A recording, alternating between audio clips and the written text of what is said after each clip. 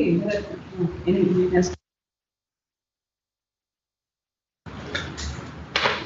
morning, one and all. We are extremely glad to welcome you all to our new venture, a symposium with the theme Sketch and Etch Creative Ideas in Neuroscience. This novel initiative by the IIN Bangalore chapter is to bring scientists at different phases of their career, from student to the well-recognized ones, to share their stories in this platform. Because of your active involvement and participation, what started out as a modest effort to bring like-minded scientists together has now turned out to be a grand gathering of some of the brightest minds in the field of research. With no more wait for the opening remark, I would invite our IIN Bangalore chapter president, Professor Bindu M. Kutty, to deliver the opening remarks. Thank you, Dr. Bhupesh. A very good morning and a warm greetings from IIN Bangalore chapter. It gives me great pleasure to welcome you all to this symposium on Sketch and Etch Creative Ideas in Neuroscience. And we are so overwhelmed and happy to welcome our office bearers from the headquarters IIN.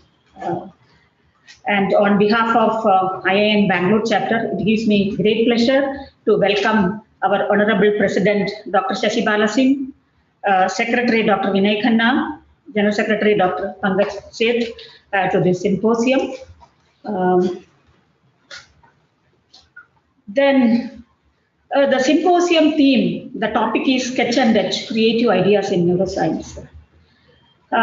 This has been conceived to provide a great platform for the speakers to share with us their success stories of their profession and how the neuroscience training has helped them to achieve this success. On behalf of Bangalore chapter IIN, welcome our senior colleagues, Dr. P. Sadish Chandra, Dr. P. R. Raju, Dr. Priti Joshi for their support and for their encouragement. And they have readily agreed to become the chairpersons of the symposium. Now, if you look at the symposium topics, we have got varied topics, very interesting. The first topic is science as culture. And we have got almost 10 middle-level scientists, academicians, and postdoctoral fellows. We are looking forward for their talks and just to see that how they have been successful in achieving their goals with the training training with neuroscience. Another important aspect that the objective of the symposium is to inspire the young neuroscientist students, actually young graduate students, to provide them an opportunity to listen to these successful scientists and entrepreneurs. And that definitely help them to think out of the box and help them to generate newer ideas and also expand their own ideas and follow their passion. So this is one of the objectives of our symposium. And in the symposium, we have another session, the lessons learned. It's very important, very interesting to see that the diverse topics we have selected, the lessons learned. In this, the speakers are great and successful leaders from the corporate sector. We have eminent speakers from this, Mr. Pris Gopalakrishnan, Dr. Satish Rao, Dr. Taslima Sayed, Dr. Pankaj Joshi, Dr. Sunil Kappamandala. So here, some of them have got neuroscience training, but one commonality, that is the leadership, thought leadership, their dynamicity of their thinking processes, their decision-making capacities, their ability to generate newer ideas, their ability to take all their supporting staff along with them, their compassionate approach to the staff. All of them are very important to make the institution more humane, to make the institution more productive. And let us listen to all these eminent speakers from this symposia, and I extend a warm welcome to these speakers to the symposium. And then we are providing another opportunity for the young neuroscientists to listen to the Derby Foundation's workshop they are going to organize. The workshop team leader is Dr. Lakshmi Jagannathan. I extend a warm welcome to Dr. Lakshmi Jagannathan and her team. And there they will be giving us ideas how to turn your achievements, your intellectual property into business opportunity. This is also yet another opportunity for the young neuroscientists to passionately follow and to etch their vision in neuroscience. And another important objective what we have kept in mind is the talks from the young graduate speakers, graduate students of neuroscience as speakers. We have got in this session, the session is sketch your ideas for PhD, student spotlights. We are looking forward to listen to their passionate talks about why they have chose the neuroscience as their career. And we are looking forward to listen to them, all 18 of them. And I extend a warmest welcome to all these young graduate students of this symposium. I also welcome all the participants, the IAN members of the Bangalore chapter. And I mean, it is very sure that it is the participants that makes the conference or the symposium a great success. We welcome you all to the symposium, and a word of appreciation to my colleagues, the team members of the IAN Bangalore chapter, the secretary and the EC members of IAN Bangalore chapter for their leadership in bringing up with this, coming out with this idea of symposium. And also I appreciate my colleagues from the Department of Neurophysiology for all the support they have provided, and also appreciate other colleagues, especially from the NIMANS administration, Dr. Shankar Narayan. He is also going to be a chairperson of the symposium. And I'm sure that this is going to be one of the very scintillating symposium. Definitely, it is. I wish all of them to have a very rich learning experience in these 2 days of deliberations. Once again, I am extending a warm welcome to all of you, and thank you. Thank you so much.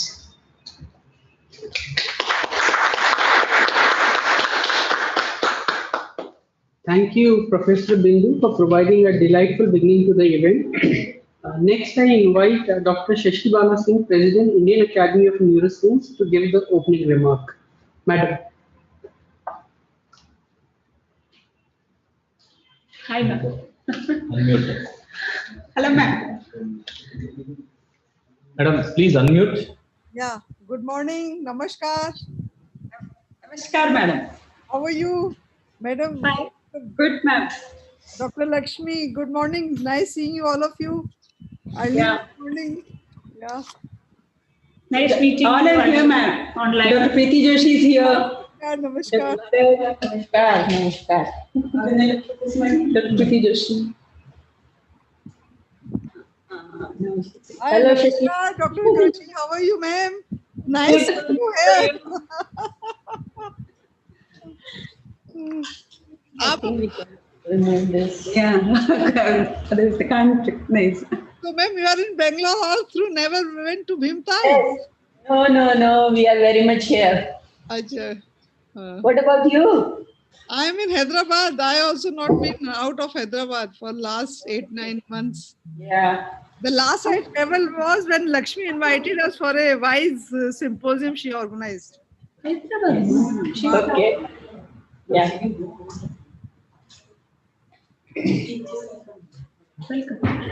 Welcome, ma'am.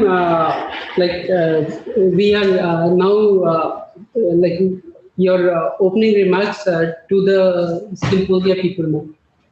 So I have to start now, right? Yes, ma'am. Okay. So thank you. And Dr. Bindu Kuti, President, IAN Chapter Bangalore, Dr. Lakshmi, Secretary, IAN Chapter Bangalore, Dr. Preeti Joshi, resource speakers, dignitaries, members, friends, my dear students, ladies and gentlemen. Very good morning and namaskar to everyone who have joined us virtually from many parts of the country and especially from the Bangalore. Many people are there. A hearty welcome to this 2 days symposium on a very intriguing topic, Sketch and Etch, Creative Ideas in Neuroscience. On behalf of Indian Academy of Neuroscience, I welcome you all to this very important symposium on a very interesting title. I also congratulate Dr. Bindu Kuti and her entire team of women empowerment, which I always feel is there in men's and neurophysiology department, to organize this symposium in such a time when the time is very challenging in terms of pandemic, which we are all facing. I'm sure 2 days symposium on sketch and etch creative ideas in neuroscience would certainly enlighten your inner creativity for making a big revolutions in neuroscience. Advancement of any science, including neuroscience, is happening at a very fast rate, especially in the last 2 decades. We have seen how technology is driving the invention, and science and research also is driving the invention. And how do we see all the sciences, especially neuroscience, the way things are evolving, and also, so much is expanding and something new is always coming. So enormous progress has been made in the field of artificial intelligence, AI, neural integration, AR, augmented reality, brain-machine interface for paralyzed personnel, give real sense of touch. And this is how the science is advancing. And when we talk of science, especially neuroscience or any other science, it is not just the neuroscientists who are involved. I think it's scientists across board, like physicists, electrical engineers, mechanical engineers, computational scientists, bioinformatics, and many more. And only then it is made possible to invent, to have new technologies which can make the life of a common man more comfortable and can improve the quality of life of these people. Definitely, these breakthroughs only come by amalgamation of multidisciplinary science approach, and I feel such multidisciplinary approach requires more hand-holding and collaboration to hasten the development of neuroscience. In science, there is no place for impossible. I always believe nothing is impossible. This word should not exist in the dictionary of at least young neuroscientists who are there in India and abroad. Invention and discoveries are the product of constant endeavor by creative minds, envisaging ever new outcome. With vivid imagination and consistent effort, the forces of universe can be made to work for an inspired mind. Thus, the title of the symposium, Sketch and Etch Creative Ideas in Neuroscience, is of considerable importance and relevance to ignite the mind of young scientists who are the foundation of creative research. When I say creative research, I mean that it is not copied from someone else, but rather it is original. Creative mind do things differently. I can say a creative person never imitates other. He or she always try to do new things. Creativity is a kind of thinking which depends on the power of imagination. Imagination is very important. If I've seen my own personal experience, if you have some problem which is always confronting you, just brood over it for days together, months together, and you can always find a solution which will be different, which will be creative, and which will be implementable. What I feel, to unleash the creativity of young individuals, they must think out of the box. Out of the box thinking is very important. Cross fertilization of the idea. When you have some problem, you should not just discuss with the neuroscientists. Discuss with other people. The solution lies at where all these sciences converge. So we should be talking to different people to understand the problem, the concept, what is the problem, and then find a solution. And it has to be, solution always comes when all the sciences converge together. So be more observant, determined, curious, original, sensitive towards problem, and not afraid of speaking something funny or crazy. Nothing funny or crazy. There may be something behind each and every thought process which we have. Creativity is directly proportional to your knowledge. So higher the knowledge, higher the creativity. Thus, I must advise my young mind you to gain sound knowledge in your subjects of interest. For example, neuroscientists, to come up with something creative and problem-solving ideas. Creativity also helps them in many ways. It de-stresses us. if there is a creativity that will drive you through, there is if there's a passion in the belly, it will always drive you through. It helps you to sort of control your emotions. You become empathetic, you become tolerant. It energizes you. If you are creative, it will energize you. And not only this, I think from neuroscientist point of view, it also increases brain plasticity. More connections are there, and then this really makes you, you get the life experiences. When you are creative, it really energizes you, and makes you more strong and more determined to solve the problems. Always ask questions. When whatever you're doing, whatever is your problem, ask why, when, where, how. It is very important. All these questions have scientific answers. Some of them we know, some of them we do not know, and that's why science progresses. So all of us should be asking questions why we are doing this. We should not be just working because this is already there in a standard book, so this protocol has to be used. But I can tell you, all these protocols, every procedure has a scientific answer, scientific validation. Some may not have, but then we need to answer it, and we need to, if there's no answer, we need to work on it. So it is very important to pursue small and big investigations. Nothing is small. Even small investigations, small inquiry and small result or solution to this can sometimes be very big. I just always feel of the example of CRISPR-Cas. From encounter to mysterious repeated sequence of genome editing technology, for which this year Nobel Prize was also awarded to women scientists. Again, I'm looking that there will be one women scientist from neurophysiology department who will follow this path. And the curiosity of mysterious repeated sequence and a sustained inquiry mind for elucidating its function brought grand discoveries. We know how powerful is CRISPR-Cas technology. CRISPR technology is going to revolutionize everything, right from medicine to agriculture. Personalized medicine, predictive medicines, all will become part of CRISPR-Cas technology, even in agriculture. Improve the crop quality and all. So my dear students and friends, it is extremely important to be creative rather than to be mechanical. Do original research and come out with something unique which is not reported earlier. It will not only get you to the top journals, but it will also enhance your visibility, not only nationally, globally, and also it will enhance the visibility of the nation. At the end, I just want to thank Dr. Bindu Kuttu, Dr. Lakshmi, and their entire team, and some of the men who are sitting here for first including me in this program and also organizing such a wonderful session. I see a lot of speakers were talking on different areas of their expertise. I'm sure I would request my young student to listen to all these lectures carefully, and also please ask questions, because it really takes a lot of effort from the organizer side to put all the people for 2 days for all of you to listen to them. It's a great symposium. I wish all of them very best, and with this I thank you. Jai Hind.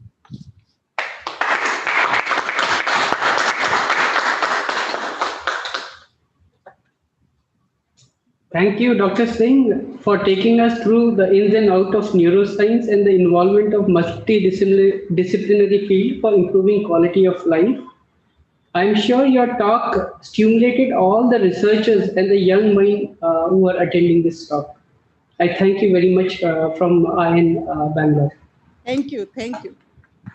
So before we kickstart the symposium, I would like to invite Professor Lakshmi T. Rao, our Secretary, IIN Bangalore chapter, to take the participants through the two-day event. Madam, please deliver the welcome note and briefly introduce the symposium. Thank you, Madam. Dr. Shibala Singh and Dr. Bindu Kuttu, our President, IIN Bangalore chapter. Let me now set the platform for the next session. So to introduce that, let me tell you a few facts of neuroscience in India. As you have noticed, I think all the youngsters would have experienced or noticed the development happening in India particularly. So in the last few years, the number of PhDs and postdocs have increased dramatically in large number, particularly in India.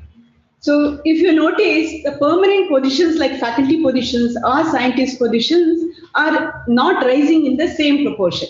So there is a disproportionate between the faculty position and number of PhDs and postdocs in India.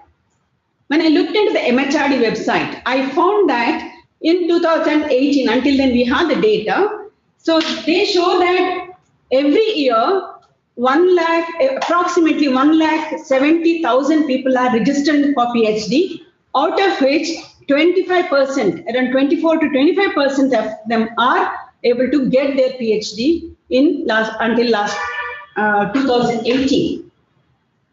So enrollment for the PhD has been gradually increased over the years. So this is every year the number of PhDs or number of students registering for PhD is increasing. So state-wise enrollment for the PhD, and it comes to that, Karnataka is in the third position. The first two positions are taken by the Uttar Pradesh, UP, and the Tamil Nadu. So the disproportionate is not restricted only with the PhD programs, but it applies to every other graduation program which is introduced in India and across the globe as well. So when you analyze all this rapid increase in these PhDs or any graduation program, there is some kind of insufficient planning has happened. Maybe it may be blunt, but may not be enough deep thinking and analysis and taking these degrees forward. In simple words, I would say that disproportionate between the demand and supply. In such a scenario, if we cannot create a platform for post-PhDs, and such programs will definitely gradually fail in any system.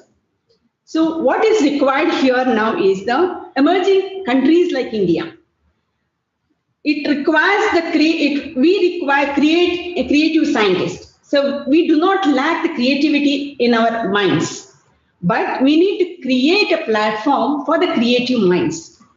So in the last 4 decades in India, it is not deprived of creative minds, but these creative minds are being exported due to some unavoidable reasons. Rather, we need to have a mindset to create a platform for the creative minds. How do we do that? On behalf of all Indian basic neuroscience scientists, we strongly believe that we do not need 10 institutes having 100 scientists. Rather, we need 1,000 institutes having at least 10 best scientists distributed across the country. There should not be limited institutes with more number of scientists. So in order to sustain such a valuable degree, it's our moral responsibility to pressurize the policymakers and the decision makers to create generous opportunity to such creative minds. It's our moral responsibility to enhance quality PhDs as well. It is not just the number of PhDs we are increasing. So that these PhDs are going to be our bless and they're not going to be our burden. So today's symposium is an attempt to create platform wherein we design this platform to ignite the young minds and trying to inspire young minds by showing a roadmap based on the experience gained through research career or entrepreneurs or investors. In the process, let us listen to our young minds who have enrolled for PhDs and also from young minds who have completed their PhDs and start their careers as postdocs or young faculty in private and or government organizations. Let us listen to the experts and the lessons learned through their research career. I'm sure that these lessons will enlighten not only young minds and may also open our eyes to train the young generations for the creative opportunities for their brighter future and for the country. So in order to do so, we have also introduced sessions wherein our entrepreneurs, industry professionals who have agreed to share their stories and guide you and us what are the different avenues can be explored by triggering young minds during your research career. In this platform, I also would like to give you some advice to our young minds. People would have noticed that we have given only 10 minutes to young scientists like PhDs or people who are enrolled for PhDs. So it is not the duration which you are given to you. Dear students, do not get disappointed for the 10 to 15 minutes duration for your presentation. Just to let you know that in the current scenario, the attention span during lectures is maximum 15 minutes. Hence, I strongly believe that it's our responsibility to enhance skills of young minds for effective presentation in a very limited durations at any given period of time. And this is possible only by creating platforms like this. So with these few words, I would like to wish you all a very best time in listening to the stories of success and also listen to the stories of failures, which will take you to the success. Thank you. I think we'll start. Yeah, we'll start. Come. Focus on it. ಯಾರು ಮಾತಾಡ್ತಾರೋ ಅವ್ರು focus ಅಲ್ಲ ಬೇರೆ chairperson.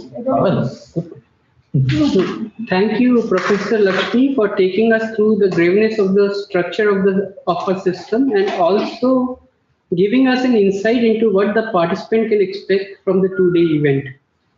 Our chairpersons for the first session are two eminent scientists, Dr. Srinivas Bharat and Dr. Ravi S. Mudashetty. Professor Srinivas Bharat did his PhD from Indian Institute of Science, Bangalore, and postdoc from Buck Institute of Age Research, California, USA. He joined NIMHANS in 2005 and currently heads the Department of Clinical Psychopharmacology and Neurotoxicology in NIMHANS. For collaborators and students looking to work with him, his research focus on redox and mitochondrial dynamics in muscle and brain during health and diseases is fantastic. Professor Ravi S. Mudashetty, our second chairperson, is from INSTEM, Bangalore. He obtained his PhD from University of Manchester, Germany, and did his postdoc from Albert Einstein College of Medicine, New York. He worked as an instructor in Emory University, Georgia, before joining INSTEM, Bangalore. His research interest is on the synthesis of synaptic proteins and their role in neurodevelopmental disorders. Dear Dr. Bharat and Dr. Ravi, please take the session forward. Thank you, Dr. Bhupesh, for the kind introduction. Good morning, one and all, and special welcome to my co-chair, Dr. Ravi, who is joining us online from INSTEM. So, as a very nice introduction and platform has been given to us for this session by the previous speakers, whom I should thank profoundly, Professor Bindu Kuti, Professor Singh, and Professor Lakshmi, and also for highlighting the importance of this unique kind of symposium, which not only focuses on some technical aspects of neuroscience, but also deals with the hurdles and hardships that are faced by basic scientists, not only in India, but also outside. The session is aptly titled as Science as Culture, Early Postdoc Academic Experience.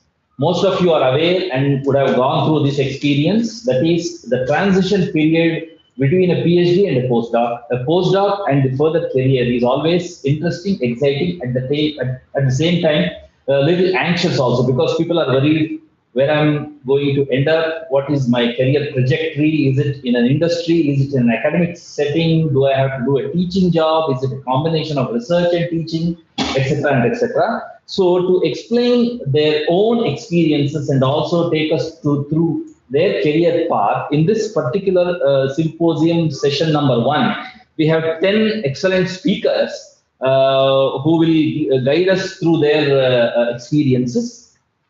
So without much ado, may I just go ahead with the first speaker. It's my pleasure to introduce the first speaker for this session, Dr. Krishna P. Ravindranathan, who is currently working as CEO of Genome Shield Corporation, New Haven, USA.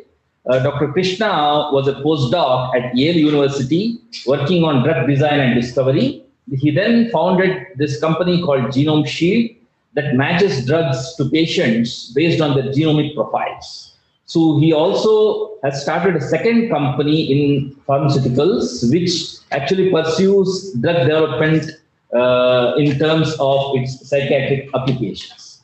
So may I now request Dr. Krishna to kindly go ahead and start his presentation. And I would like to inform you and request you to kindly stick to the time allotted to you. Each speaker is given only 15 minutes, and we will have a question answer session probably at the end of all the presentations.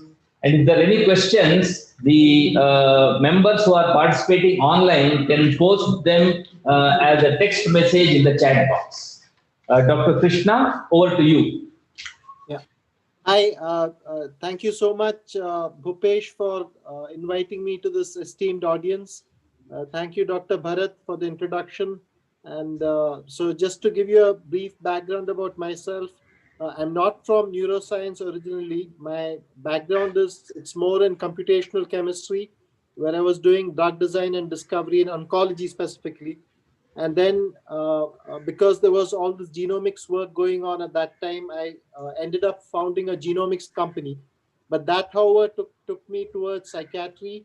And then, so I'll just begin with that, and I'll try to share my slide presentation. So am I allowed to do that now? Yes, please go ahead. Okay.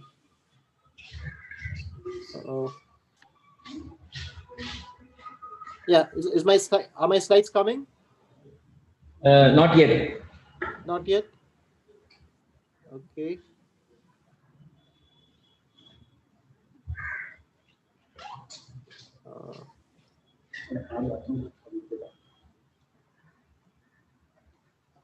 Okay, I don't know what's going on with the. Is it coming now, the slides? No. Not yet. Okay, I don't know what's going on here.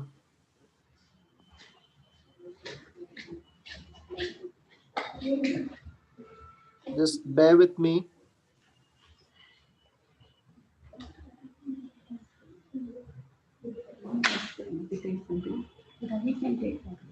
Are the slides coming now? Not as yet? No, these two you do. No. And this two. That's it.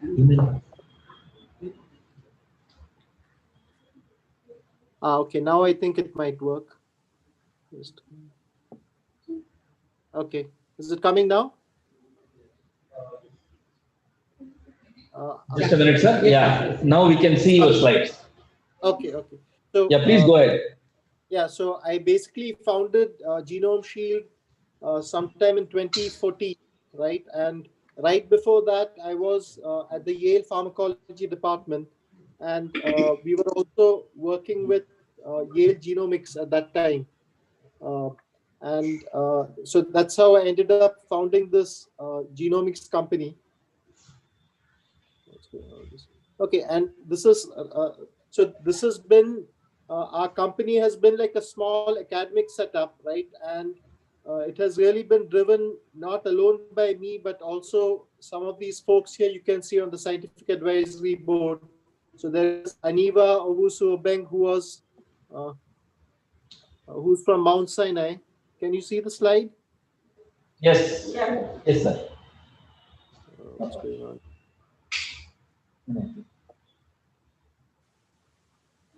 Yeah, Aniva Owusu-Obeng, who's basically at the Mount Sinai Institute, okay, and also Miriam Mayo at the Yale School of Medicine. Some of these other people are people. Sir, we can't see the slides now.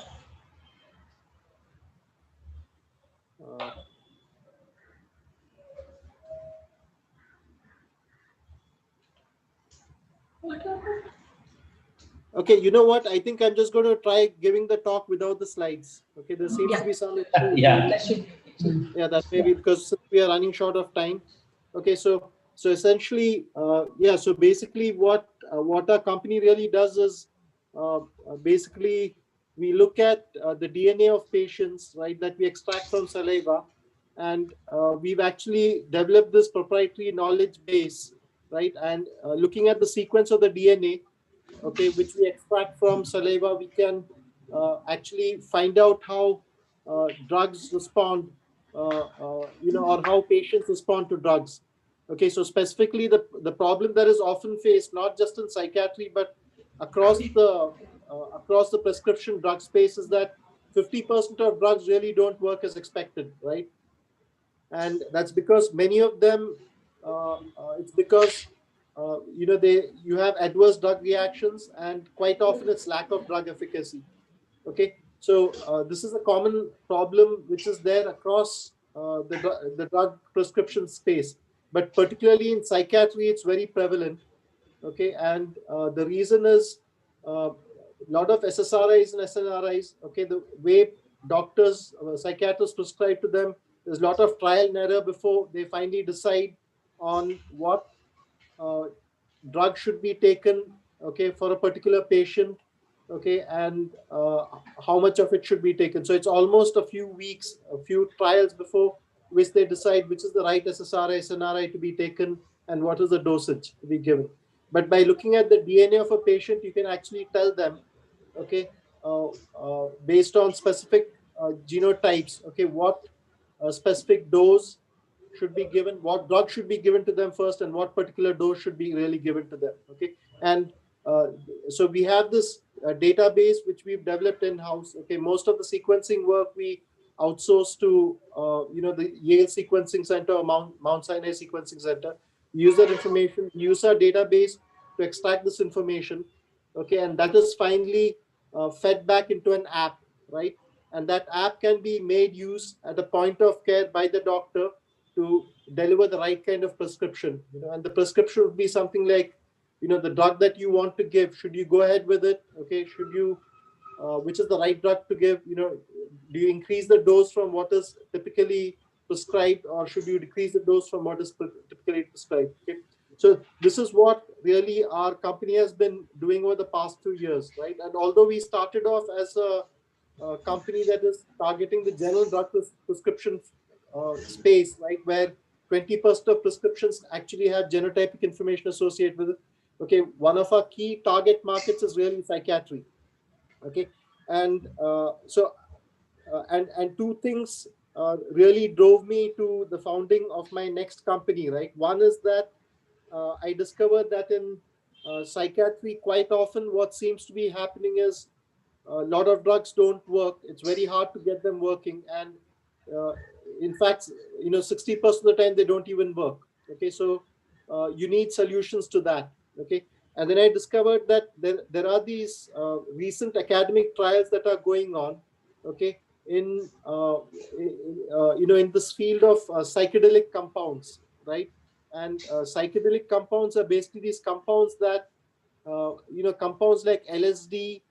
Okay, many of us, may be familiar with some of that, right? That in the 60s and 70s, you had, things like magic mushrooms, LSD, and things which were used heavily in psychiatric clinics. Okay, but subsequently they escaped into the recreational space and they were banned by the Nixon government. Okay, but starting 2000, there has been a lot of academic research happening here, right? And at Yale too, there are a few laboratories that are actually doing academic research, have run small academic trials on psychedelic compounds. Okay, and so our effort right now is to conduct, okay, these phase 2 and 3 trials on some of these psychedelic compounds, and we are trying to do it in India as well. Okay, and what's very interesting about these psychedelic compounds is there is a contrary to what one normally thinks about it, right? It is not particularly addictive, right? Now, or is it? There's literature showing that, for example, mice, right? They will, between heroin and food, they will keep pressing a lever when they're in a cage, okay, to keep getting more food, more heroin rather than food. But in the case of psychedelic compounds, okay, they just want to have one trip, psychedelic trip.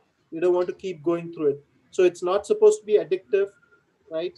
It's not supposed to be toxic. You can give an elephant's dose, okay, that you would normally give a human to a person, right? And he will not suffer any toxic effect, essentially. Okay, and so there is research on it for various psychiatric elements. Our particular focus now is on major depressive disorder, right?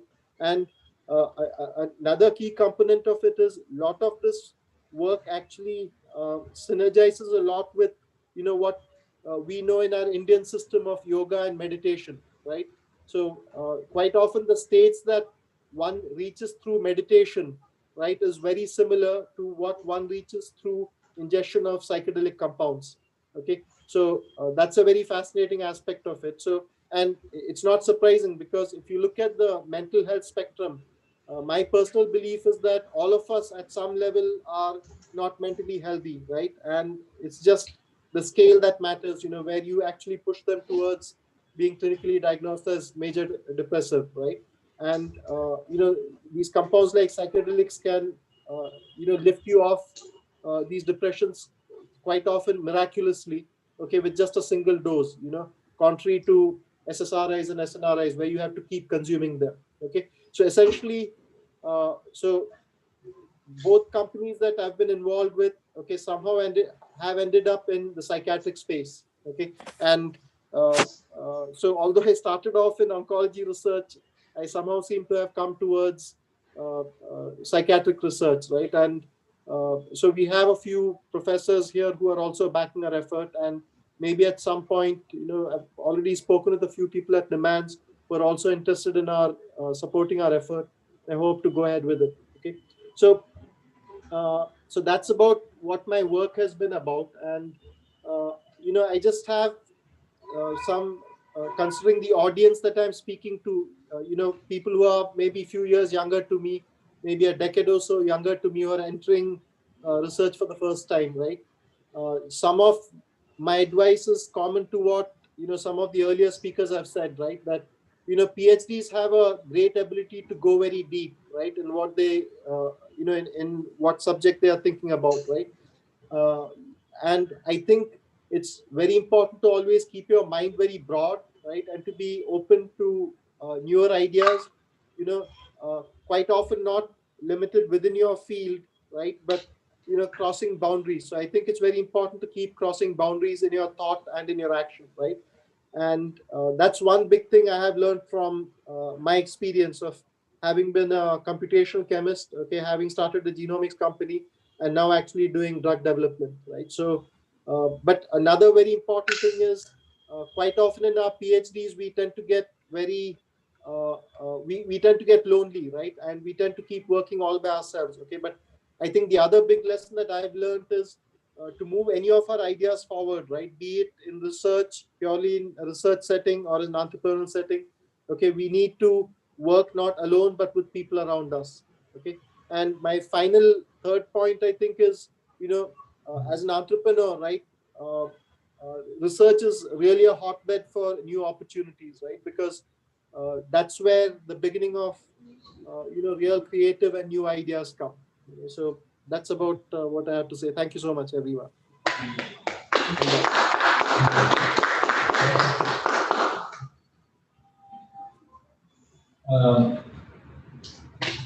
Thank you, Dr. I'm sorry about the slides. I don't know what really happened. So, but I hope I could convey something across. Yes, yes. And thank you for sticking to the allotted time. Yes. So, in fact, you have completed your presentation a couple of minutes earlier than the schedule. Yeah. So, if there are any questions from the participants, they can post it in the chat box online. If not, they can do it later, and we'll be taking all questions at the end of the session.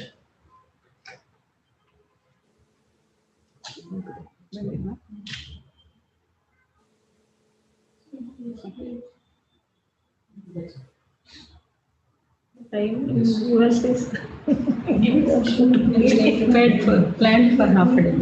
Yeah. Yeah. So you tell him that he will get the thing after 1 hour. Yes. You can tell him.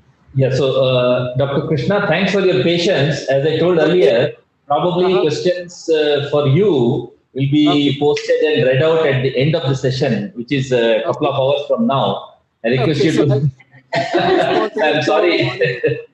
You can already see I'm sort of falling asleep, right? I know. I can understand that. Apologies for this inconvenience. But if there are any questions from the participants who want to pursue the kind of research and translational applications that you're actually you have experience in, that would be great. So they will be able to contact you. Yeah. Thank you very much. It's been a pleasure, right? sharing their email ID. Yeah, and also at the end of the session, or probably after the symposium, we will be sharing the email IDs and contact details of all the resource persons and speakers. So in the future, if anybody wants to contact you or any other speaker in the symposium, so they can do so. Thank you, Dr. Krishna. With that, we will move to the next speaker. The next speaker is Dr. Vidyadhara, an alumnus of NIMHANS, who is currently working as postdoc in Yale University, New Haven, USA. He works in the departments of neurology and neuroscience of Yale. He started his career with an MSc in physiology at Kasturba Medical College, followed by a PhD in the Department of Neurophysiology at NIMHANS in the year 2012, where he focused on the neurodegeneration aspects related to Parkinson's disease. He is currently studying the role of cellular endolysosomal system in the pathogenesis of Parkinson's disease. Dr. Vidyadhara, please go ahead with your presentation. Yeah, thank you very much, sir, for the wonderful introduction, and also thanks to the organizers for this opportunity. I'm really hoping now that I should have prepared something where I would have explained my career path rather than the research I'm focusing now. But just before starting, as Lakshmi ma'am was explaining, it just occurred to my mind how my career as such started in Manipal in 2008. So I'm basically trained in medical physiology, where our department focused on making us a very good teachers to teach in a medical setup. So the whole curriculum is really focused on teaching. But as Lakshmi ma'am was telling, one or two good researchers or professors in that kind of setup can change a student's whole career trajectory. So that's where I would like to thank Dr. Kiranmai ma'am and Dr. Shivkumar, who were doing neuroscience research at that time. They really motivated me to pursue a research career rather than teaching oriented career, and that was really motivating for me to just get into NIMHANS later, and I'm very thankful to them. I really hope I get one more chance to talk about that my career trajectory. But today I would like to discuss what I'm currently doing in my position as a postdoc in Yale.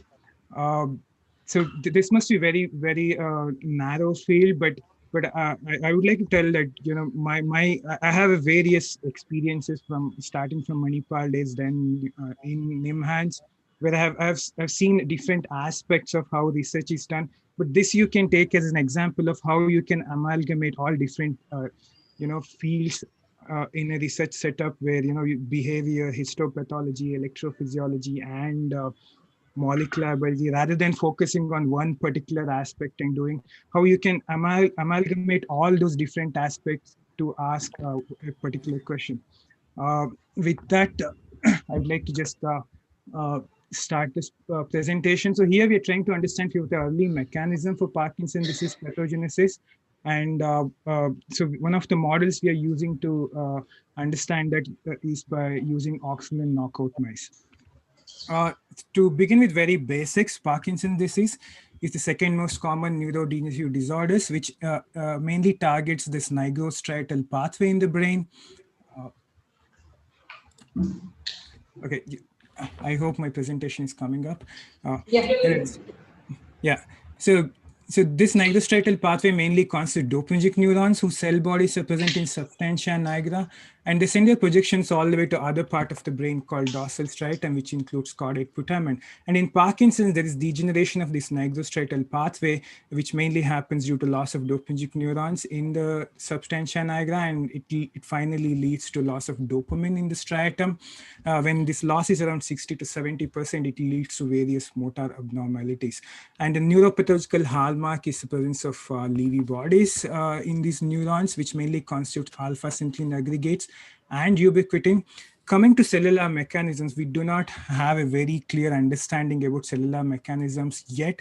But one thing which has become very clear in recent days is it is the neuronal terminals which degenerate first, and that degeneration then spreads all the way to dopaminergic neurons in the neuronal cell body in the substantia nigra.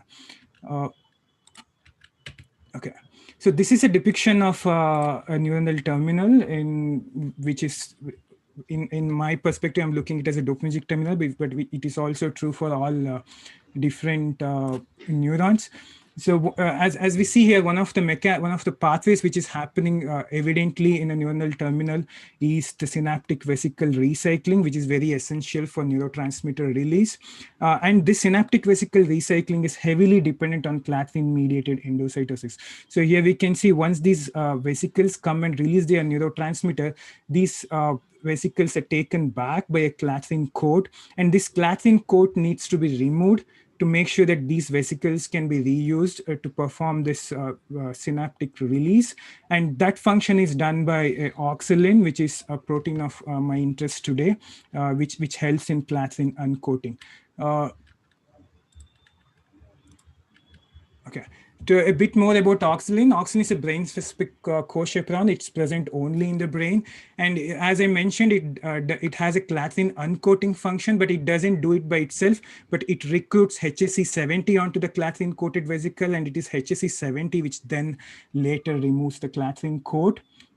And why we're interested in oxalin? Because there are at least 4 studies till date on Parkinson's patient which suggest that loss of function mutation in oxalin can cause Parkinson's disease. And another interesting aspect is it is not just oxalin. At least 4 other proteins like endorphin, GAC, synaptogenin, and RME8, which also have a role in clathrin-mediated endocytosis, are also linked to Parkinson's disease. So clathrin-mediated endocytosis by itself looks like have a crucial role in Parkinson's, but we really do not know the mechanisms. So in this study, we're trying to understand this mechanism, how oxalin mutations or clathrin-mediated endocytosis defects can lead to Parkinson's disease using oxalin knockout mice. So here we are really using top-down approach, starting with to see whether these mouse develop all these Parkinsonian characteristics at different level, and then go deep into the molecular level. And we did this at different age groups, from a really young age to the old age. So to begin with, we wanted to know, first of all, that whether they develop any motor symptoms as we see in patients. So this is one of the common clinical tests used in neurological patients, that is walking on a straight line. We try to mimic that in a mice model where we force the mouse to walk on a straight beam. We could see wild type could do very easily, whereas oxalin knockout might really struggle to go from one end to the other end. So here we can see the data where we measure two aspects. One is time taken to go from one end to the other end, and then the number of runs it could do in 1 minute. So the black bar is wild type, whereas green is oxalin knockout. So here we can clearly see at 3 months, they did not show any deficits, but as the age progressed, oxalin knockout might took more and more time to cross this beam, and the number of runs they could do also fell gradually. And we also did overall locomotory behavioral assay in an open field. These are the tracks of their movements. So here we can see across different age groups, wild type could perform consistently well, whereas oxalin knockout overall locomotion fell over a period of age. So based on these observations, we narrowed down to 2 different time points. So we considered 3 months as a pre-symptomatic time point without any pathology, and then 9 months as a symptomatic time point. So we studied only these 3 and 9 months in our latest studies. The next thing, so here where we moved into histopathology from behavior. So here we wanted to see, as we see in Parkinson's patient, if there is any real loss of dopaminergic neurons. Again, at 3 months, we did not see any loss of dopaminergic neurons. These are the dopaminergic neurons in the substantia nigra. As we see, we do not see any loss in pre-symptomatic stage, but at post-symptomatic stage at 9 months, we saw around 40% loss of dopaminergic neurons, as we see in Parkinson's patients. And another thing we wanted to know was if there is any alpha-synuclein aggregation, as we see in patients. Again, these are the dopaminergic neurons stained by tyrosine hydroxylase, which is a marker for dopaminergic neurons. And this is phosphosynuclein, which targets only the aggregated alpha-synuclein, and this is a co-localized image. So here again, we can see at 3 months, we do not see any alpha-synuclein aggregation in oxalin knockout, but at 9 months, we see a very clear alpha-synuclein aggregates which co-localize with dopaminergic neurons. So this was very surprising for us because very less animal models show this kind of phenotype. So this clearly shows our model is replicating all the histopathological features of Parkinson's patients. And then we went ahead and measured dopamine and its metabolites in the dorsal striatum. I would like to spend a little bit more time here because this is where we got our first insight on the mechanistic events. So this is this is a synaptic terminal, this is a presynaptic terminal, and this is synaptic cleft, and a zoomed version of what's happening here.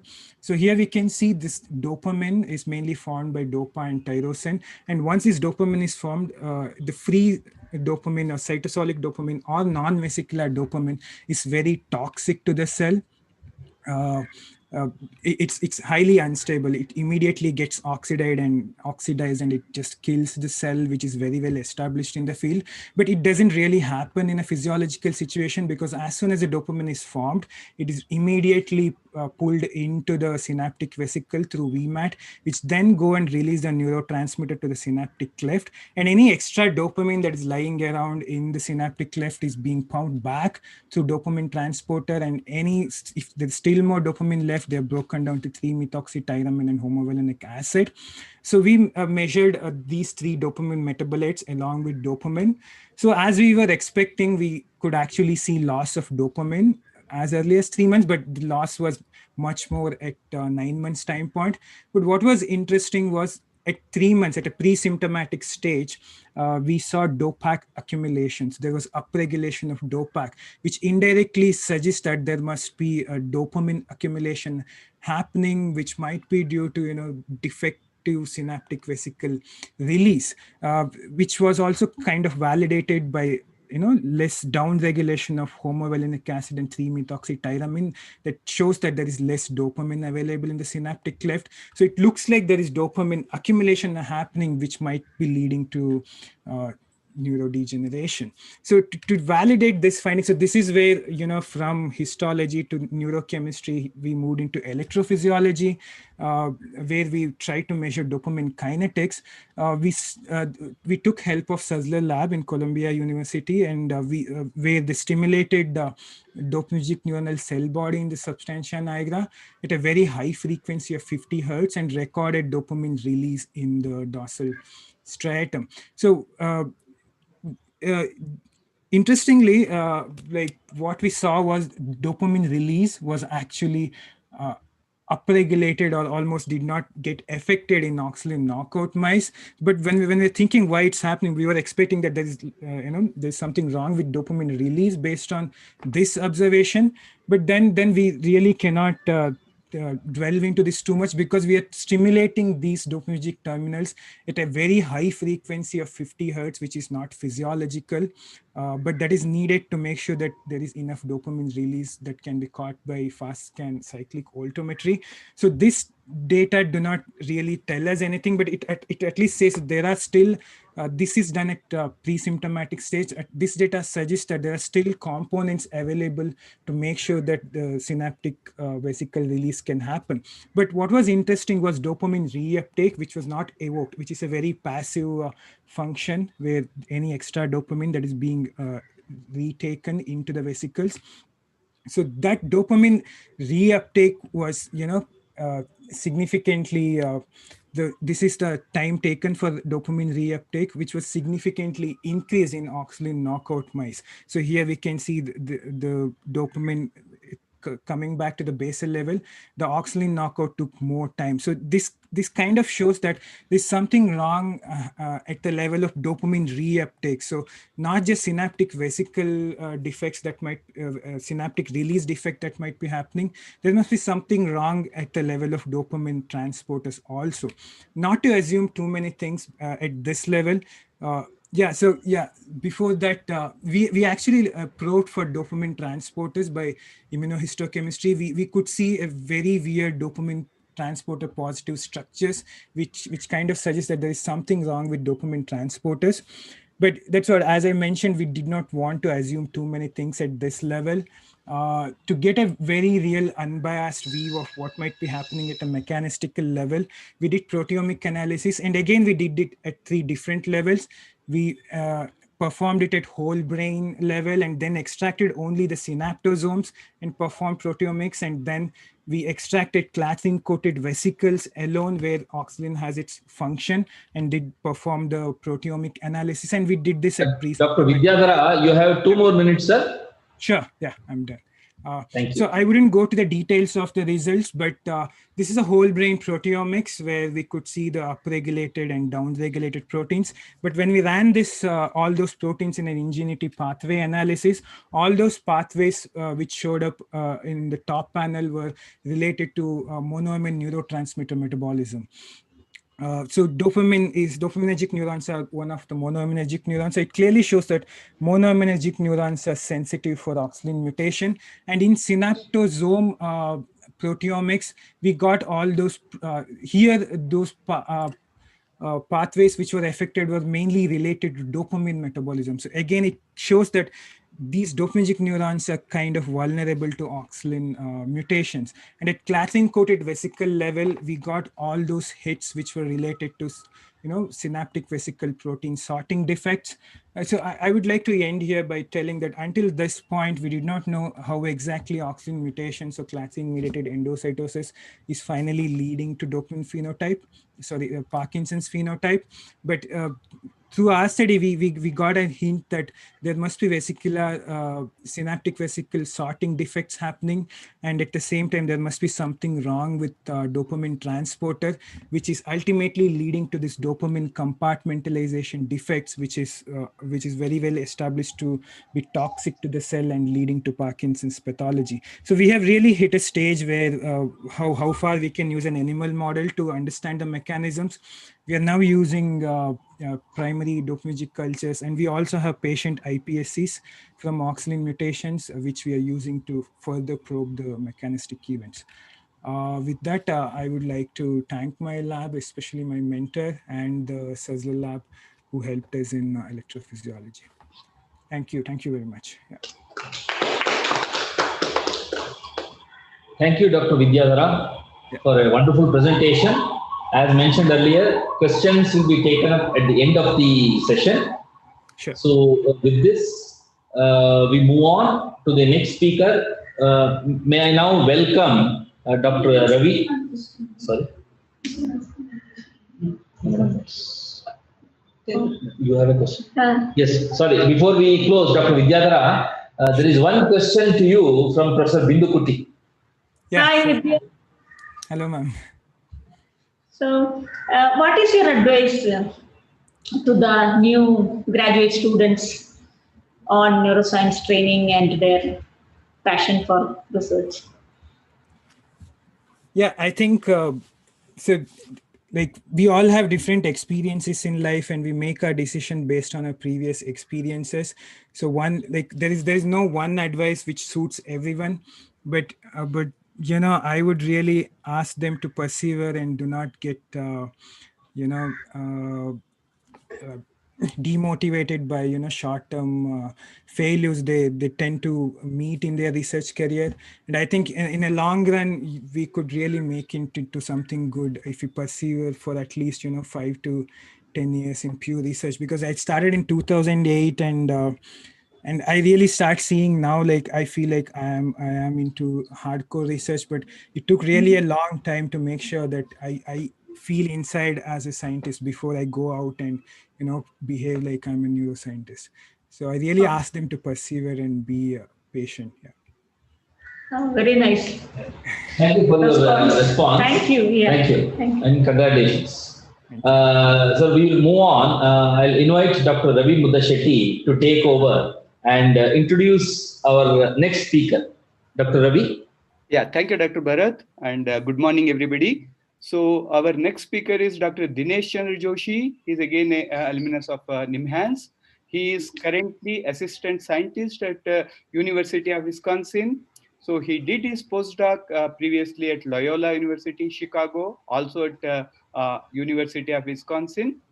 His primary research interest is mitochondrial functions, dynamics, and their recycling, and to develop therapeutic targets based on this for neurodegeneration. So I welcome Dr. Dinesh.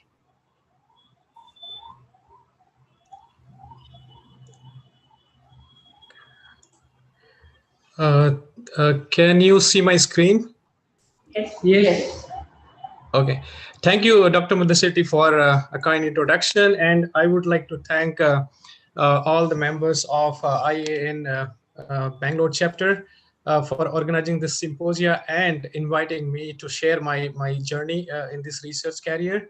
So I will be walking you all through how I started my career and then where I landed and then how happy am I right now. So right away I will start. Dinesh, Yes. please, can you go to presentation mode? Okay. Can you see now? Thank you. Wonderful. Okay, great. Thanks for letting me know. Okay, so right away I will say that I never thought that I will do research and I will be a scientist in future. I wanted to become a doctor. So after my 12th standard, I was having the biology subjects and then I started preparing for medical exams. But I never got selected in 3 years. And then by the time I finished my BSc. So after finishing my BSc that time, this biotechnology was a very hot topic. And then I thought, okay, let me write entrance exams for biotechnology. And then I ended up getting admission to Masters of Biotechnology program at Kumaon University, Nainital. That was the first batch of MSc that time. And then this is a beautiful hill station. It is a tourist spot. And then this is the place where we had this campus, beautiful walk morning and evening through the hills, and which made us, I think, fit for those 2 or 3 years. Hello, is there any problem?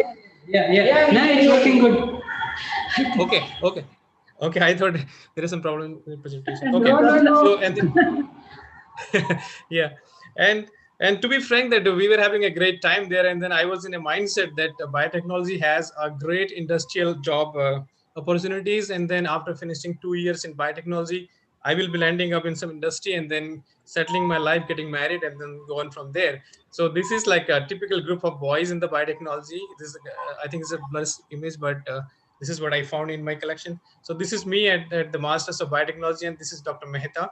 So, and then these are the other guys from our group. So we were having great time and then learning all biotechnology through the textbook because there was not many resources, lab exposure that time because this is the first group of the batch. So during the third semester of our Masters of Biotechnology program, we came to NIMHANS for our 2-month summer training program. And then we joined Dr. N.B. Joshi and Dr. P.T. Joshi's lab there, ma'am. So, and those 2 months we learned a lot because we did not have any lab exposure before, and we learned so many techniques there, and then we learned about so many machines there, and then we interacted with senior PhD students and then staff and definitely sir and ma'am. So that encouraged us to pursue my career into research basically. And then after completing this 2-month summer training program, I decided to go to the research, and I wanted to join PhD. And then, like as all new PhD student, I was so excited to make some groundbreaking discoveries in neuroscience. So I started my PhD in Dr. Joshi's lab in 2003. And I started working on a project study of mitochondrial functions in response to glutamate receptor activation. So there, the idea was to study how mitochondria handles the calcium and the calcium load during the excitotoxic insult. And then we chose the model for this is the spinal cord neuron culture where we have motor neurons and all other neurons. And then the idea was to test why motor neurons are selectively sensitive in excitotoxicity or amyotrophic lateral sclerosis. And then during those 6 years, we could have some mechanistic answer differences between these two type of neurons. And then we published some good papers, and that was the great training for 6 years for me. And that was, I think, the beginning of the scientific career for me. And then I had a great training and then great experience in this lab. So, and then from there I move on to my first okay, one thing I want to mention here is, because as the theme of our symposia, so during those 6 years of PhD, there will be lot many ups and downs, because sometimes your system works, sometimes it doesn't work, sometimes your cells behave differently, sometimes you get really demotivated because some problem with the instrument, cell culture system, your media goes bad. So what motivates you that time is the work you have been doing, right? So for me, like, I never had a exposure to how the neuron look like under the microscope. And then we had a confocal microscope installed in the lab. Then they do, this is a beautiful picture of a motor neurons from rat spinal cord, and the calcium signaling, the functional aspect of neurons like calcium signaling, and then why and how two different type of neurons behave differently for calcium signals, and the beautiful pictures of mitochondria, which really encouraged me to pursue my research in the field of mitochondrial biology. And and later on, I learned from one of the research paper that from David Chan's lab at Caltech, that these mitochondria are highly dynamic in the cells. And I was so much fascinated with this, to see how they fuse and divide, and then how they move along the microtubules, right? All these characteristics of mitochondria keep the cells in a healthy state, because all these fusion and fission and dynamics makes the retains the healthier pool of mitochondria within the cells. So from there, I pursued my first postdoctoral career in the area of mitochondrial biology, and I landed in Dr. Bakoska's lab. So here comes my first experience in Dr. Bakoska's lab. So she was the fresh faculty that time, and I was the first postdoc of her. So you can understand, okay, she has to prove herself within 5 years, get tenure track, and I was the first postdoc. So directly coming to me, and then I was feeling like I was in a pressure cooker all the time, right? And this is the highlight of the messages I used to get from her all the time, like 24-hour in the email. And then and then what should I do? So end of the day, I will be just thinking, okay, is it going good? Is it going bad? But okay, have some drink sometime, and then coffee, like not beer or something, but yes, sometimes beer or sometimes coffee. But think and think and think and keep your eyes closed, and then do some meditation. Then thinks, okay, all is going to be well, right? That time Three Idiot movie came in, that motivated me too. So all is going to be well, and then think of next, what is going to happen tomorrow, and think, be positive about it. And I will tell you about the role of what was my role in her lab. I wanted, so I was assigned that a protein, that this protein, how it affects the mitochondrial functions, because the spartin protein is shown to be down-regulated in the hereditary spastic paraplegia protein patients, so which causes the degeneration of upper motor neurons. And what I observed is, like, when we downregulated this protein in the cells, is it affects the mitochondrial membrane potential, which governs basically all the functions of mitochondria. And we could further observe that it is affecting the mitochondrial calcium buffering capacity, and it is affecting the mitochondrial calcium uniport. And we could publish some good paper, and then I moved on to Dr. Chu's lab in University of Wisconsin Madison. So that time he was interested in learning how mitochondrial dynamic, fusion and fission and mobility changes in multiple sclerosis, because these mitochondria are highly dynamics in the axons and dendrites of the neurons. And what happens in demyelination, how this dynamic changes, or can it tweak to something, can we tweak this mitochondrial dynamics to make mitochondria healthier and protect axons from dying in multiple sclerosis? So the aim of my aim to join his lab, to applying to his lab, was, he is an electrophysiologist, and I will learn some electrophysiology along with my other experiences. But he decided to quit the electrophysiology and then start molecular biology and biochemistry with me. And he sold all his lab equipment to the neighboring faculties. This is Professor Meyer Jackson, the well-known electrophysiologist, taking all his instrument to his lab in a better deal. And then he asked me to transform his lab into a biochemistry and molecular biology lab. So here I will tell you that the pressure cooker experience from Dr. Bakoska's lab really helped me in establishing this lab, Dr. Chu's lab, transforming into a different setup, like where I established all instrument, and then I established cell culture and established the live cell imaging instrument in the lab. And this experience came from my PhD and my first postdoctoral research.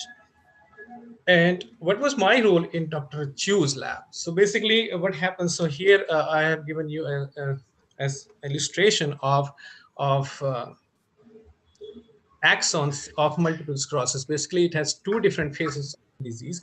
So early phase, so you will see not many mitochondria in the axons, but in the late phase, it is like a lot of accumulation of the mitochondria, or unhealthy mitochondria get accumulated in the axons. And there is a massive loss of axons in this late phase of the disease. So, and you can see this cross is a protein called syntrophin, which puts brakes into those mitochondria. And in multiple sclerosis, late phase multiple sclerosis patient, it was reported that there is an overexpression of this protein, which causes massive traffic jam of these mitochondria along the microtubule highways.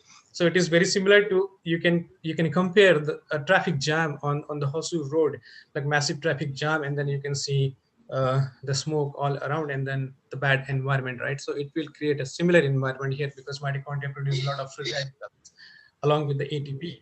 And then if the unhealthy mitochondria get accumulated at one place for a long time, it will create a really unhealthy environment and causes the massive axonal loss.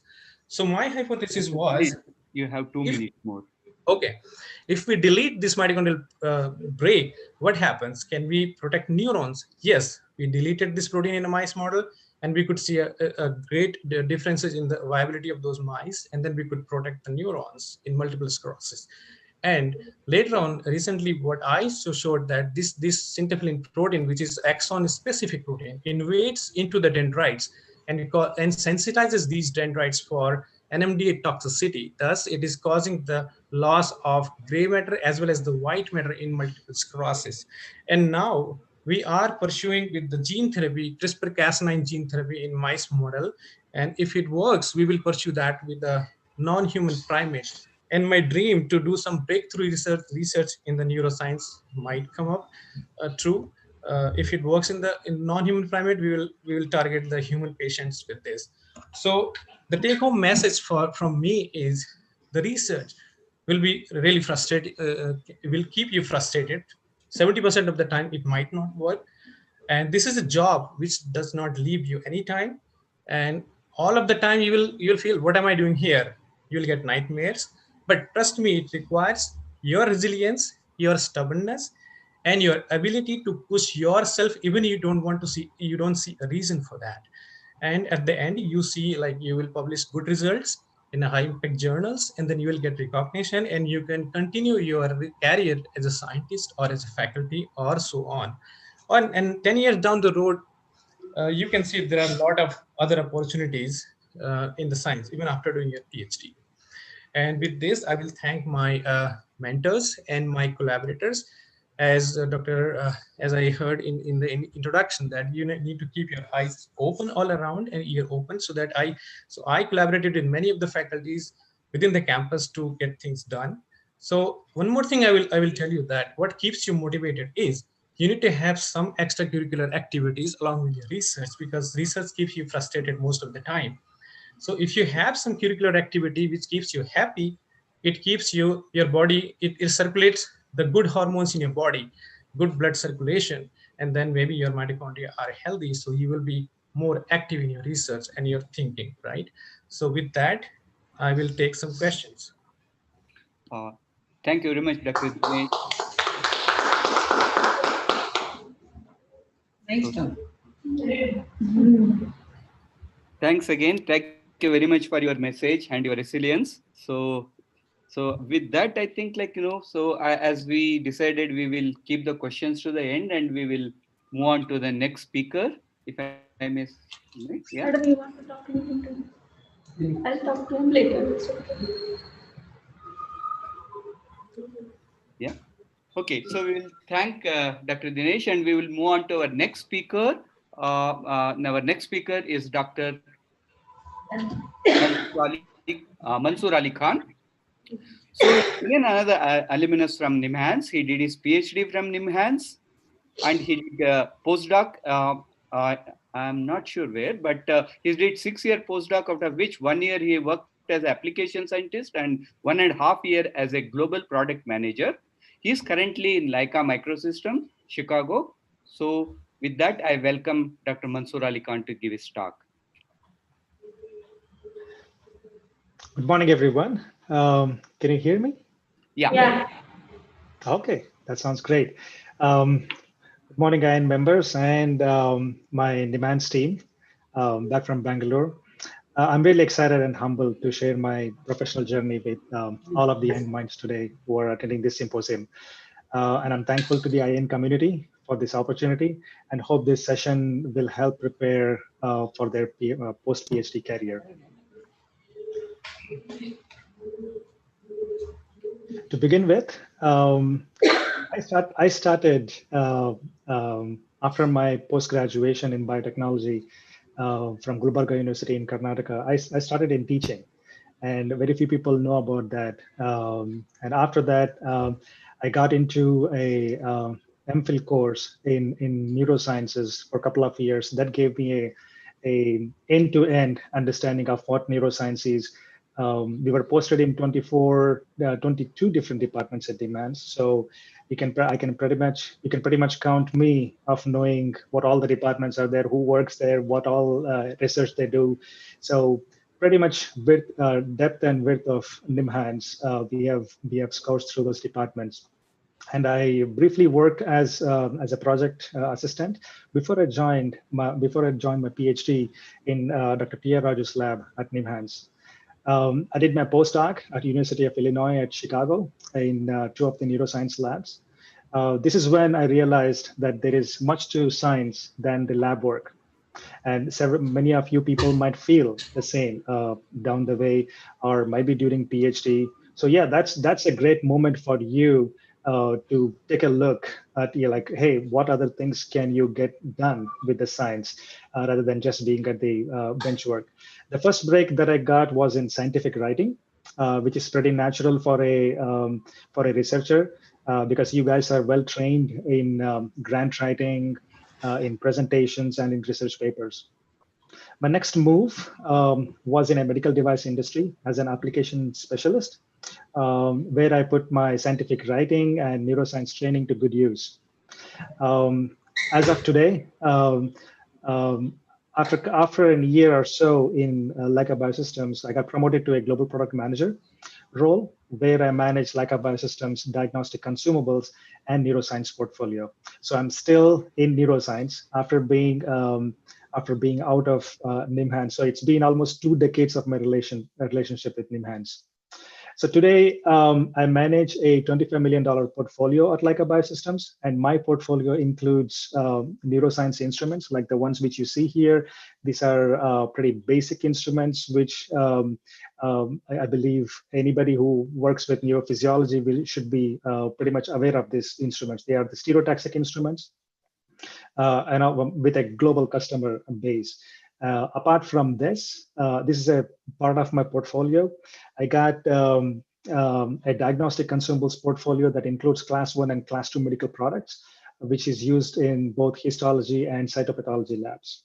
So if you want to know more about these portfolios, you can gladly explore the website leicabiosystems.com. So to give you a glimpse of what a global product manager's day looks like. So here is a snapshot.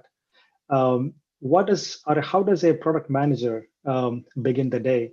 Does it start with a to-do list when I show up at the office, or do I start with emails? Because everything starts working right at 7 o'clock in the morning. So I begin my day after like being in this role for close to 3 years, I begin my day from where I left off yesterday. So whatever it is, it's a continuous story. It's a string of beads where you just don't stop at one place. It's a continuum. So a product manager touches essentially 3 major areas: products and supporting the customers who use those products, and playing the game fairly. So while talking about the products, it's essentially about the revenue. So we look at increasing the sales, revenue, and keeping a healthy margin so everybody makes a healthy living. And to collaborate with R&D team to bring about new products. So, and what those new products should be. So you are the voice of customers. So you research the market and the customers, and you try to bring all of those inputs to the R&D team. And so that we can establish a healthy relationship, healthy working relationship, and tell that, hey, this is what the customer wants now, or this is what the change they need in the particular products, whatever they are. And then collaborate with engineering and the manufacturing teams, who are a bunch of engineers and manufacturers. So to make this idea a reality. So, and once the idea becomes a reality, we take it to the market and launch the product. So that's where our front end role comes into picture, and we support these products globally. And the sales and marketing teams who take this to the door of the customer. So that's where we help them bring in initiatives and campaigns and promotions. And after this, the role of product manager doesn't end there. So you have to continuously support the customers who have been buying your product so that they're happy and satisfied. So that's the second major area where a product manager touches. And the third is to operate the entire business, what I just spoke about, in a compliant manner. So quality is the first rule of thumb in our operations. So if any of your products, if any of your processes are not up to the mark, up to the quality standards, you have to go back and revise it. So that is one more documentation drill that we have to do.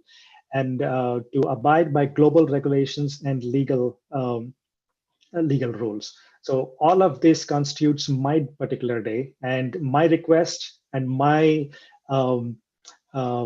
work might start anywhere in between this. So it might be a customer calling me. It might be my my VP asking me about the revenue and the margin, or it can be an R&D person asking about like, hey, the validation and the protocol, the evidence is not working. Or it might be regulatory giving it a call, or quality giving me a nightmare, saying that, hey, something is not going all so well, so you need to look at this. So that's how a specific day works. It's filled with energy. In a small sentence, how can I summarize is that it's an energy-filled day, never a dull moment in 365 days. So you are always on your foot, trying to manage the entire products. It's like running a small business by yourself. So looking back after a decade, I realized that all along my career, I picked several soft skills that prepared me for changing times, and many of those came during my PhD days. The way you approach your PI, the way you collaborate with people, the way you work with your teammates to get your problem solved. Whether I would rely on beg, borrow, not on the last one. So you use all of those tricks up your sleeve to get the job done. So my advice to young minds is to keep options open. And when I say keep the options open, I'm talking about several options here. So you being a PhD, you are qualified to be any one of these and many more. In fact, you'll get to learn more about this during these sessions. My next speaker, Mahati Krishna, might also talk about those. And the entrepreneur who spoke at the first moment as a first presenter, that was an awesome place to be. So you can be a business developer, you can be an R&D bench scientist, or you can consult, or you can work with a scientific communications agency, grants management, scientific policy, to name a few. So just be, if you're not sure of what you want to do or what role you want to be in, find that person. Find a person in LinkedIn or find a person on Twitter, just ask for an informational interview. So they will be, I think, more than 50% of times, you will get a positive response. They will be happy to share some tips as long as there are no strings attached. So let's make sure one thing. There are only 2% of the world's workforce who have PhDs. Be assured that every industry, not just academia, every industry would benefit from your research training and transferable skills. And for researchers who are looking for non-academic careers, my tips would be to start early. Whether it is a simple training program or a workshops or workshops like this or programs like this, symposias and courses that match your interests and strengths. Focus on soft skills, as it might be as simple as asking help to problem-solving techniques. If I have to cherry pick what kind of soft skills are we talking about, it might be a teamwork, it might be problem-solving techniques or confrontations or conflict resolution techniques. So all those things matter a lot. If I have to pick one particular thing to stress, it might be network, because that's the way you can build your tribe, and which can really help you give a professional boost. So this symposium is a great opportunity for all of you participants to learn beyond what I have just spoken. So make use of this opportunity, try to reach them even after the symposium. And most of these participants will be able to give you some tips, maybe help you or give a reference. So feel free to reach out to me. The details are with the NIMHANS IAN team. So I'll be happy to support your questions. Thank you very much, Dr. Mansoor Khan. So, and thank you for keeping in time. Is there any question? We could have one question if it is, or we could take the questions later. Dr. Ravi, there is a question for Dr. Mansoor Ali Khan in the chat box. Okay. Yeah. I'll just read it out. This is from Dr. Srikumar from Neurophysiology. Dr. Mansoor, how did your neuroscience or PhD or postdoc training help you get your current job, and does it help in your current job? If yes, how? Yes, it did help. The first break that I got was for immunohistochemistry. So that's the secret. Immunohistochemistry and if I'm right, I think in situ hybridization, those are the two techniques. The application specialist job was open for these two particular things.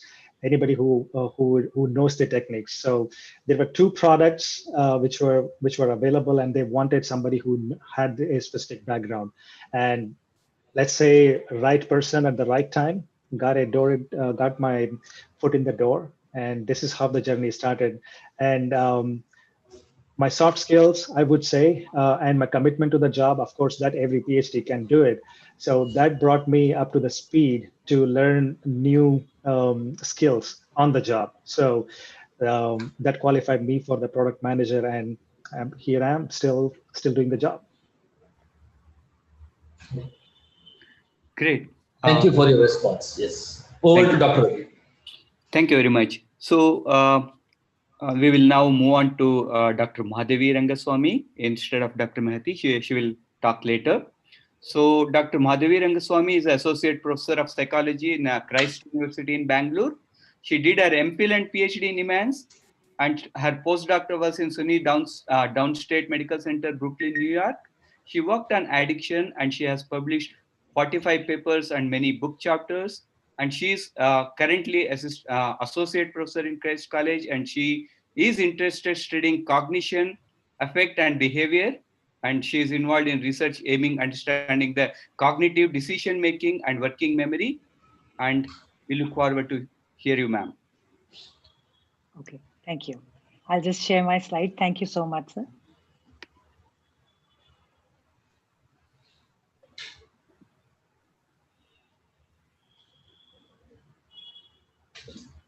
So I hope my slide is clear at this point. Yes. I would like to thank Dr. Ravi for a wonderful introduction, and I like to compliment the IAN Bangalore chapter for having such a meeting, which is probably very important when you consider, the changing circumstances and how quickly our world is changing and how much of it has changed so far. And with the pandemic, we are actually startled by the kind of, change that is happening, and communication across different sections has somehow gotten affected. And this particular meeting seems to be a very good platform for opening up this kind of communication.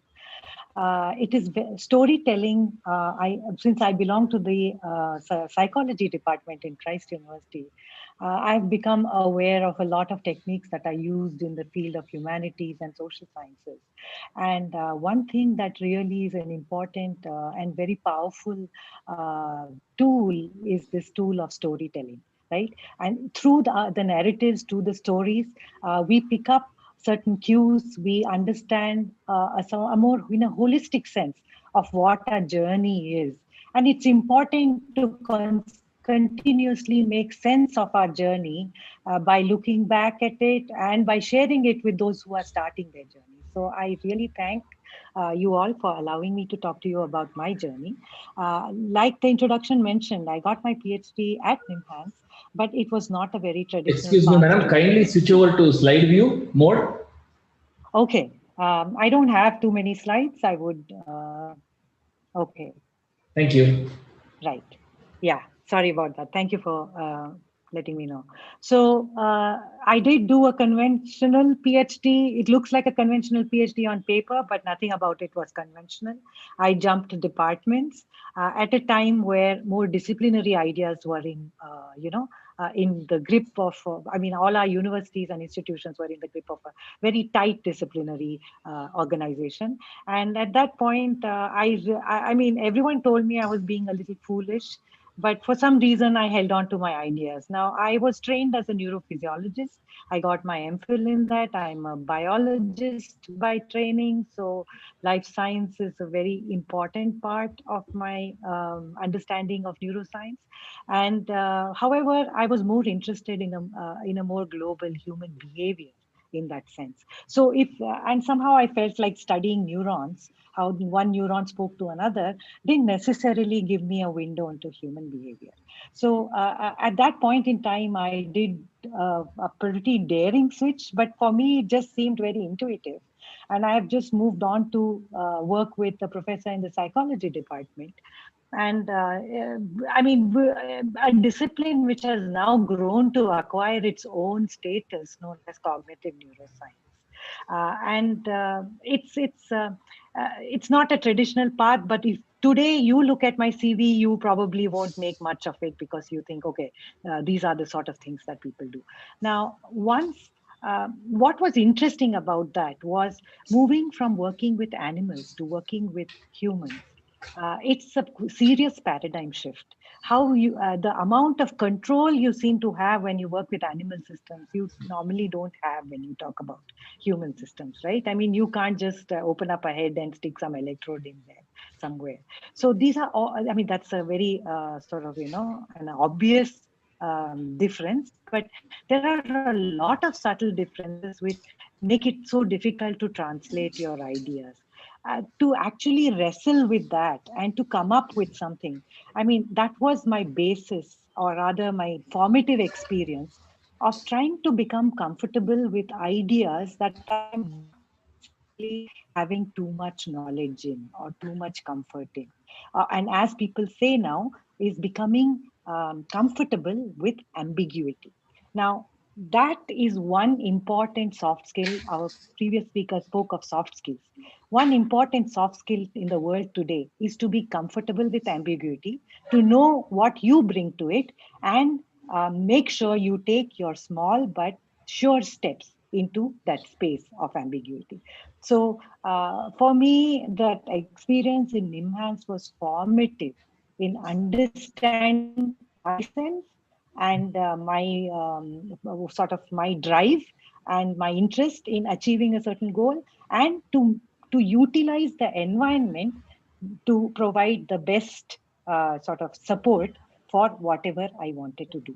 From then on, I took the traditional path, did my postdoctoral work at the lab of Dr. Begleiter and Dr. Porges, working in a cutting edge area of genetics of alcoholism. That again, I mean, so my time in NIMHANS prepared me for that serious change of environment, which was highly interdisciplinary. Now, interdisciplinary contexts are becoming more and more ordinary now in research institutes, but perhaps not so in universities. So this experience of working with a team of mathematicians, physicists, geneticists, psychologists, social workers, and physicians, of course, right? To be able to translate those ideas and try to reach this common goal of finding the genetic correlates of predisposition to addiction or predisposition to a certain kind of behavior. What are endophenotypes?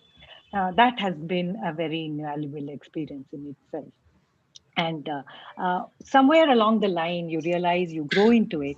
And of course, the other things go on, the conferences, the publishing of papers, the work getting done, and developing that critical mass of people who are engaging with similar ideas.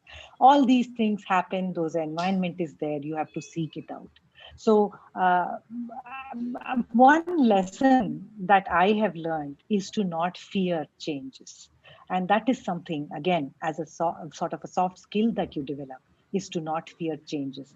To know, be sure with what you have, but say, okay, I will adapt. Okay. So adaptability and flexibility are another of those things that become very essential. Following this, I actually had to move back to India for very personal reasons, and that which entailed me having a complete change of career. Now, I knew that moving back to India meant that I would not be indulging in research in the same way and at the same cutting edge that I had, primarily because we don't have that environment here. The Indian research environment is very interesting in itself because it involves a lot of social interactions more than just focusing on research, right? So we are a very different kind of society when you compare us to the West. And given that kind of, change, I sort of anticipated that perhaps my energies are best spent in the teaching line. Right. I really wanted to connect with the youngsters and see what's going on. I mean, that was something I'd always heard a lot of my professors when I was a student say that teaching is such an enjoyable activity. It keeps you young, it keeps you energetic and things like that. But then coming back here, finding something that was appropriate was also a challenge.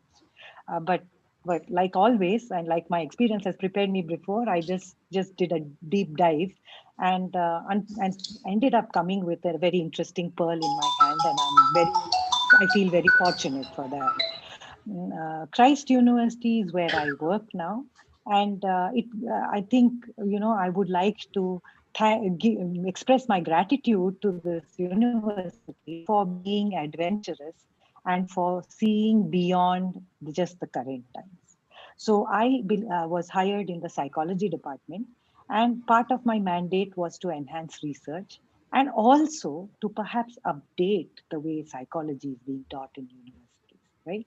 If we look at our undergraduate and postgraduate syllabus, what you see is that it's really not connected with the profound, like sort of, things that are happening in the field of brain science. Brain science is one area that has sort of exploded a lot of things in different fields, right? It has changed fields beyond their sort of an understanding. It's created a lot of interdisciplinary ideas, and so much is going on. So why don't we get this into the level of education at an undergraduate level, right?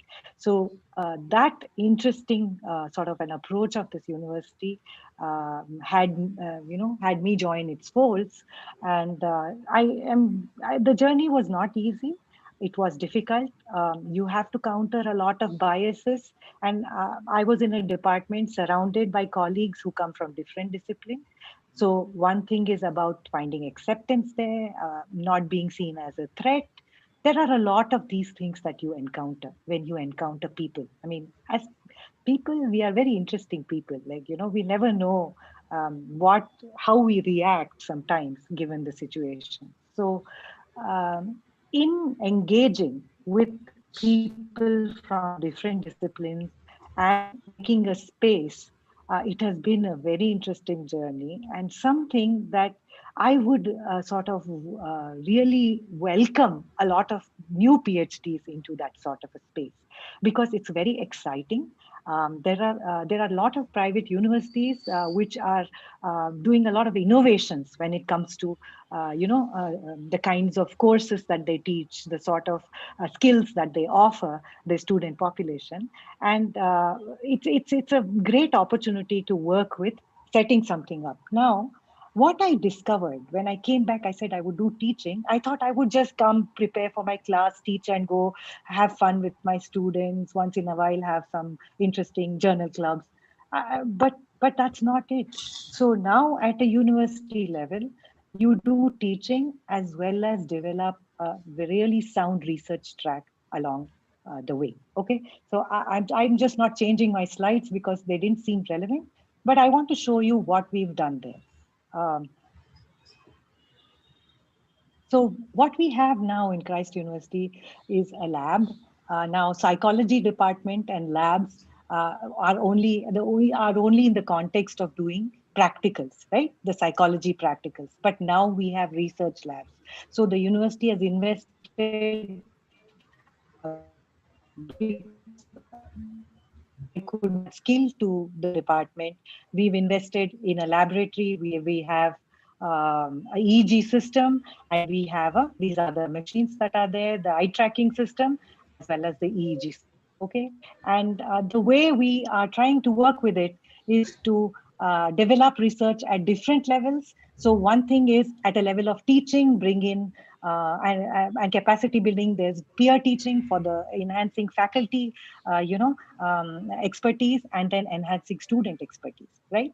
Making them more current in the ecosystem. And then faculty research. We have teams which work on research problems along with students. We have collaborative projects, and we also look for spin-off projects. So that's the sort of a way we are bringing in research into the university system. And I think a lot of fresh PhDs have that opportunity to enhance our incoming population expertise at a UG level, at a PG level, so that once they are entering a PhD program, they can be focused on actually looking at problems and not building their skills at a PhD level, right? So they come with a skill set to start to examine problems immediately. So this has been some things that we have done in the course of teaching, and I have been participating in because I said I would like to do teaching. But it's surprising that the amount of research that I've actually started doing now has caught up with the level of teaching. Of course, there are issues that are associated with these kind of new, yes, sir? You have 1 minute. Okay, there are issues that are associated, challenges that are associated with it. I would say welcome the challenge because that makes you creative, that makes you innovative. So I just want to move on to just to stress some important points, some of the desirable skills apart from acquiring PhD as you walk along the way, is to try and indulge in creative, innovative ideas. Look around what's happening at the different universities. What are the new courses that are coming up? How do you think do you have an idea for something that can actually enhance education? Flexibility, adaptability, this was also mentioned by the previous speaker.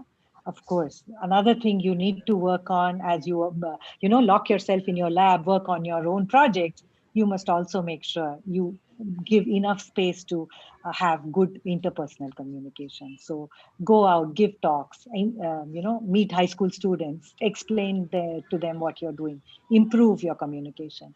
You need a leadership and a growth mindset. You need to take charge of your own destiny. That's what leadership means. And last but not least, always try to have a good sense of humor because it's goals. We all know what the goals are. They are clear. they are almost, etched into stone already, right? But your journey is your own making, and make that journey enjoyable. Thank you so much.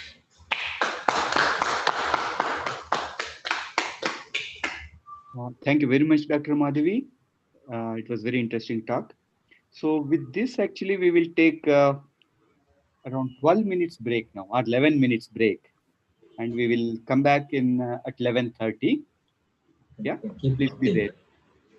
But the participants can be logged in? They can stay logged in. The participants can stay logged in. They can take a break of 10 minutes. Yeah. But we'll be back, like Dr. Ravi said, we'll be back at 11:30. Thank you, Dr. Ravi. Thank you. If we can answer. For tea, coffee? I'll have it. But It is ಇದು video off video.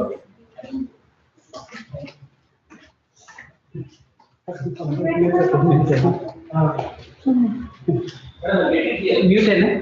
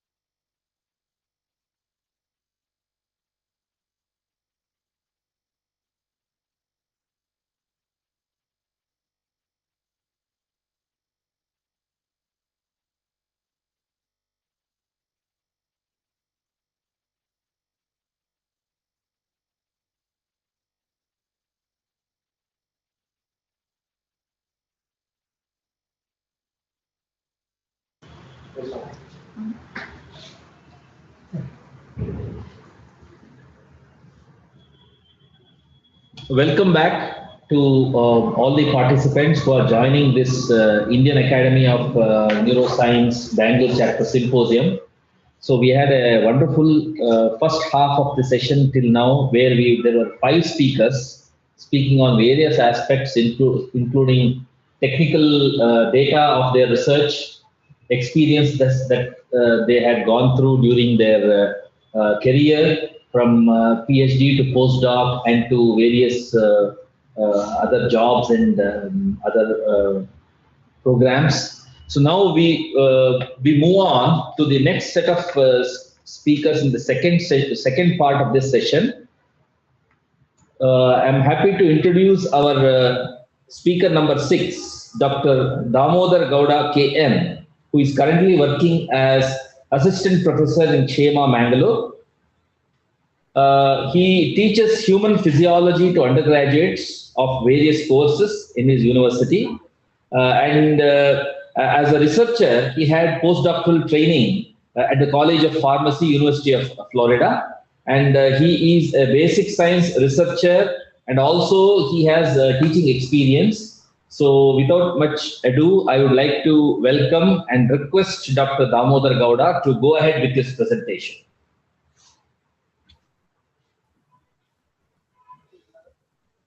Very good morning, everyone. Am I audible? Yes, sir. First of all, I would like to thank Dr.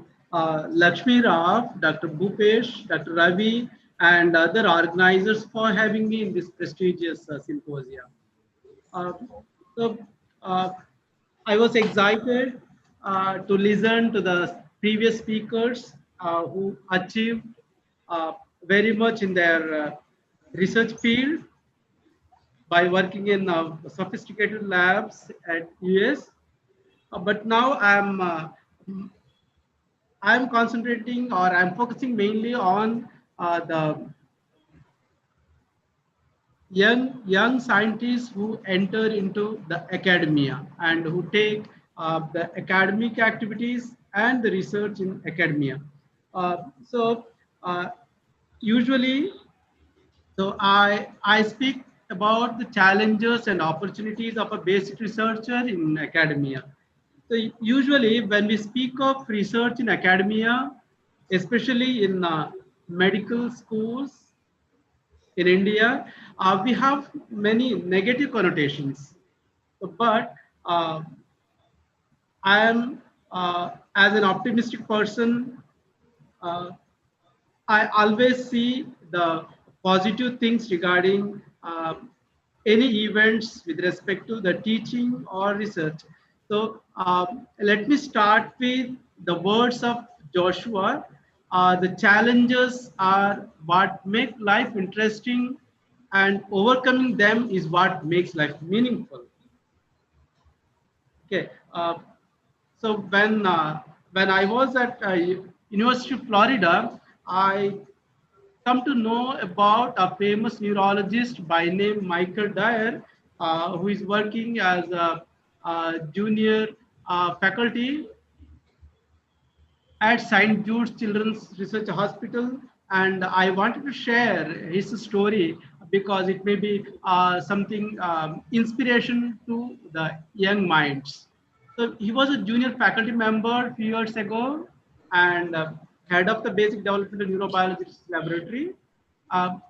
So one day, two clinicians who treat retinoblastoma patients knocked his door and asked him to spend some time with them in the clinic.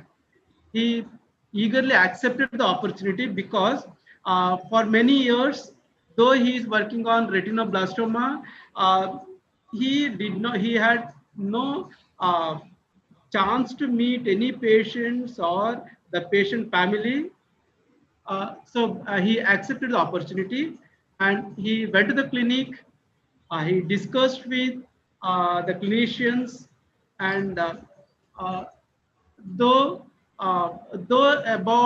more than hundreds or thousands of articles published in PubMed, on retinoblastoma gene and the pathway, it had no impact in the clinic. So this ignited his mind, and this prompted him to have a good animal model. So he tried to develop a retinoblastoma model by knocking down RB gene, but those animals did not develop retinoblastoma. So then he started working on the genes which regulate the retinoblastoma, and they come to know that there is another pocket protein called P107 which can regulate the retinoblastoma gene. It is as much like P53, which works in cancer.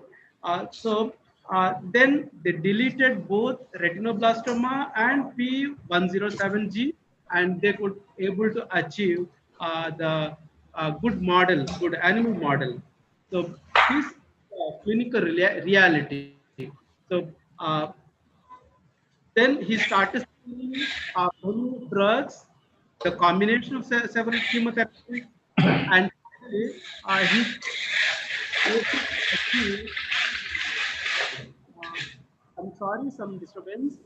Uh, he could able to achieve a good result in about 18 months. So from his from this, what he learned was uh, it needs a strong basic science laboratory, animal research facilities, pharmacology and pathology departments, and the clinical trial support. Uh, the basic research or the bench research provides the first stepping stone towards research at the bedside. It has been shown that most preclinical trials do not enter into clinical trials, thus making basic research a prerequisite for further research. Okay, therefore, basic scientific research plays a very important role. So one would be amazed with the fact that developing countries make up 25% of the world scientists, while but the share of the publications from them are only about 3%. So it is quite challenging. So what are these challenges? So for academician and a researcher, the challenges would be lack of infrastructure to carry out standard research work, the lack of motivation, which is completely missing in the academia, and the lack of time due to several other duties like the conducting examinations or preparing the department for various inspections, and the lack of funds, and more than that, lack of recognition and incentives to the researchers in academia. Uh, according to 2018 World Bank report, the government R&D funding is a fraction of overall GDP, and it's relatively very small. It's in India, it's only 0.64%, whereas in China and US it is more than 2%. So only 35% of the overall research investment in India is from the private sector, as compared to 87% in China and 68% in US. So the contribution to the research by the funding agencies in India is quite less. So my experience as an academician and a researcher, uh, I need to take a regular, I have to engage in regular academic activities.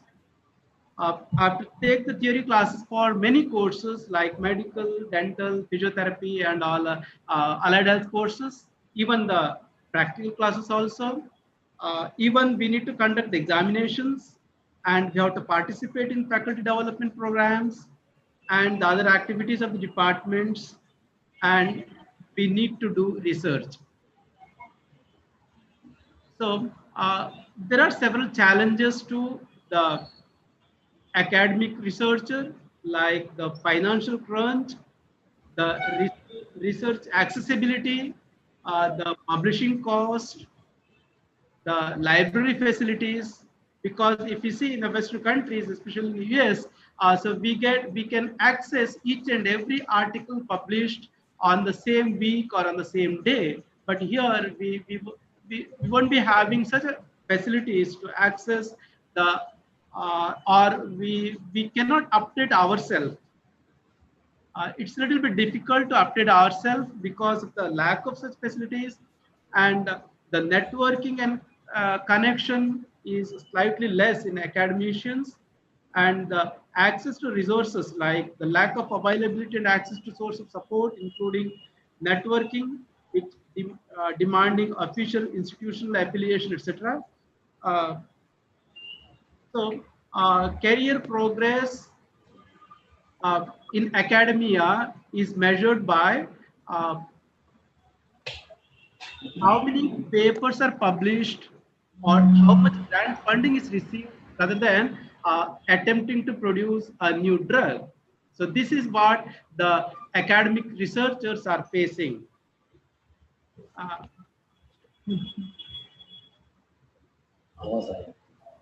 yeah. So I cannot share. Okay. So so what can be done? So you have to challenge yourself, and you have to overcome the challenges.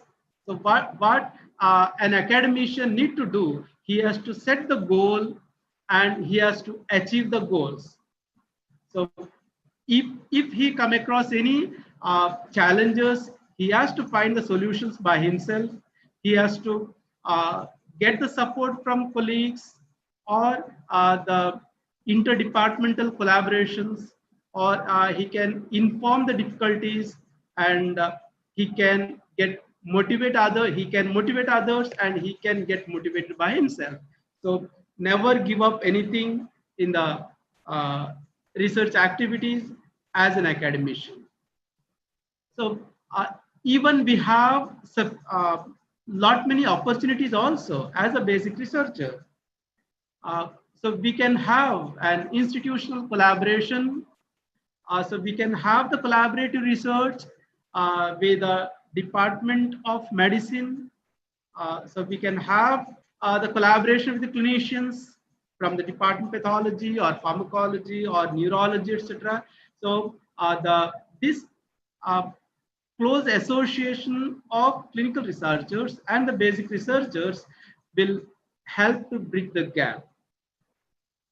Okay, so the collaboration or the interdepartmental collaboration, or maybe the external collaboration, which will lead to success, but we need to have the trust, and we need to exchange our ideas, and we need to support each other, and we have to perform the work as a team, as a single team, so that it is possible to achieve success, even though there are many challenges in the academic institutions. So collaborations promote a culture of research. So with this, with my few experiences, I can recommend that the government should primarily focus on funding basic research, because basic research leads to innovative technologies, and especially in the medical schools, because we have a lot of clinical materials, and we have clinicians, and we have a very good expertise among the clinicians. So we can have, or we can do wonders, if provided, if you have a mental setup. Then the intellectual property rights need to be strengthened. The foster the creation of environment that encourages basic scientists to consider the translational potential of their work by collaborating with the clinicians, the clinical researchers, the basic investigators in other disciplines, which can ignite the shared passion and generate the new ideas. So academic tenure and promotion policies in favor of basic investigators. So then I want to tell how I want to share my research in my department.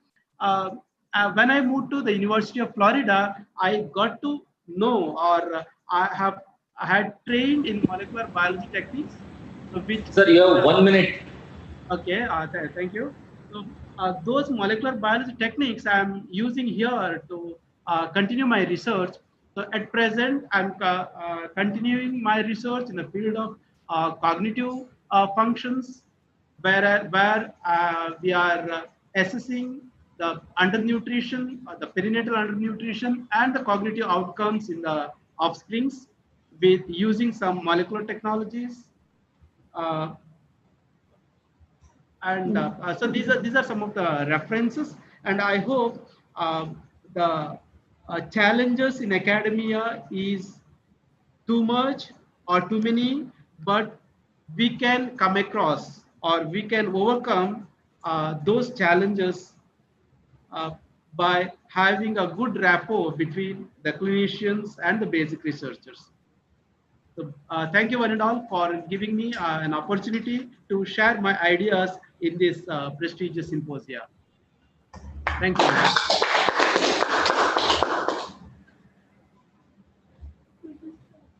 Thank you, sir. Thank you, Dr. Damodar, for sharing your thoughts and views about the challenges that the basic scientists face, and also you have listed a few recommendations that need to be seriously taken up at the organization level and also at the level of policymakers. Thank you, sir. If there are any questions posed to you in the chat box, we will deal with it at the end of the session.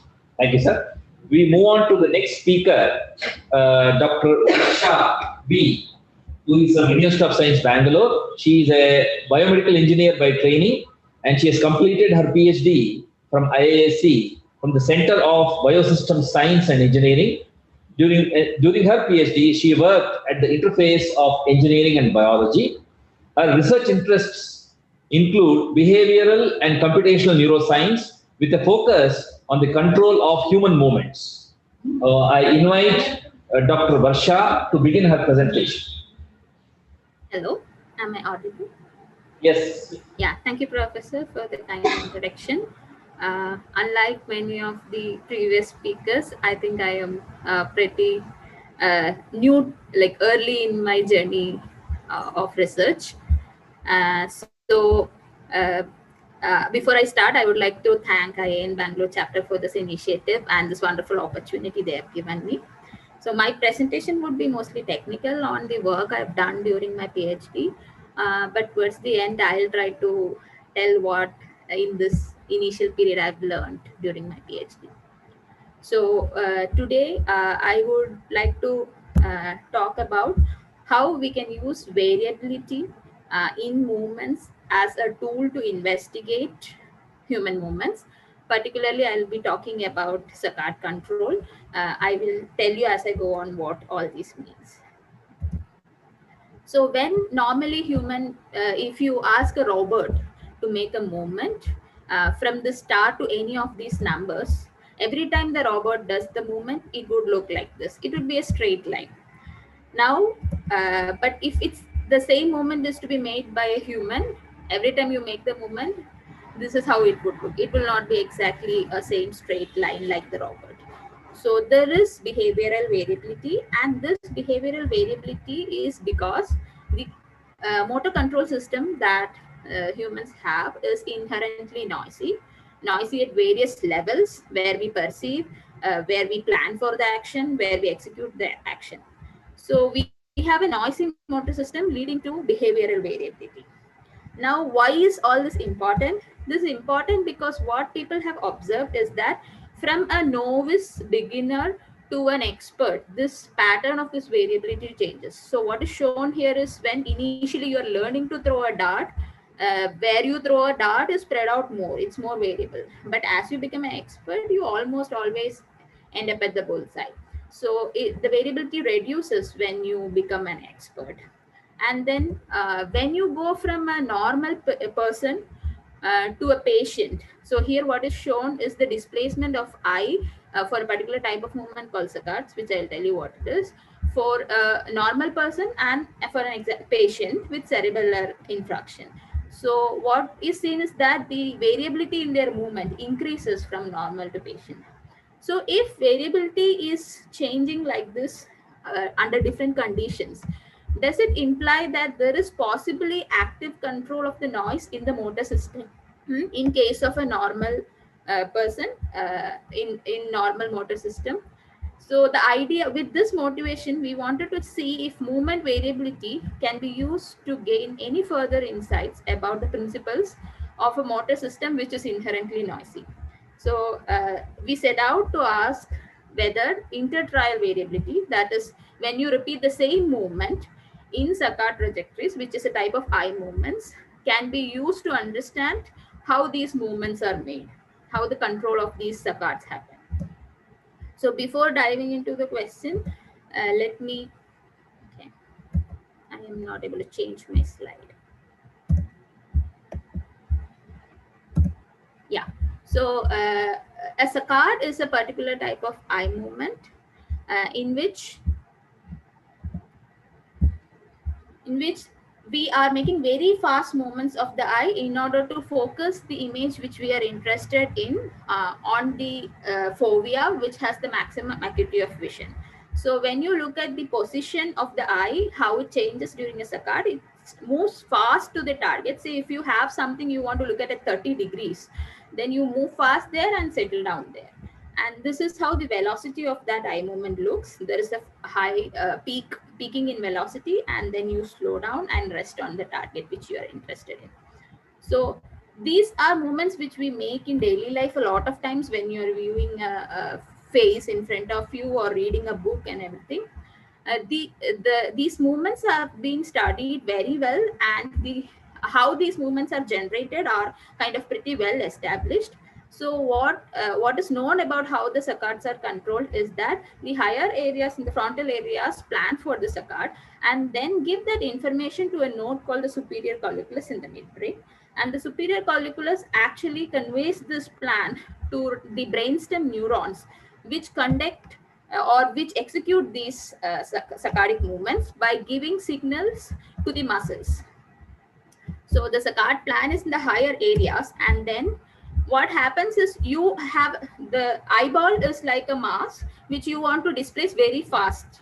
So it needs a sudden rise in the signal in the muscles, and so a fast burst will actually produce a pulse, and that pulse takes your eye to the position required, and then it settles down there. And the eye muscles which receive the signal can move the eye to the desired position. Now, these movements are so fast that within the time you would like to make a movement, like it's normally 40 to 50 milliseconds for a 12-degree saccade. So these movements cannot have the information of how the eye is moving. There is no sensory information that can help. But then still these movements are very accurate. So what is done is, what is hypothesized is that instead of having a sensory feedback, which is external, which is not available in this case, in these movements, there is an internal feedback which kind of predicts what the eye could be doing. And that is used to actually help make these movements accurate. So if you will get an error of what you planned for and what is actually happening from this feedback, and that can be used to adjust the signal that you give to the eye muscles in order to do this movement. So I have already told you that saccade happens like this. So what is that is interesting, which is not studied? So that is the what is that we are trying to understand. So the predominant view in the literature is that the saccade plan actually plans for only, say, if you want to make a movement to a final point at 10 degrees or 20 degrees or 30 degrees, the saccade is planned only for that end point, and then the rest of the system is thought to take care of the entire how part of how to go to that 10 degree or 20 degree of that plan. But then recent literature suggested that the saccade plan, which is thought to be in the superior colliculus before the brainstem neurons, the superior colliculus also seem to have information about how to make the movement. The activity in the superior colliculus seems to be correlated with the velocity of the saccade.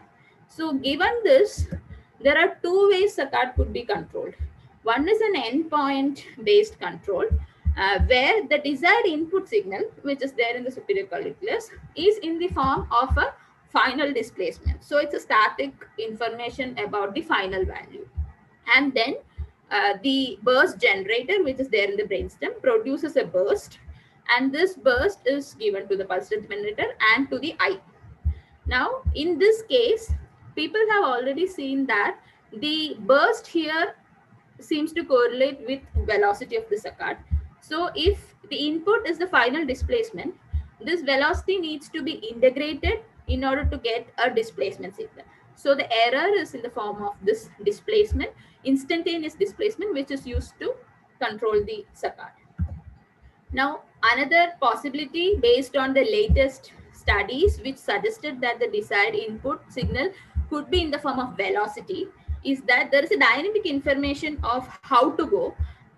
The trajectory itself is planned, and hence there is a velocity control. So since this information is also velocity at the burst level, it just needs a proportional feedback of the velocity, and you have an error which is calculated as instantaneous velocity, which is converted into a pulse and given to the muscles of the eye. So now the question becomes, which of this is happening? So that is where that is what we try to understand. So like everybody does in the field, we also try to look at how these two models predicts the saccade kinematics on an average. So usually people don't care about the variability. They take the average of all the movements and try to use that. So when we looked at the prediction of average of the saccade trajectories for the two models, so what is shown here on the left side are for 20 subjects, how they made a saccade to a 12-degree target. There is some variability. They don't exactly land at 12, but around it. And then black dots are the data of those subjects making the saccade. It's the average data, and the red dots are what the model predicted. So for each of these subjects. So left side is the displacement model, and right side is what we saw as the velocity model. If you look at them, they are exactly same.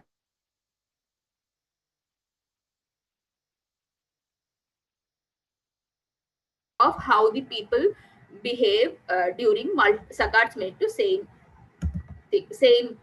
destination.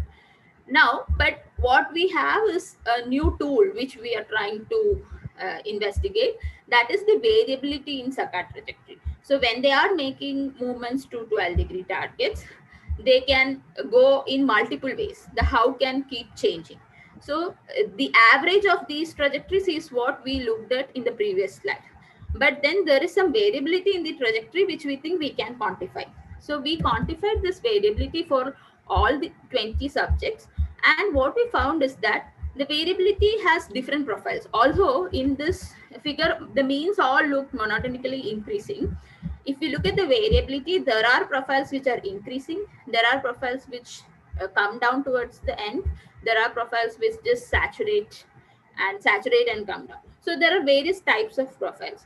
So now what we set out to do is whether we will see which of these models will be able to predict this variability also. In order to do that, we would need a stochastic saccade model. A stochastic saccade model is where you are injecting noise into the model. People normally work with this base model where there is no noise affecting the system, but the actual system is inherently noisy. So based on literature of where and all noise could affect the system, we actually injected noise at different levels in the model. And using this model, we tried both the versions, the displacement model version and the velocity model version. What we saw is in the predictions of this of these models are that for the displacement model, the variability was highest somewhere in the middle of just after the middle of the movement, and it reduced towards the end. But in case of velocity model, the variability was highest at the end. So, but what we have seen in our data, if you remember, is that it's just not neither is it increasing, neither is it always decreasing. It's a combination of the two, right? So with that motivation, we thought maybe it's a combination of both the displacement and the velocity model. So we came up with a dual model of saccadic execution, where we had a displacement as well as a velocity block, which was combined to produce a signal for the muscles of the eye. And interestingly, this dual model predicted variabilities of all different types. So when the weightage was 0, that means completely displacement. We had variability profiles which peaked at before the end of the model and end of the movement, and then came down.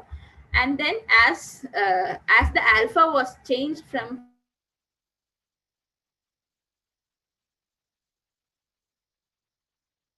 it's completely velocity model. So what we can see is that according to how much information of the displacement block or the velocity block is used, you could have all types of variability profiles predicted by a dual model.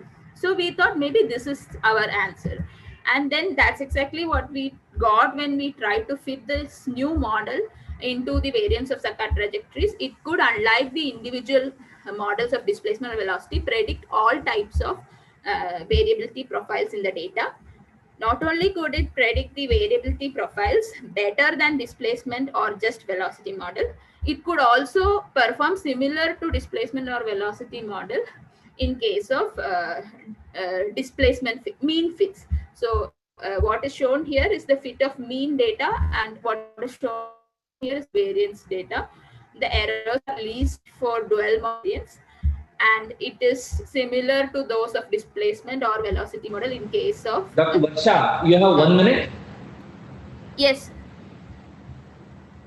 So to summarize, what we have shown here is that saccade control in the presence of noise is best explained by a dual control architecture utilizing both the information. It's a redundant system like the motor system likes. It has both the information that can be flexibly used. And we have shown here that variability is an important tool for understanding computational principles of motor control. We have shown one example, and I think people should look more at such measures which are not traditionally used. That's it. So I would like to thank my mentors, Dr. Aditya Murthy and Dr. Radhakant Padi, and my department, Center for Biosystem Science and Engineering at IISc Bangalore, for all the mentoring they have done and all the facilities they have provided. So I would also like to say two important takeaway messages which I gained in this period, that we should have the courage to come out of our comfort zone, because mine was an interdisciplinary PhD. One of Dr. Aditya Murthy is from Center for Neuroscience and Dr. Radhakant Padi is from Aerospace Engineering. The way they they came out of their comfort zones to help me through my project. That's very inspiring, and that's something I think young researchers do need in this interdisciplinary times, where that's where I think the research that's where research can really happen if you have an interdisciplinary approach. And another thing I have learned in my PhD journey is that it's just not about the degree and the papers and the work you do. It's about learning how to do research, how to do good research. And I think that training would take you a long way. And so during the journey, enjoy and understand how to ask the right questions, communicate with others. These things are more important, I think. It's as important as doing your research the right way. Thank you. Thank you.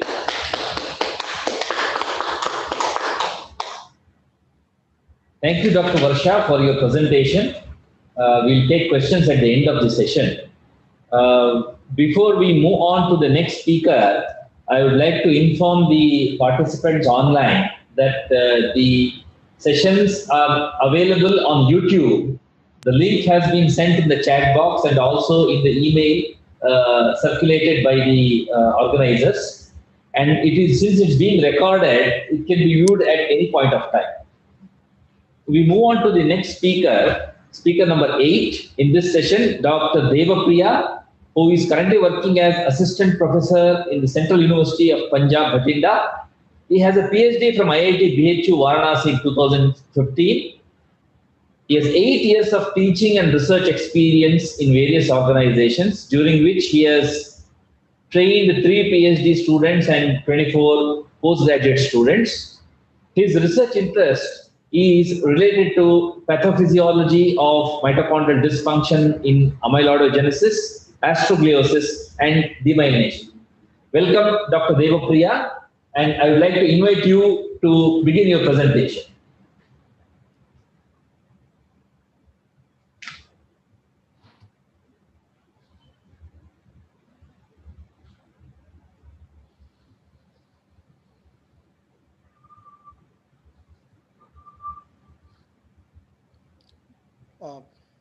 Am I audible? Yes. Yeah. Thank you for the nice introduction. And I'm really thankful to the organizers who have provided me such a wonderful opportunity to talk in this platform. I would like to mention one thing.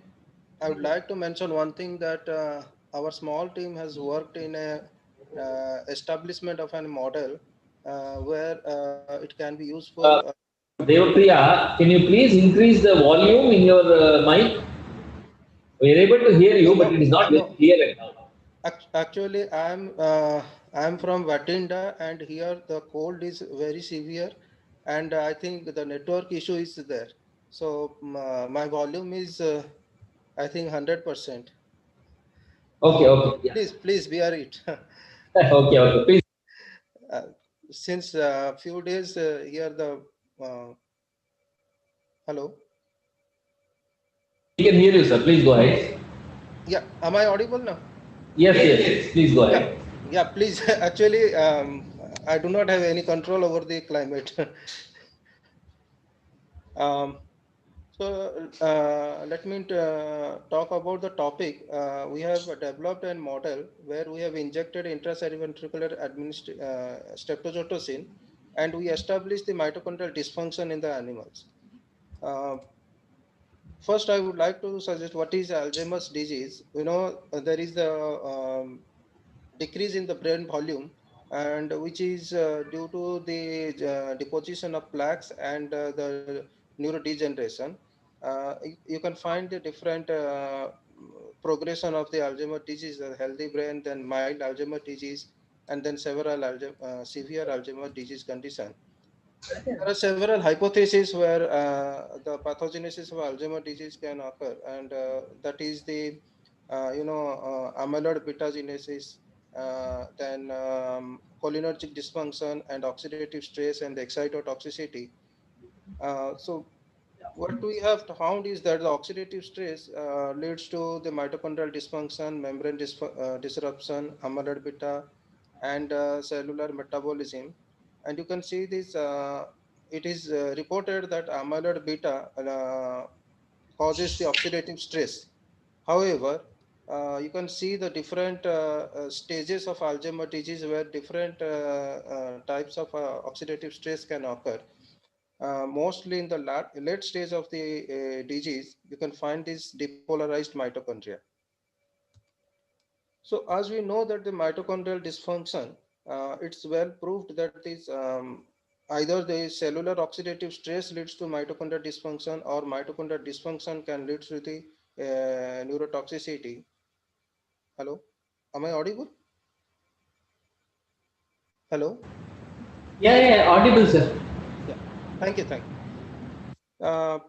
There are the different components of the mitochondrial electron transport chain, complex 1, 2, 4, 3, 4, and 5, and different complexes have the different roles to generate ATP and to carry the electron from one part of the mitochondria to the another part.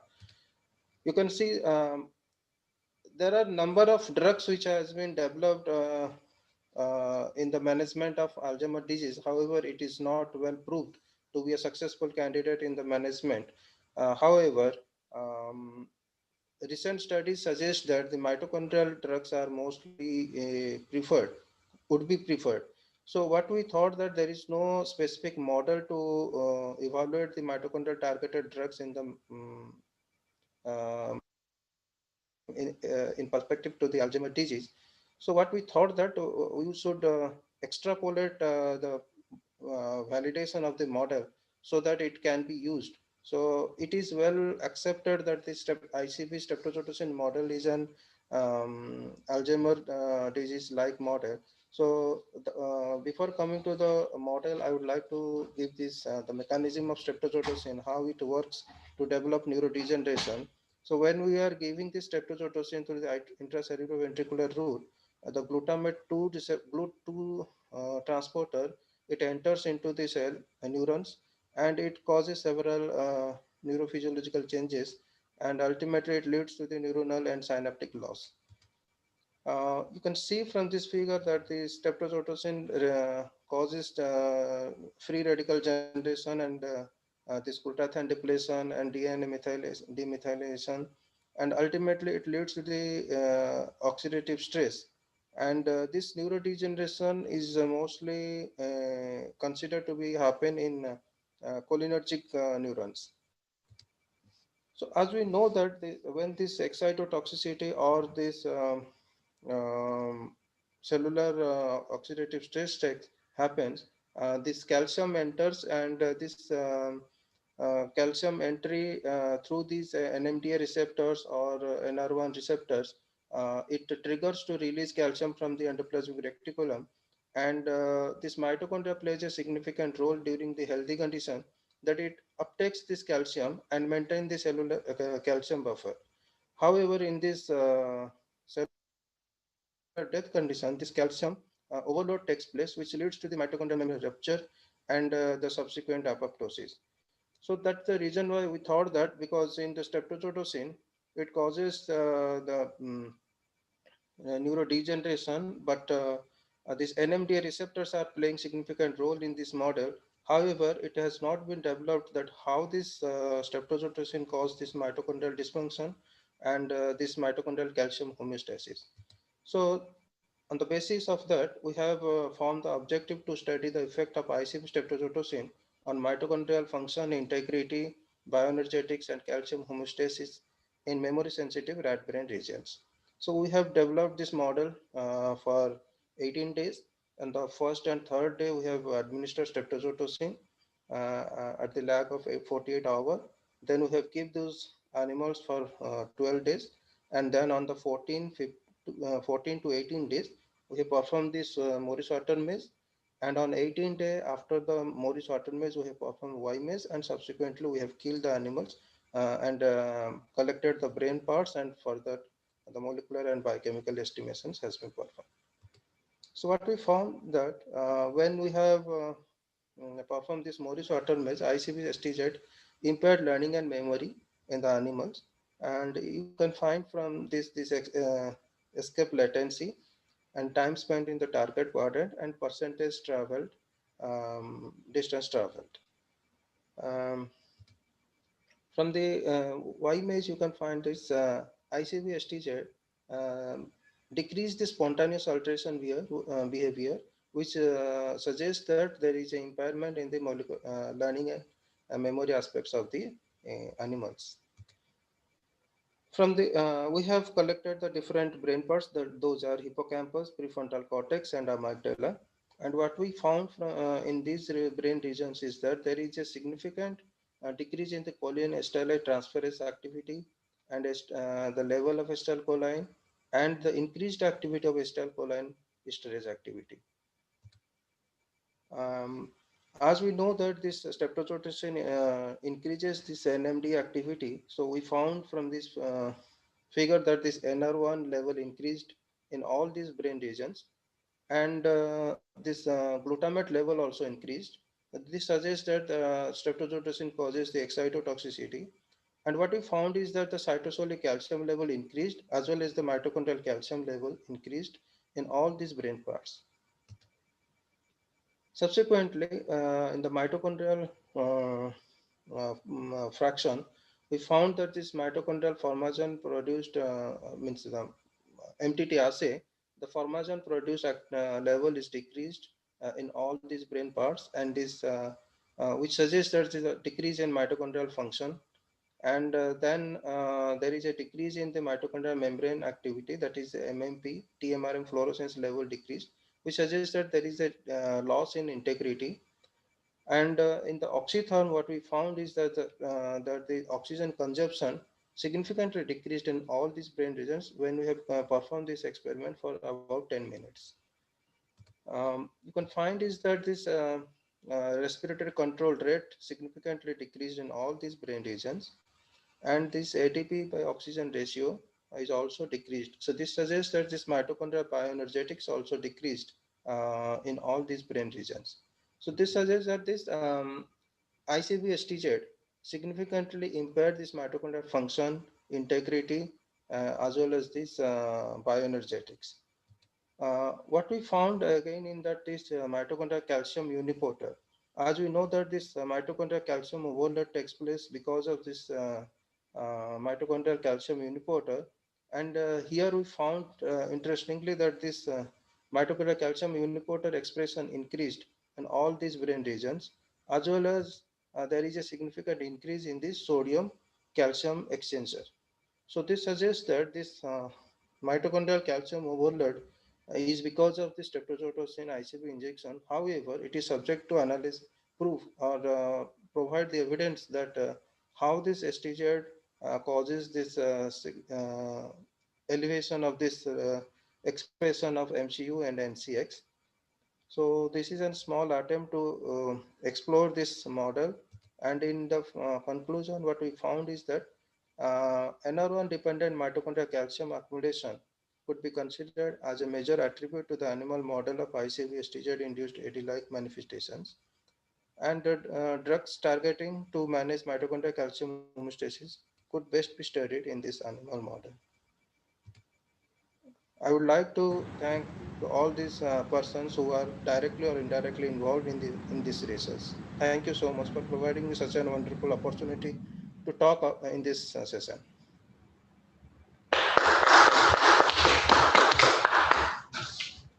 Thank you, Dr. Devapriya, for walking us through your research data and also sticking to the allotted time. Thank you. Any questions posed to you regarding your presentation? We will take it up at the end of the session. Thank you. So we move on to the next speaker in this session, speaker number 9, Dr. Mahati Krishna, who is currently working as Senior Research Investigator in Sinjin, Bengaluru.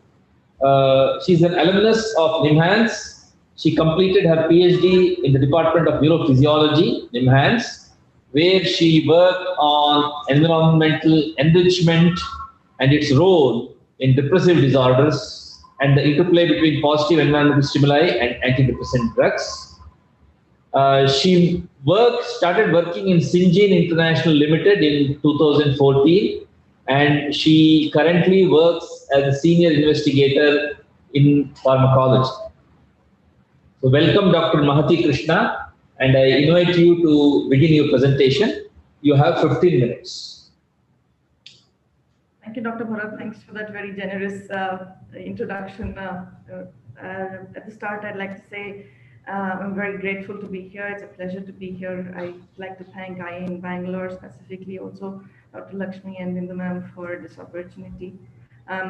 It always feels special to be invited by your alma mater. There's something very nice about that, and it's truly an honor to be here. With that, I'll share my screen.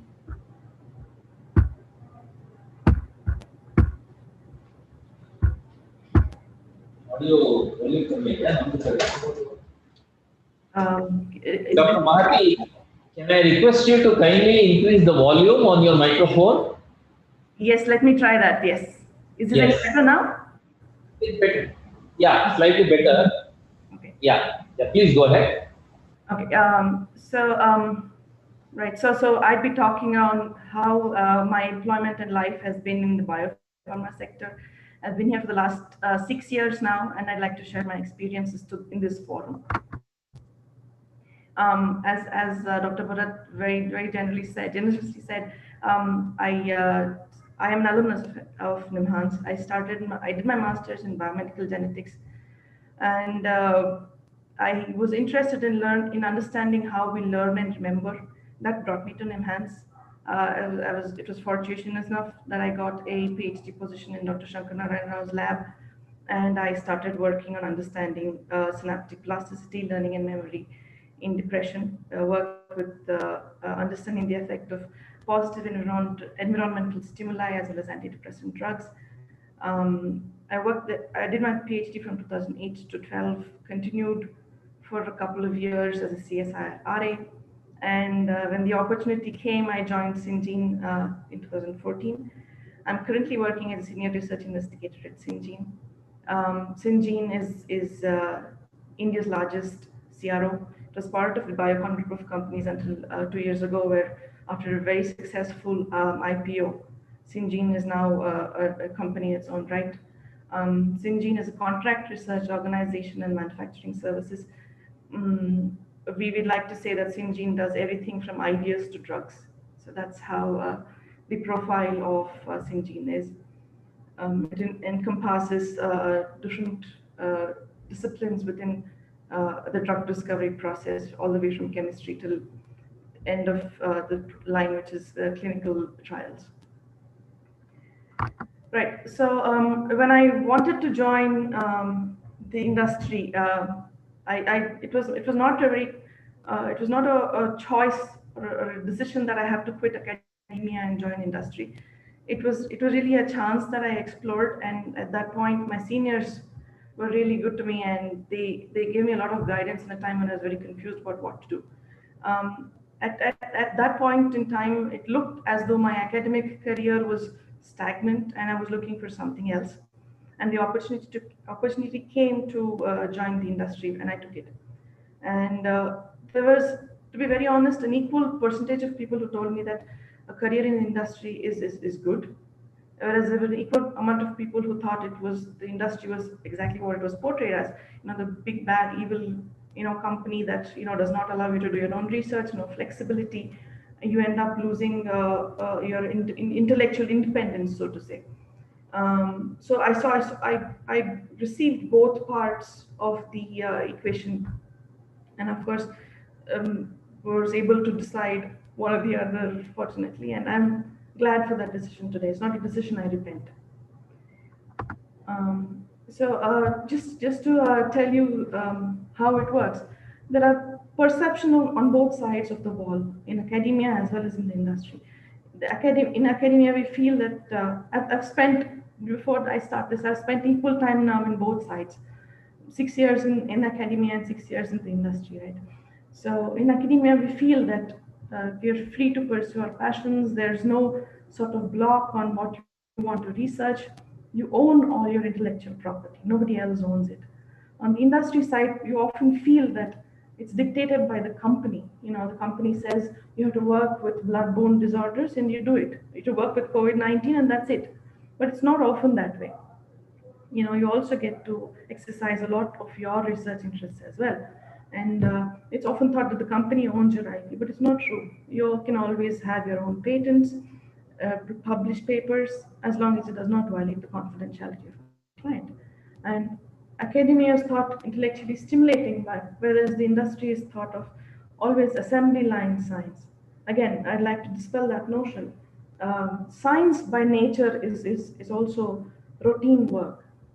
To establish a concept, to understand what is happening, you have to repeat your experiments, which is almost what happens in the industry as well. And we all often think that academia is a higher calling. There's something noble about doing research. But then what's not noble about doing research for profit? You're curing disease. You're bringing a drug to somebody who needs it. It's also a higher calling. On the other hand, people also thought that the academia is always about in-depth understanding. You understand very deeply about a topic, go through the depth, and that which is not there in the industry. It's a myopic view. I'd like to say it's not a myopic view, but it's a broader perspective on the same thing. While academia gives you funds to pursue ideas, hunches, interests, I agree that the industry does not do that, because money is time, time is money, and nothing comes for free, right? And in the academia, there's a focus on knowledge and science. It's thought that the industry is only hands-on, it's practical work, you don't end up doing any real research. but that's not true. I'd like to dispel that notion. There's a lot of research that goes into making drugs, into bringing out a molecule, into understanding what it does to the human body. It's a lot of research, a lot of responsibility, and a lot of action that's required. So with that, I'll move on to what this a job in the biopharma industry taught me. I'd like to first off say that it's a great opportunity. It's given me this opportunity to touch human lives. It's given me an opportunity to be part of the big picture, be part of a drug development process, which helps to give that drug to somebody in need. I'm very proud to say that through collaborative work, through my work, I've been involved in 2 drugs that have now gone to phase 3 and are pending approval from the FDA. So it's that kind of impact is what I hope that my research would have, and I get it, and that's very gratifying. I fear that if I would have stayed in academia, I would not have been able to accomplish that. And that's something that the industry has given me, and I'm eternally grateful for that opportunity. In addition to that, these are some things that I learned after joining the biopharma industry. It was not an easy transition by any means. As much as there are biases in the as much as there are biases in the industry, there is also a bias in the academia as well as in the industry, right? So people think academicians cannot do industry-related science, whereas it's the other way around. So it was not an easy journey, and all of these things are really important. Sorry, thanks for the comment. I didn't know you were seeing that. Right. Right. So first off, discipline. Ideas are good, ideas are excellent, but implementation is necessary. Implementation is better. You can have the most brilliant ideas, but unless you implement them, it's really of not much use. Next I learned is to document. Always document your finding. That was something I did not really pay a lot of attention to while I was doing my PhD, for example. Dr. Mahati? Yes, Dr. Mahati. There's some problem with the audio. We are not able to hear you loud and clear. We're able to hear, but sometimes it's difficult to make out what you're saying. Is there a way to increase the volume? My volume is fine. I think it must be the network that's not very great. I tried speaking a little louder, maybe. Now it's better. Now it's better. Maybe you have to sit closer to the mic. Yes. Okay. Thank you. I'll do that. Yeah. It's better now. Please go ahead. Yeah. So like I said, documentation is something that's very important. In industry, it's very important to document every single thing you do, specifically when you're in biological research, failed experiments, experiments that don't work, experiments that work. All of these are really important to document. Another thing that I learned along my journey is deadlines. We don't often pay a lot of importance to that. When your research is largely self-paced, you don't pay attention to deadlines. But in the industry specifically, deadlines are very important. Today means today. Yesterday is better, actually. Right? And the next thing is, of course, integrity, both personal and professional. When you're in an industry where a small mistake can either kill or something gone right can cure, it's really important to do the right thing every single time. It's always the right thing. Convenience never wins out. And personal and professional integrity is of paramount importance. Next, I'd like to talk about rigor, scientific rigor. You plan well. When you plan well, you've already done half the work. And you don't get a chance to do things multiple times. You do things right the first time, and that's it. You don't get to say, okay, this experiment failed, I'm going to try it again. No, time is money. You can't end up saying, I'm going to keep validating this model until I get it right, use multiple experiments to get the same data. No, that does not work here. And finally, to diversify. It's so important to spread your wings and understand other areas of your research. When I joined, I was a neuroscientist out and out. If you asked me about chemistry, I would say, I don't know chemistry. If If you ask me what ADME or DMPK, I would say I don't know what is that. I came into the pharma industry without having a full understanding of what pharma was. It took a while to understand, but it's so critical. If you understand only part of what you do, you can't contribute to the big picture. The next part is to communicate. Communication is not just language. Of course, language is very important. Communication is about knowing what to say, when to say, and how to say it. Especially when you're in my kind of industry and you have to face clients, talk to people, communicate, understand the data, and talk to people and make them understand your data. It's so critical to knowing how to say it. That's something I really learned here, and it's a good thing to learn. I'm not sure on that. And finally, this journey was not without failures. Failed plenty of times, but failing is part of understanding what's wrong as well, right? So you fail, you rise stronger, you get up each time. You might fall again, but that's part of the game. You fall, rise stronger every time, understand what's wrong, correct that. So in addition to that, I've also learned a lot about other things like responsibility, leadership, how to build teams, how to work with teams, how to work with other people, how critical teamwork is when you want to accomplish something. I've learned about ambition.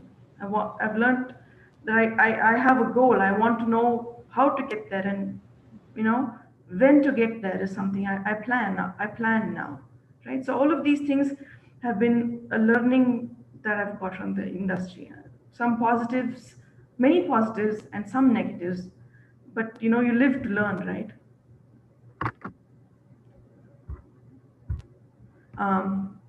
So if you think all of this excites you, and if you were asking this question, is the industry right for me? Is it something that I should be looking at? I would say look at these things, these 5 points I've listed. What are your priorities? Do you value intellectual freedom and flexibility in your research above all? Is that of paramount importance to you that you have the IP over everything that you do? Is your research yours only? It's often not, right? When you publish your data, it's for the world to see. But again, I understand that the research is yours. In an industry, it's not always possible, especially in my kind of setup in a contract research organization. The client that I work for has the IP to my data. But is that critical for you? Do you think you cannot work around that? Then it's not for you. You're looking for financial stability, then maybe you can look for the industry. Are you looking for a balance between work and family? All of these are questions that you answer. Next question. Manati, you have 1 minute left. Yes, Dr. Bharat, I'm almost done. Next question, who are you? Are you a team player? Can you work with people? Are you an independent researcher? Are you an idealist? Next, what are your strengths? Are you self-motivated? Do you need structure? When I actually joined Syngene and I came to NIMHANS to talk to my guide, he asked me, how do you manage to go to work at 8:15? And I'd always be late to lab, I'd come running at 9:30, go into Dr. Raj's room to sign in the register. So, those kind of things, right? But that changed when I came to the industry because there was structure for me. I had to come in by 8:15. And finally, know how you respond to change. Does it stress you out? Do deadlines stress you out? Do you accept this as a challenge? Do you like uncertainty? And finally, know yourself and be true to what you are. If the answer to these questions is yes, then next question is how do you make the transition? I'd like to say that your PhD gives you a very strong foundation. You've already got most of the skills that you need. Build on it, know how to talk about it, know how to present yourself. And this in the industry, no matter what industry you plan to join, whether it's a CRO, whether it is clinical research, data science, whether it is medical writing, all of these, understand what skills you need that suit to that particular industry. Find out how to sell your skill. I'm not only a neuroscientist. I did research in neuropharmacology, which got me here in the first place. Do you have a skill that you can sell that way? And work on your soft skills. I know other speakers spoke about this. Communication, interpersonal skills, they're so important. The soft skills are so important. Leadership. And then I'd like to dwell a couple of minutes on this point, interdisciplinary research. I spoke about it earlier. Research in the industry is not about understanding the depth of a subject, which is probably what you do in your PhD. It's about understanding the breadth of it. It's about understanding where the start and the finish of a particular project, right? So balance these two. And finally, network. Talk to anybody you can, talk to people, see how you can make yourself more applicable to the industry. See if they can give you their experiences to build on. See if you can talk to people and get a job. See if you can improve your skills. There's no shortcut to that. You have to talk to people. You have to network. I'm bad at it, but I hope you're all better at it. So with that, thank you for this opportunity. I'm very happy I could share 2 cents of what I've learned so far. Thanks very much.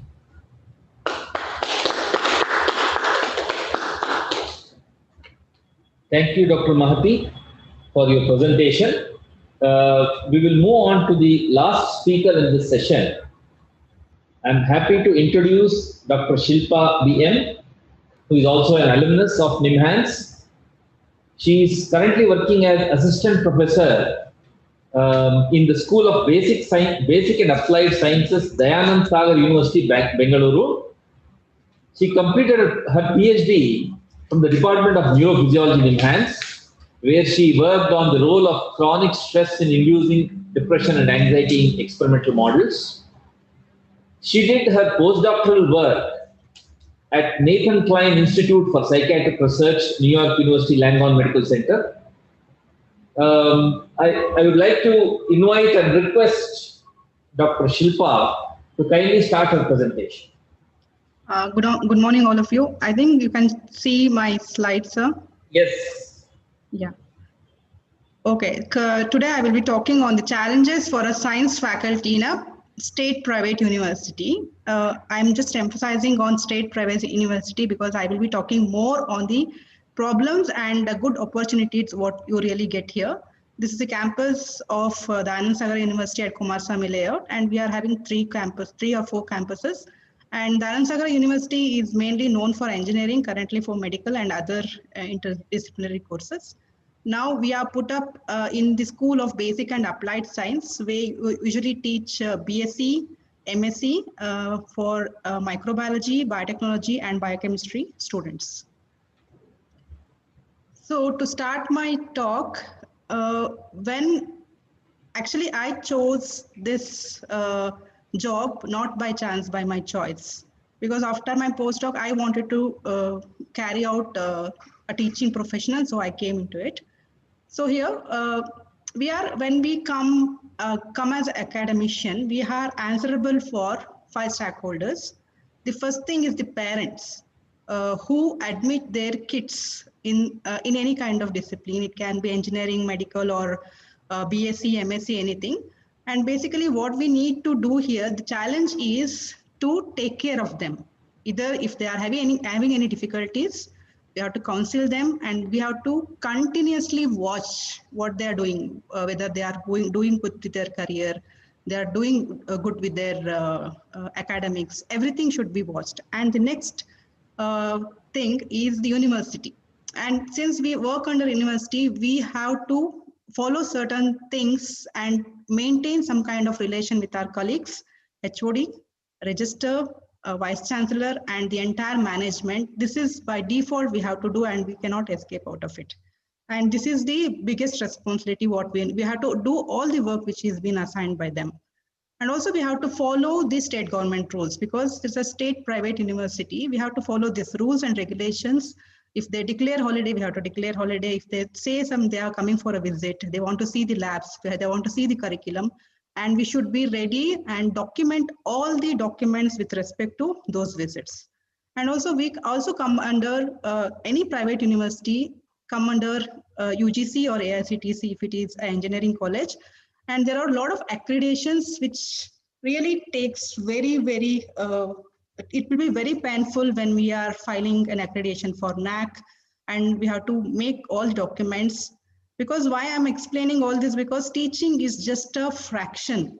apart from teaching, we have other things to do. These are the different other things to do. And it's not that some years back, the people used to think that the teaching job is simpler. No, it's not simpler. And over all this, we are answerable for our families, our kids. And if we have family function, we have to attend them. We cannot tell that since we are responsible for all this, we are not available. So we have to follow certain things. So challenges for a science faculty in a state private university. So I'm emphasizing on each part, since basically I'm coming from a basic science background. I'm a faculty, and that too in a private institute. So we are having a lot of technical challenges with respect to what we are going to teach, whether we are trained in that subject or not, whether I'm good at it or not. But we have to learn and do it. Non-technical can be I need to indent something, I have to go and buy a bottle of alcohol, or I have to indent any kind of chemical, because this is basically a science institute and we have to do labs and administrative work. And we cannot escape from any kind of administrative work, because any kind with related to the students, admissions, so many things. So miscellaneous will be the other thing, extracurricular activities, sports, cultural events, fest which happens in our colleges or university, everything we are answerable. But a faculty, when I call as a faculty has a multiple role to do. He or she will be the teacher and facilitator. Teacher means for a teaching job to train students. Facilitator, I have to attend, I have to make students to get aware of the jobs available. If they want to do some projects, I should be facilitating those and help them, mentor them, counseling them. And the discipline is something which is not like how we dress up and come. Discipline is something like which I come from a discipline, that is neuroscience. I am being appointed here in a private university because I'm holding a PhD from Neuroscience University. So that is where I stand, and here that is very important. I cannot forget this. So coming to the academic challenges, which includes student counseling, which is very, very, very important, because we need to talk to the students if they are having problem, because we have a flow of students throughout the country, and we have to understand their problems, their accommodation, if they are having some problem, and they have to come and talk to us. Marketing about the university, which is much compulsory, because it's just a starting and a very young private university, and we have to market that university. We have to go for some marketing places where they will have camps and all. Admissions, and we have to always, during the admission time, we have to tell the students about the fee structure, show the labs, how we are, how equipped we are.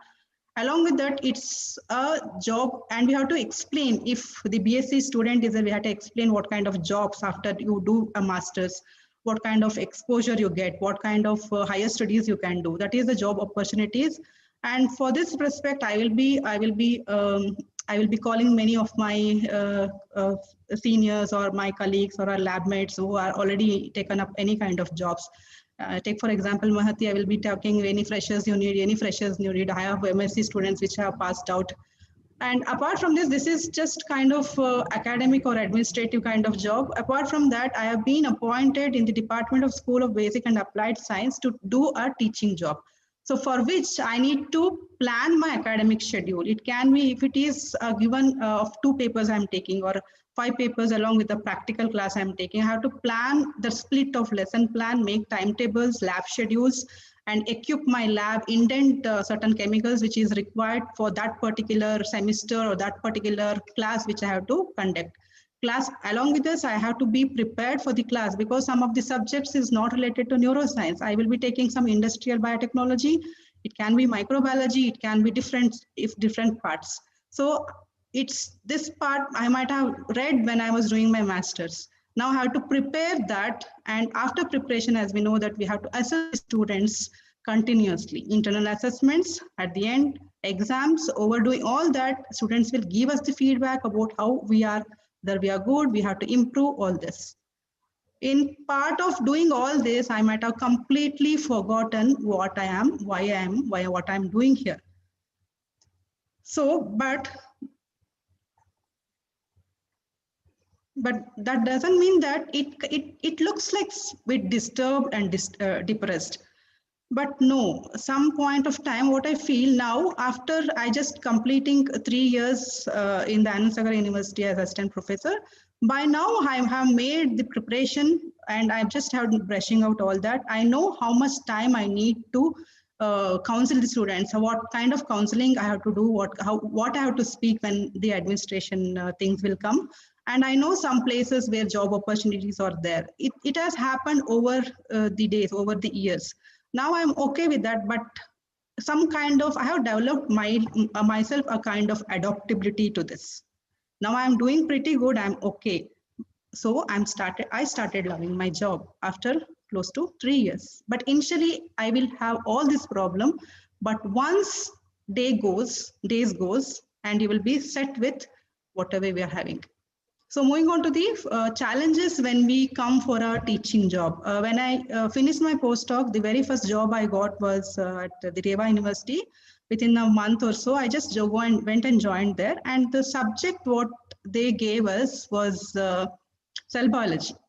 Along with that, I never knew the spelling of entrepreneurship and business management. I was supposed to take those classes because it comes for MSc Biotechnology.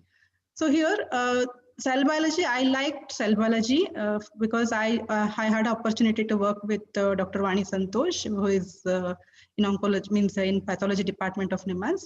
So here, I never knew, I thought I will teach something with respect to signaling molecules. No, it was not that. I need to do this, take onion root tips or take grasshopper testes and do mitosis, meiosis for the students, which I had almost forgotten. I had to redo everything. So think about entrepreneurship. I was not knowing what is the meaning of entrepreneurship. I have to teach that, and that's good, and the business plan. And these young minds had wonderful ideas when they do and present some kind of business plans. It was really very nice to know they have, apart from the place or the kind of science what we come from, they have got different types of likings, the different types of exposure and different types of taste towards any kind of thing. Okay, so here moving on to the challenges, what I faced when I took up the teaching job is I have to recall every single thing from the basics. Like I just started with a kindergarten. I have to start everything, even though that basic was there, but I have forgotten my basics long time back.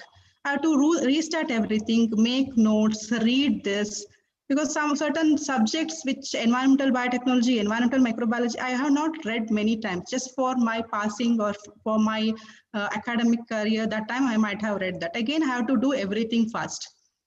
And it is a big challenge to get adapted rapidly to the changing environment. So because I'm moving out from neuroscience, and only the neuroscience is there in animal physiology, a small topic, the last unit topic, nervous system. Apart from that, there is no neuroscience. And unluckily, the Bangalore doesn't have any MSc, BSc neuroscience offering places. And when you move from highly sophisticated labs, you have to start everything because almost your buffers will be ordered, reagents are ordered, and you almost use micropipettes for everything. Now, when I'm teaching certain students, I have to use normal glass pipettes, which I had almost forgotten some years back. I had to start everything. So completely no neuroscience, only basic science. That was the biggest challenge because my master's is from biotechnology. And this kind of similar problem maybe, and also it's not a proper medical where I cannot go for a medical college, even though I have done some medical related work. So, and also the biggest challenge, what I faced was lack of exposure. It's not that, not lack of exposure in a positive or a negative way.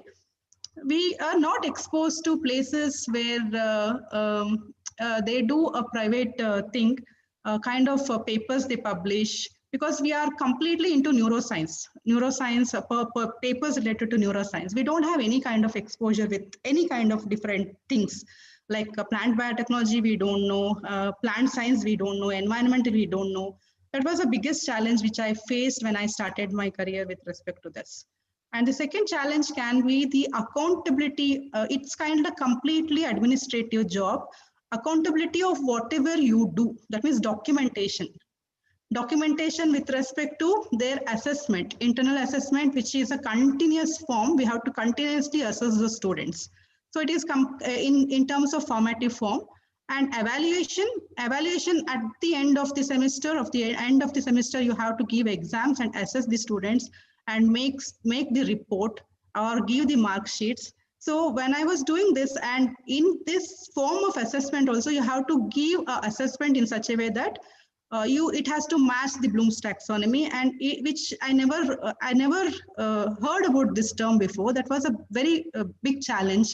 Like you have to give questions in such a way that average student should pass and high students also could be able to solve this. This was a really big challenge. And when I was doing this, I always remember the learning thing, that is maze thing. Initially get adjusted, then you train your students and give some gap, then is your exam. Typical radial arm maze concept. Okay, over this other miscellaneous thing, what we have to do in a private university or any kind of universities is you have to go as an examiner outside, because if you don't go as an examiner outside, they also will not come as examiners for your university. You have to set papers, you have to go and attend FTP, you have to go and attend webinars, conferences, and you should be a part of placement cell. So many things. And initially it used to be very tough for me, but now I'm used to it, because we should not leave any opportunity to show your leadership qualities. If you just take your step back and you will be lost. So at the end, what is important is deliverable is what we do, and we do the exams, and we do internal assessment, lab exams, or any kind of writing exams. Here at the end, what is very important, it may not look very painful, but at the end, what is important is we will have a product out of it. Dr. Shilpa, you have 1 minute left. Yes, sir, sure. So their convocation, and equally we will be happy that we are sending a batch of students outside for after their graduation and post-graduation. And they don't leave us just with a degree. They have a beautiful or very memorable moments with them. It can be, it's not that garden is only filled with only one color. They will be singers, they will be dancers. Some of them may be actresses or the beauty pageant.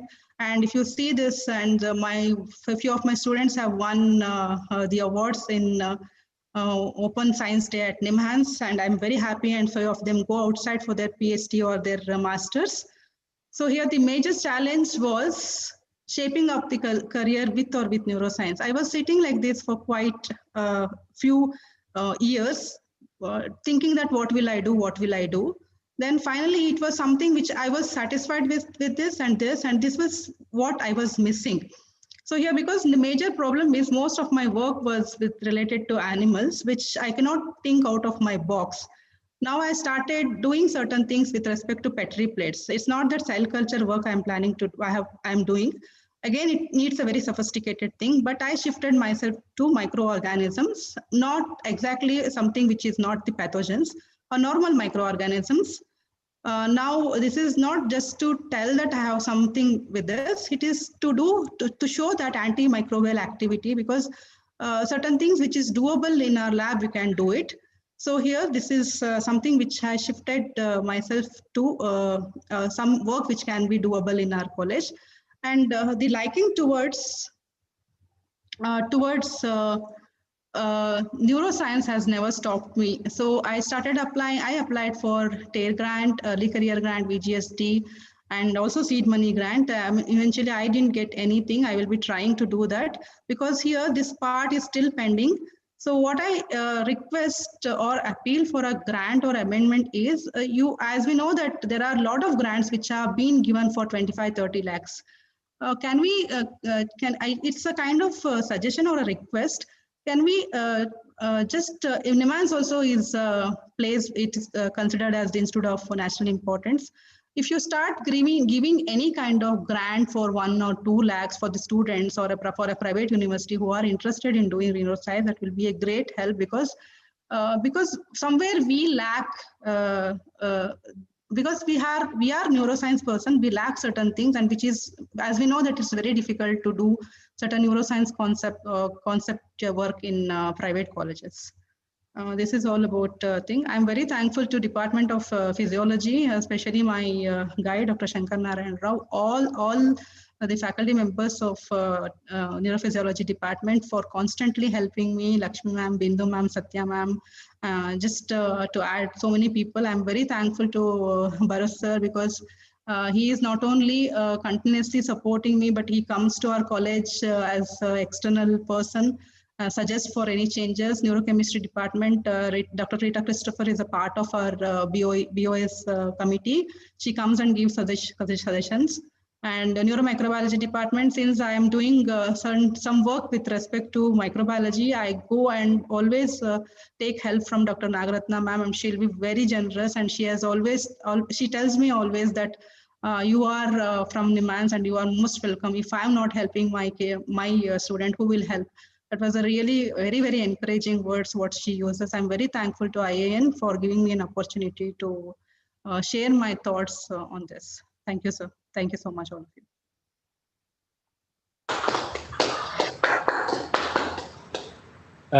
Thank you, Dr. Shilpa, for the presentation. This concludes this session. I'm thankful to all the speakers for sticking to the allotted time. So on behalf of Dr. Ravi, my co-chair, and on my personal behalf, I would like to thank all the presenters for sharing information related to their journey post-PhD and in their current employment, be it academics or in the industry. Some have shared their technical data. During the session, there were a few questions posed by different members in the audience through group chat, and most of them were answered by the speakers themselves, again through text option. There are a couple of them which remained unanswered. One is from Pranay Srivastava, who is working in Massachusetts General Hospital, Boston. So he had a question to Dr. Krishna Ravindranathan, the first speaker. The question is as follows. I am curious to know, as an immigrant, what challenges you faced while transitioning from being a postdoc to an entrepreneur. Is Dr. Krishna in the online? Is he online? Being too late in New York, Dr. Krishna said he will be addressing the answer tomorrow morning. Oh, okay.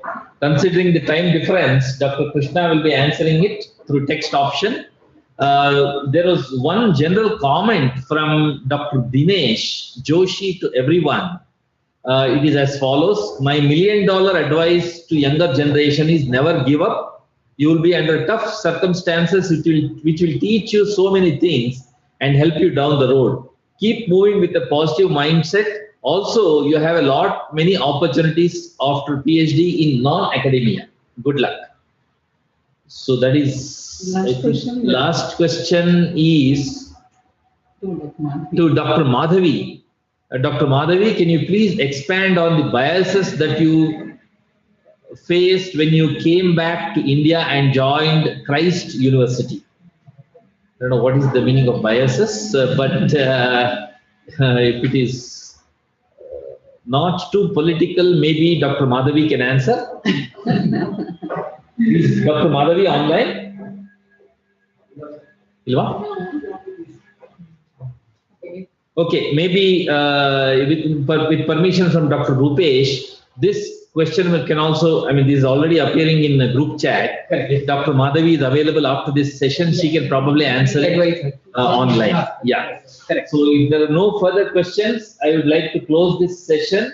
Before I do so, I would like to thank IAN Bangalore chapter for giving me the opportunity to chair this session, and also formally I have to do that. So, and also for all the speakers who gave a totally different perspective than what happens in a regular symposium. It's not only about data sharing, it's also about their experiences as a neuroscientist and also the challenges that they face in whatever field that they're working in.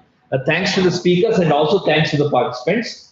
We will close this program unless there is any other announcements that you need to make. Yes, so we thank all the speakers and as well as the chairpersons for session 1. And thank you, Dr. Bharat, Dr. Ravi for smoothly taking through the session. To all the audiences We will now take a lunch break and will be back with the students' presentation for session 2 at 2 p.m. India time. Thank you. Thank you.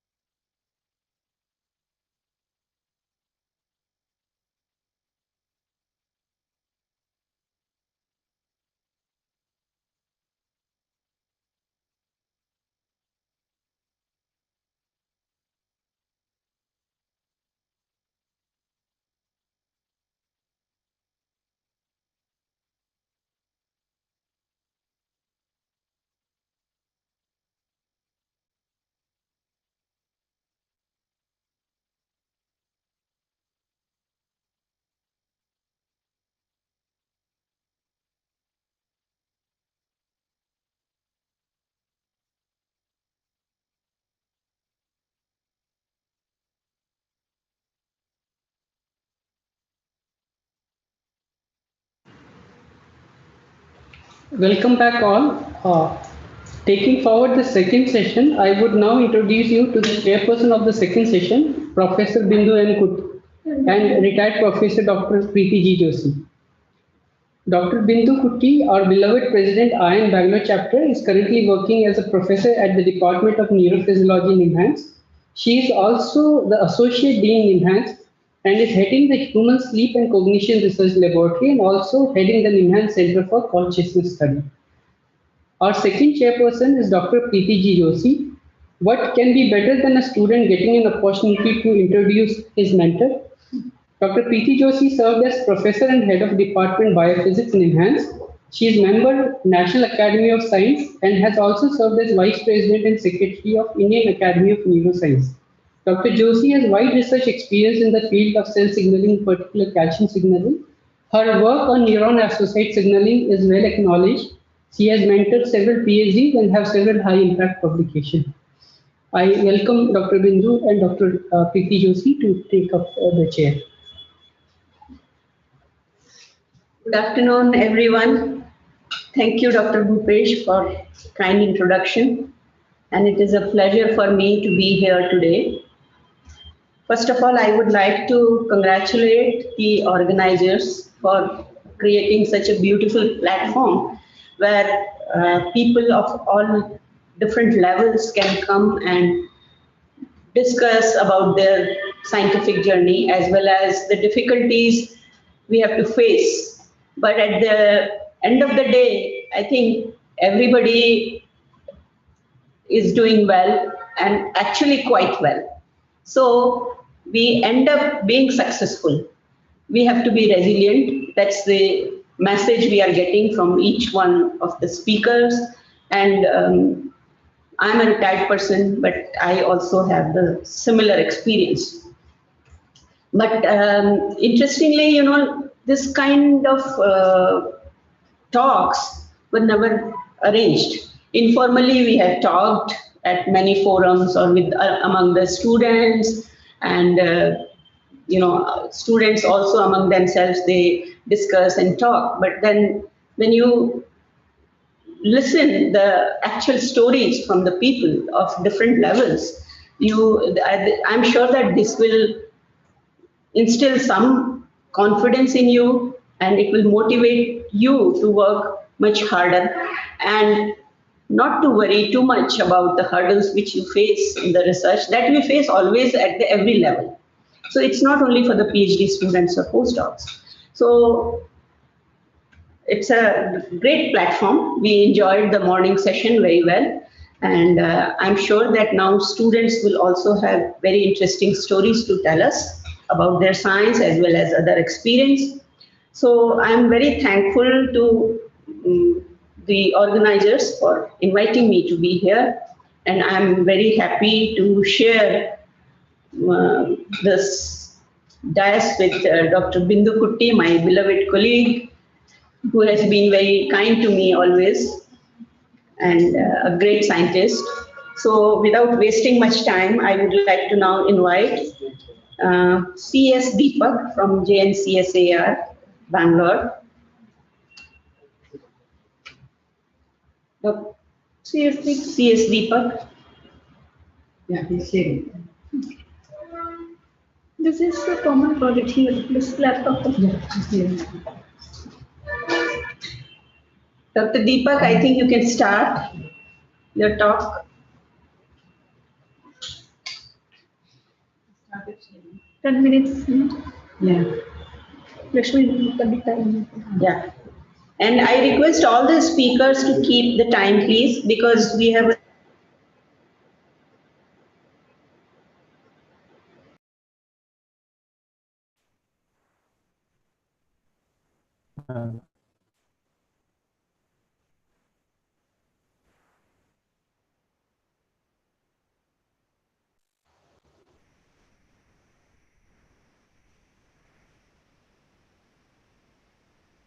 Okay. I hope I'm audible.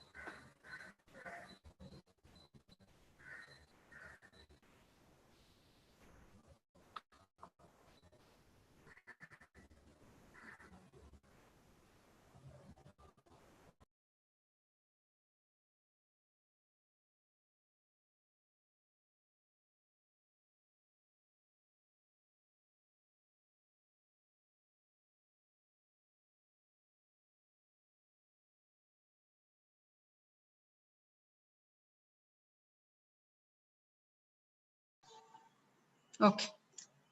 Now you can see. We can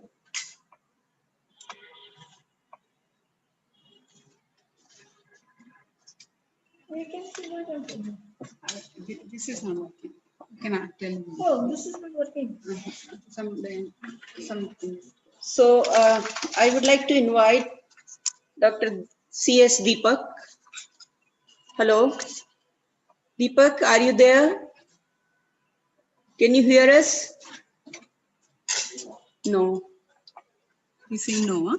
We are He's not not saying able to hear. anything. Hello. Yes. Yeah, Can you hear me? Now we can hear you. Okay. Yeah, Sorry for that. please start your. Sorry for the delay. There was some technical problem. Okay. Yeah. So please go ahead and start your presentation.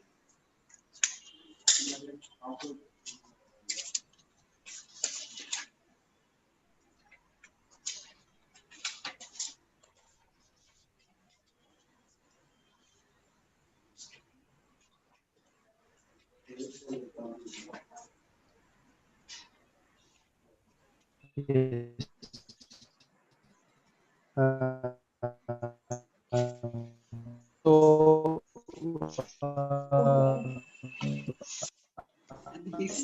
Some background. today, Hello, Deepak. Hello, Deepak. Your voice is not clear. So, particularly hello. with Hello, Deepak. Hello. God. Deepak, can you hear us? No, he cannot hear now. Or we cannot hear him, whatever. Checking my system.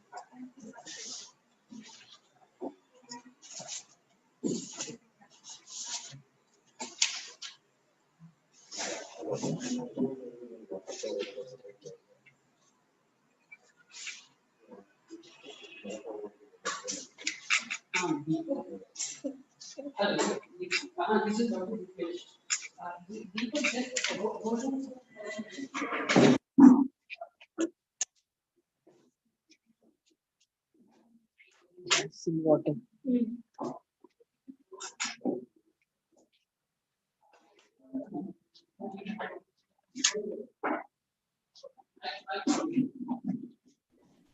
am I audible now? Yeah, better. Yeah. Okay. Okay. Keep the volume high in your system so that all of us can hear you. Okay. Am I audible now? Yes. Yeah. Yes. Okay. So as I was saying, I'm a student of JNCSR. I work in the bioelectronics group in the molecular electronics lab. We are a polymer device lab, and we in the bioelectronics group try and interface these polymer devices with different neuronal tissue. In particular, we work with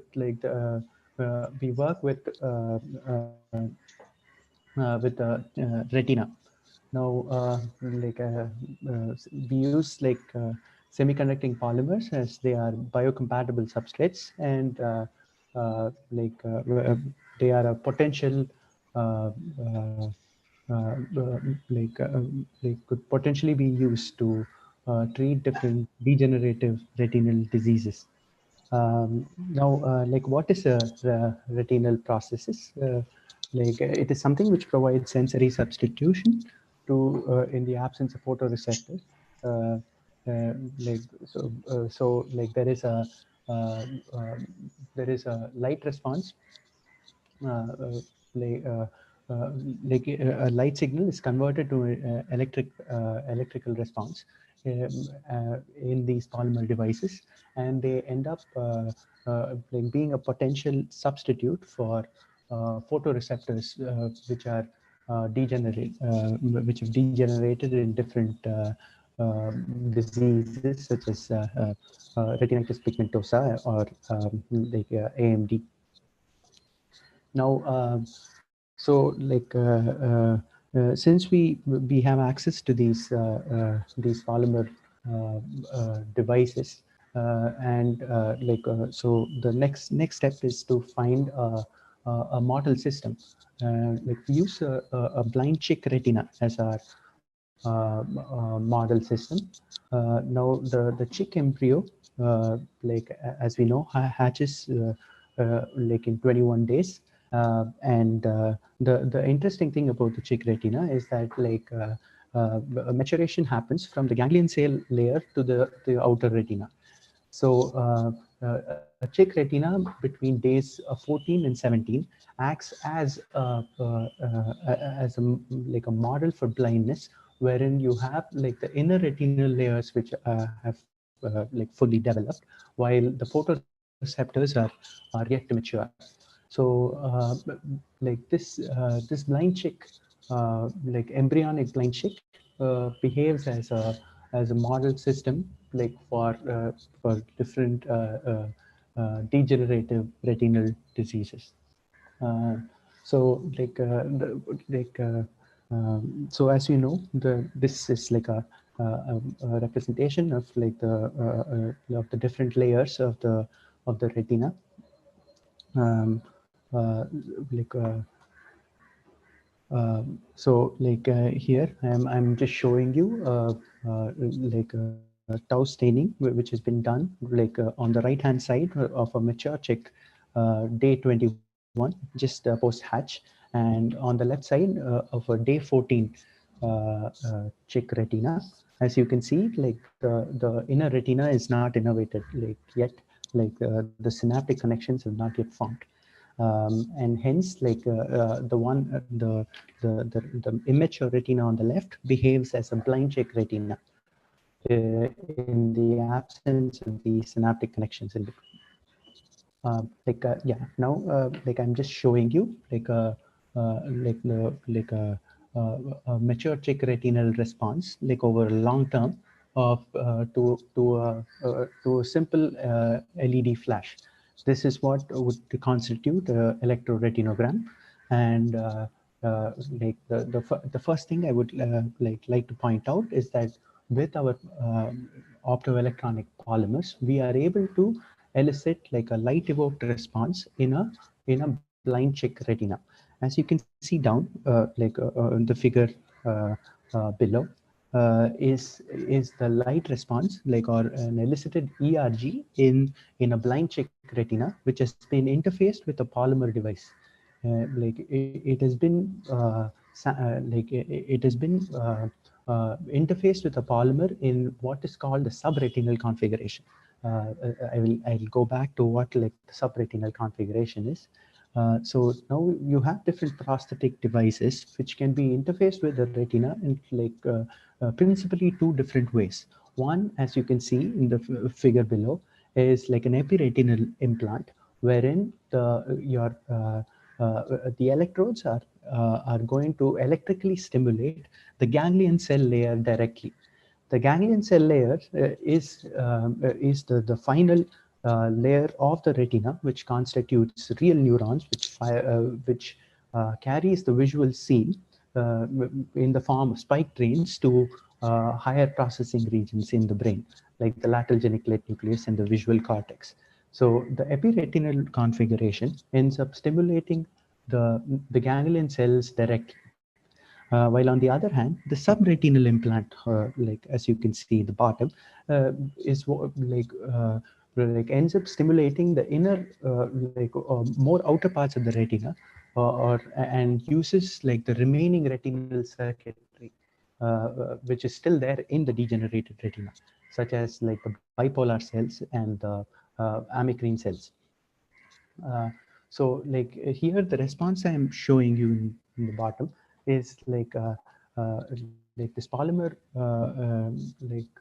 bilayer heterojunction called P3HT-N2200, which is a polymer blend which has been placed on a soft polymer called SEBS, and it has been placed in the subretinal configuration, meaning it is coming in contact with the off and on bipolar cell layer in this blind chick retina.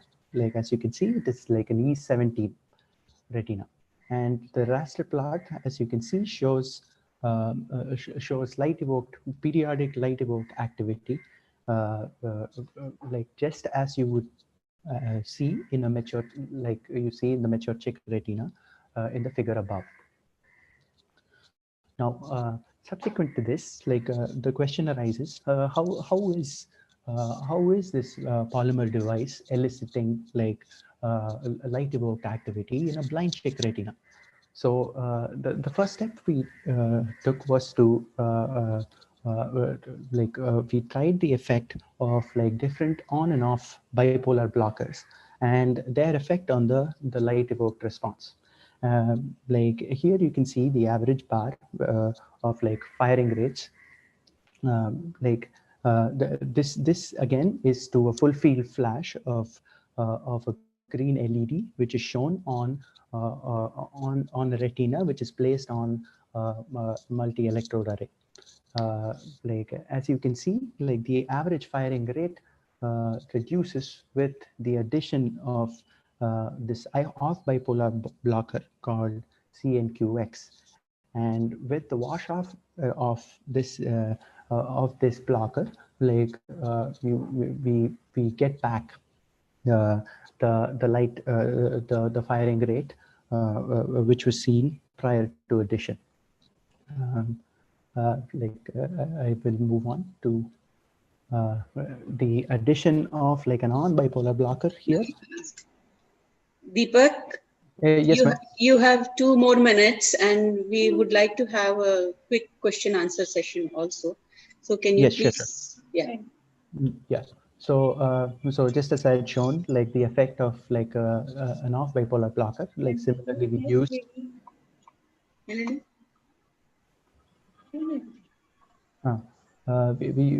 We see, like as you can see, the effect of the on bipolar blocker APB is not as significant as that of the addition of CNQX. Like below, there are a couple of representative electrodes like show paint a better picture of like the response still persisting even with the addition of the on bipolar blocker. Like now, like we move on to like from the full field flash to like a mildly more complex a set of stimuli. In this case, like as you can see, like there is a bright bar which is moved across the multi-electrode array, and this moving bar elicits a moving response in like a spatiotemporal manner. Like we can see the sequence of like in this case, like 9 different electrodes show show the activity as the and this is in a mature chick retina. And like similarly, we do the same experiment with like a polymer blind retina in the subretinal configuration, and like similarly we see like we see the being able to reproduce the stimulus in that like the moving bar is seen as like as evoked activity in the electrodes on which the stimulus is shown. In conclusion, I would like to say that we have seen the effect in like of the polymer being placed in both like the epi and subretinal configurations, and like we see hints of it being preferential to a particular pathway, which is like it is as it is more sensitive to the off bipolar blocker as opposed to the on bipolar blocker. Yeah, thank you.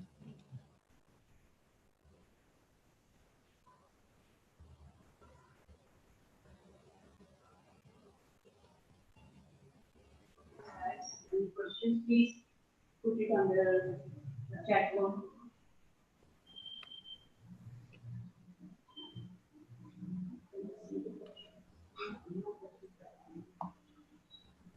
Okay. Okay, so if there are no questions, I would. Yeah, sure. Dr. Bindu had a question. Yeah. How do you take this study forward in terms of specific device? So like an important part of this is I hope I'm audible. Yeah, the important part of this is the analysis of the responses. My lab mate Abhijit will talk to you about how this the responses of these ganglion cells are not trivial, and since these are very simple stimuli that I have shown, but the responses are actually like very Yeah, you have to go a little more long way to really understand this phenomenon. yes, but like the way forward will be like further analysis of the responses and being able to map the input output relationship of different retinal ganglion cell types. Okay, all the best wishes. So the recording Thank that you. is shown are the multi-electrode array recordings on light condition. Sorry. So the recording that you showed are NEA recordings? Yes, they are all multi-electrode array recordings with the stimulus being customized through a Python program and like projected through a DLP projector. Thank you. Thank you, Deepak, for nice talk. Thank you. Now I would like to invite Anamika Sharma from NCBS, and the title of her talk is "What Makes a Fly Fly." Anamika, please start your talk.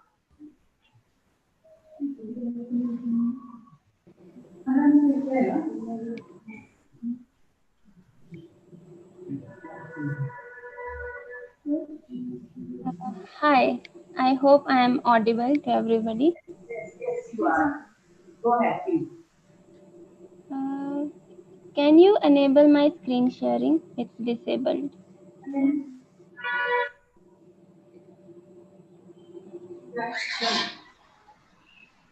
Yeah. It's enabled now. Yeah, thank you. Okay. Hello everybody, I am Anamika and I am currently doing PhD in Professor Geti Hassan's lab in NCBS. So to start with, to tell you about myself, I am from Jammu in J&K, and I have always been interested in how living organisms work. So I never wanted to become a doctor or engineer. I always wanted to learn how living organisms work and how everyone is so different from another. So I did my bachelor's from Jammu University, but I didn't know what to do next to study these things in detail. So then I gave this exam, JNU CBE, which is a national biotechnology exam, and you get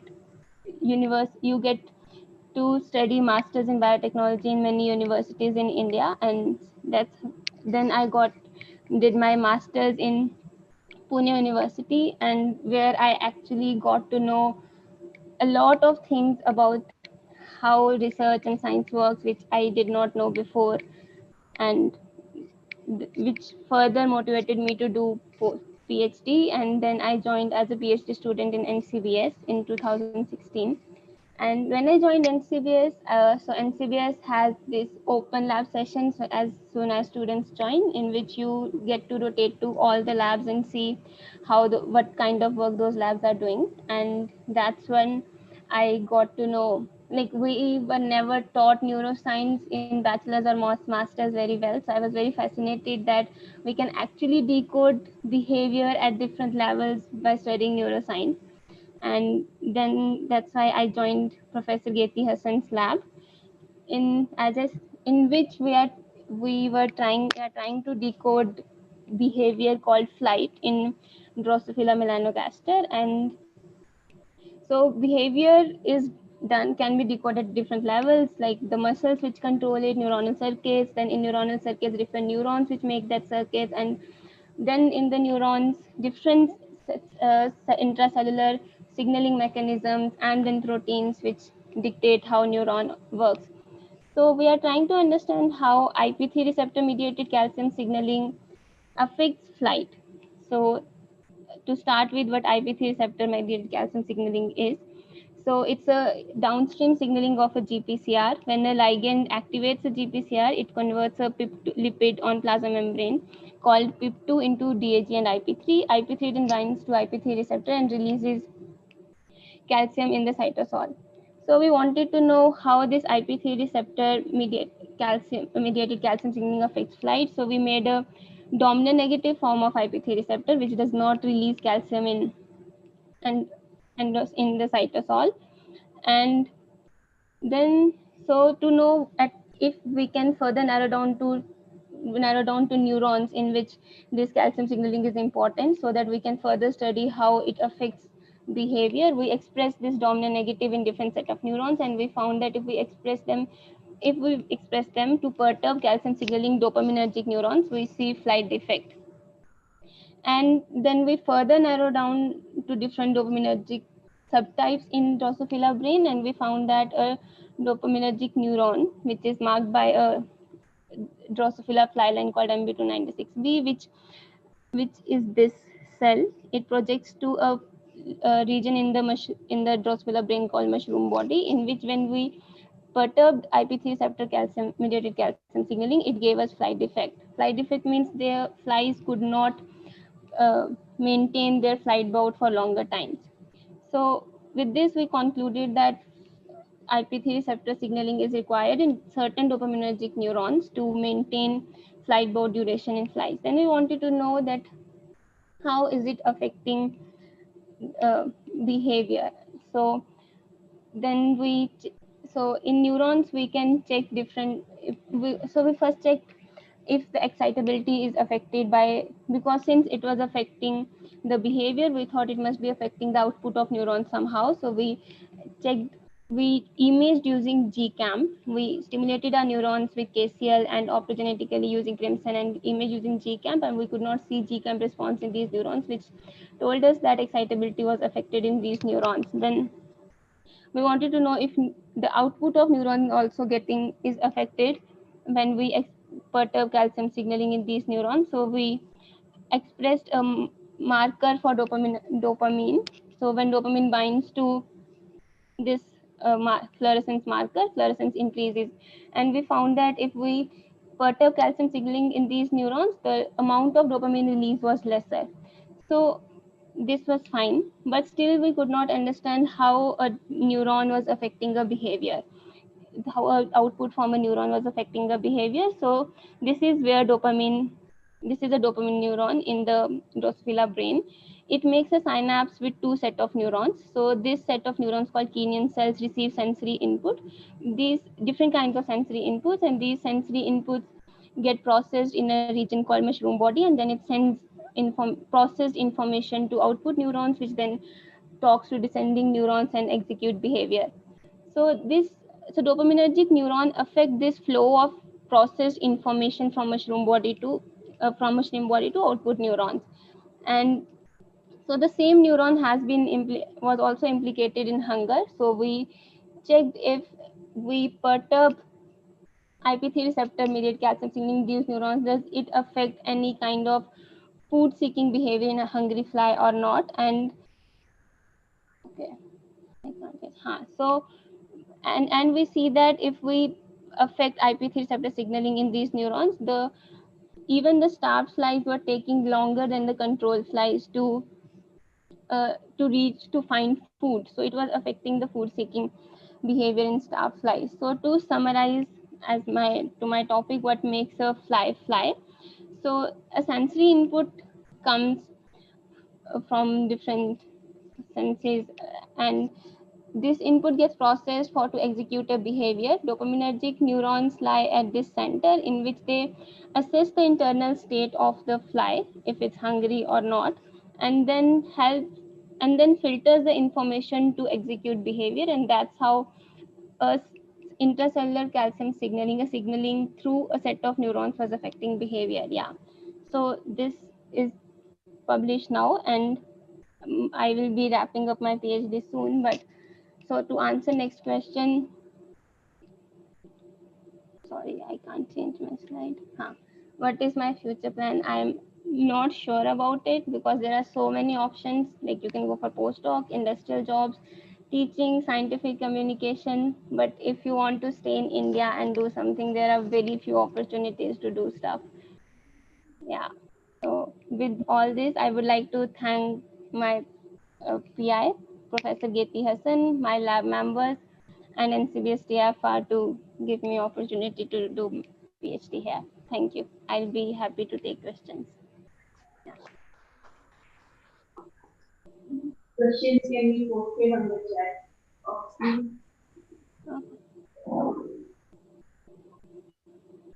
I will just ask you one question. Do you think it is food seeking flight and the behavior of the organism is a circadian dependent behavior? Do they follow a circadian rhythm? Okay, so in the past, people have done flight assays at during daytime and nighttime, but the type of flight assay we do in our flies in our lab, does not get affected by circadian rhythm. Yeah.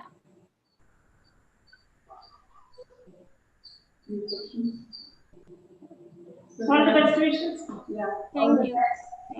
Thank you.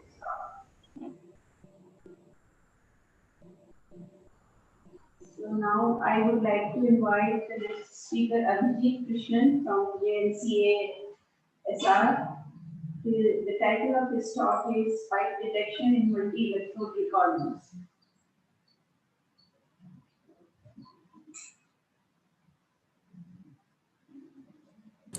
Hello, am I audible? Yes. So there's a small change in the title. It's spontaneous unevoked activity in the chick retina. So I am also in the same lab as Deepak and the molecular electronics lab in JNCSR. About myself, I am now a second year PhD student as in JNC. I did my master's from Christ University in physics, and my bachelor's in physics was from IAC. So why opt for a PhD? So working in a PhD would mean you're working in some particular field for a significant amount of time, say 5 years, and that would help you to get in-depth knowledge in that field. And so you always learn new things. There is always work going on, which I find interesting, which is why I joined a PhD. Sorry to interrupt. Are you sharing slides? Are you sharing slides? 1 minute. Please reshare it. We cannot see it.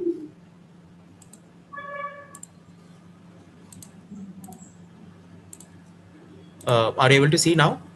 No. Hello? No. Are you able to see now? No.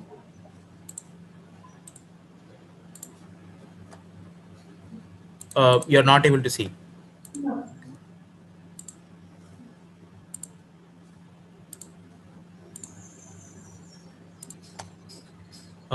Now also you're not able to see?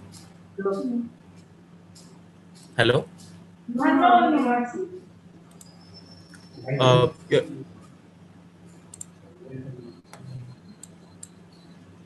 But it's saying it is sharing the screen. We cannot even see.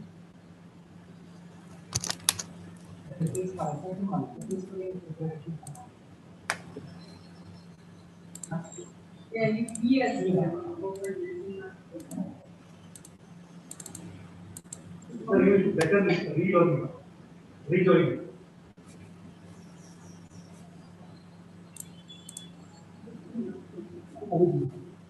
Abhijit, you can log off and rejoin.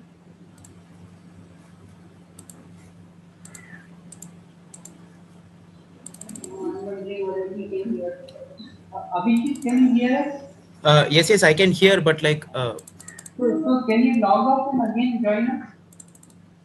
1 minute, like.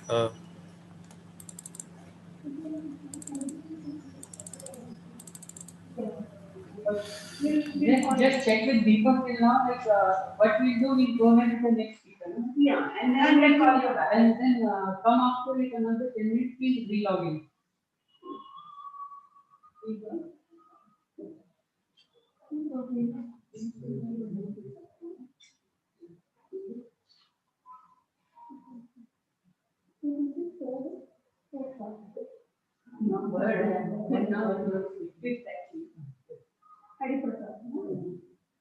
Is Mr. Hariprasad Shetty there? Are you ready? Hariprasad?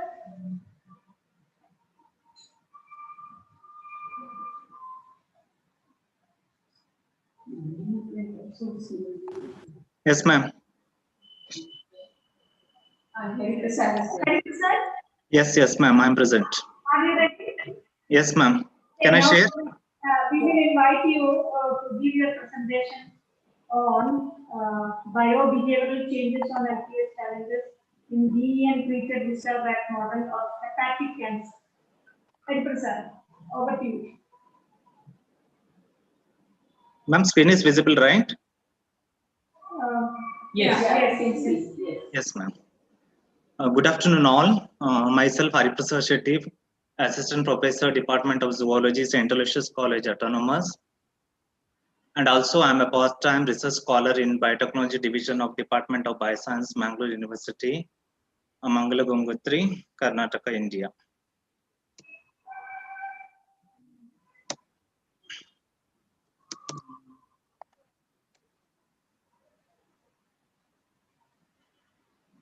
So the second question was the most important reasons to opt for PhD was, one thing was to enhance the qualification and also to get interest in research field. My PhD guide is Dr. Monica Sadananda. She's a chairperson and professor in the Department of Biosciences, Mangalore University, Karnataka. And my PhD topic is cytokine modulation of brain function in an animal model of cancer, analysis at molecular and neural level. Coming to the scientific talk, the title is Bio-Behavioral Changes on LPS Challenge, Lipopolysaccharide Challenge in Diethyl nitrosamine treated visceral rat model of hepatic cancer. Let us see the background and experimental design. Biobehavioral aspects, immunity and disease course are interlinked in a majority of conditions, particularly in cancer. Peripheral stressors or their products regulate immunity by various ways. When there is added insult in an already compromised immune state, such as cancer, the system is said to be double hit. Here, lipopolysaccharide is used to induce double hit in a cancer model. Behavioral changes on lipopolysaccharide challenge were assayed in a diethyl nitrosamine treated visceral rat model of hepatic cancer. My experimental design goes like this. Rats were randomly divided into two groups, den treated and control. Den treated animals were administered with the diethyl nitrosamine. It was dissolved in physiological saline and administered intraperitoneally at a dosage of 200 milligram per ml per kg body weight. And the control group received saline. The animals were left undisturbed for 10 weeks. And after that, the entire set were further divided into two groups. In that, one group was considered as a control and another group was considered as immune challenge, that lipopolysaccharide was administered. It was at the dose of 1 milligram per ml per kg body weight, and the other group was injected with the vehicle. The both groups were left undisturbed until the behavioral testing was done. Next is neurobehavioral testing. So here at intervals of 2 hours, each post LPS injection, the animals were exposed to different behavioral testing paradigms like cage, open field, and elevated plus maze. Here, 2 hours post LPS injection, the animals were kept in a cage at the center of the cage and the recording was done. After 4 hours post LPS injection, animals were kept in open field and the recording was done for 5 minutes. And 6 hours post LPS injection, the animals were kept in elevated plus maze at the center of the elevated plus maze and the recording was done. The recording was done By using the camera, it was mounted in the ceiling, and the behavior analysis was done by using the EthoVision version 8.5. And most of the recordings were analyzed either automatically by the software or it was done by manually. Next is result. Now here, 2 hours post LPS injection when tested in a home cage, rearing behavior significantly reduced by LPS in control as well as den. Even grooming behavior also showed the same grooming behavior also significantly reduced by LPS in control as well as den. There were no effect of den. So here we can say that LPS induced a reduction exploratory behavior. 4 hours post LPS injection when tested in open field, novel open field, there were no evident when tested in this. When 6 hours post LPS injection when tested in elevated plus maze, in case of open arm duration, it was significantly increased in case of increased by LPS in control group, and there was a significantly reduction in case of den treated animals. And in den treated animals only, we could see the significantly increasing in open time duration. Whereas in case of closed time duration, in den animals, it shows significantly reduction, whereas den animals by treated by LPS, there was a significantly increasing in closed time duration. Whereas center time duration, there were no effect by LPS in control as well as den. Whereas in case of den treated animals, it showed significantly reduced by LPS. Whereas in open arm entries, there were no effect in control as well as den treated animals by LPS. Only we could see the open arm entries were increased in den group, as well as in case of closed arm entries also, there were significant increase in den animals, whereas there were no effect in control as well as den treated animals in connection to LPS. So altogether, we can come to a conclusion that here it indicates that on exposure to anxiety-inducing paradigms such as APM, neurobehaviors vary in cancer-induced and consequentially altered human states. LPS therefore does induce a double hit that is manifested in anxiety-related context, but it is masked in non-anxiety-inducing contexts such as home cage or open field. Next is my future plan, my future research career plan. Since I'm teaching in undergraduate student, I would like to inculcate these neuroscience research in undergraduate students and appeal to the government of India, since if there is a provision of more number of minor research projects for the undergraduate students in the field of neuroscience. So at the end, I would like to thank my PhD guide, Dr. Monica Sadananda, as well as IAM. Thank you so much. Any questions? I think we will post it to you. I just wanted to ask you, some questions like, so you have used a rat model of hepatic cancer. So did you check to the hepatic functions in these rat models of hepatic cancer? Hepatic functions, ma'am. Yes, ma'am. Even we have collected the liver sample, so that in that we have conducted many enzyme assays, so that we can come to a conclusion regarding the liver assays too. And this anxiety, what you have tested there, did you see any correlation between, or it has aggravated the liver function? Correlation with? Has this anxiety, now you have put the rat, in an anxiety. Yes, ma'am. So like by IPS injection. So did you see, did this anxiety, did that anxiety aggravate the cancerous situation, hepatic function? Here we could see the anxiety behavior in connection to the den. as well as even in the LPS treatment also it shows the anxiety this thing behavior. But here we could see that there will be differences between that. They will be showing a different type of behaviors in connection to LPS as well as DEM. Why did you do research? Why did you study anxiety in hepatic, rats with hepatic cancer? Which one, ma'am? What is the rationale for studying the anxiety behavior? Study? Okay, I think I will post it. Okay, I'll post. It's not possible to listen. Yeah.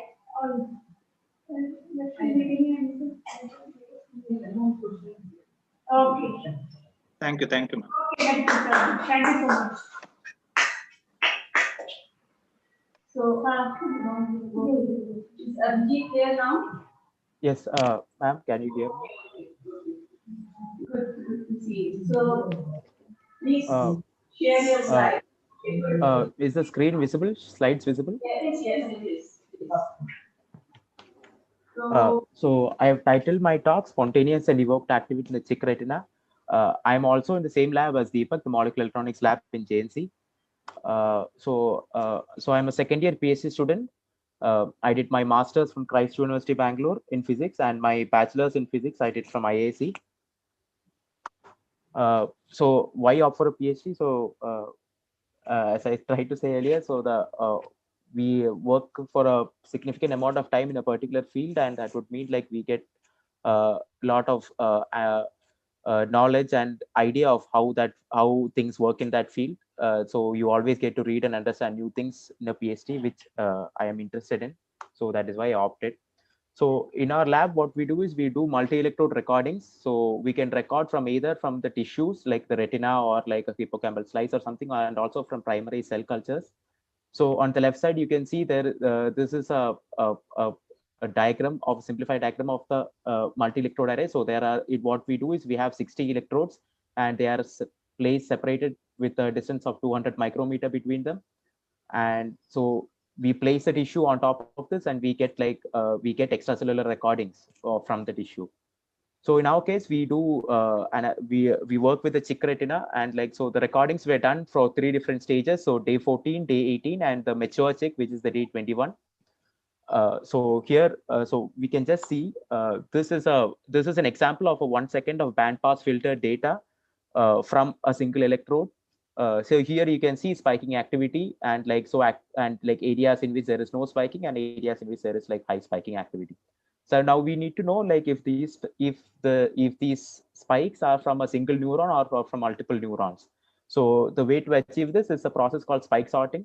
So it is a basic step in the analysis of MEA recordings. So what we do is that we check out the spikes, and the recorded spikes are grouped into different clusters. So based on their shapes and amplitudes and things like that. So this kind of clustering method would help us to extract the spike trains of single neurons from the extracellular recording, and we can see okay how that single neuron is maybe behaving to a particular stimuli, or maybe in the dark how it is behaving and things like that. So this was done for like different recordings, and what we found is that, and an interesting thing was that we saw spontaneous periodic activity during different stages of in the retina. So another thing is, so we did spike sorting with the help of the software called Spiking Circus, which is an open source Python software. Anyway, so what happened was that, so when the interesting thing was that we saw spontaneous periodic activity not only in the day 14 and day 18, which is a developing retina, but also in the day 21 retina. So what happened, clusters or like putative cells showed periodic firing in the dark at different stages. And like the interesting thing was that clusters across recordings showed like kind of similarities. So to illustrate these similarities, so these are like 4 clusters. The top 2 clusters are from a day 21 recording, and the bottom 2 are from a day 14 recording. So these are firing rates as a function of time. So you can see that these cells fire for a short period of time, and then there is a long period of latency where there is very less firing, and then after which there is like increased firing. So these are clusters which were picked on different recordings. So but like say they kind of show the same kind of behavior, short periods of firing and long periods of latency where there is no firing. This is for the day 14 and day 21. and there were another set of clusters. So this time you can see that the top two are from day 18. They are clusters based from different electrodes, and these are from day 21 are different set of clusters on another set of electrodes. So here you can again see that there is like an increased firing for a short period of time, and after which there is like a latency period. But this time the latency period is much shorter. It is a matter of 25 seconds or something like that. And after which there is again increased firing, and this trend continues. So this is seen both in the day 18 clusters and also the day 21 clusters. So initially, when we saw the firing activity in the day 18 and day 14, so all of this is in the dark. This is not based on a light stimulus. So when we saw the initial day 18 and day 14 clusters, so we were thinking that it is like, so in the retina during the development, there is spontaneous activity called retinal waves that occur. So which people think that it signifies synaptic development and connection development and things like that. But the interesting thing that this kind of periodic activity was not seen only in the developing retina, say that the day 14 and 18, but we also saw it in clusters in the day 21 as well, which would mean that it is a different kind of activity because they are looking similar in nature. We were guessing that it is a different kind of activity and which is not related to retinal waves, which should be absent in the mature chick retina. So such kind of analysis, just like Deepak said, it helps us to understand, like in the, if you want, so the chick is as Deepak said, is a model study for blindness. So if you want to see which kind of pathways are getting which kind of pathways are getting activated by a polymer, or like are the same kind of pathways getting activated in the case of a mature chick and also in a day 18 chick with a polymer.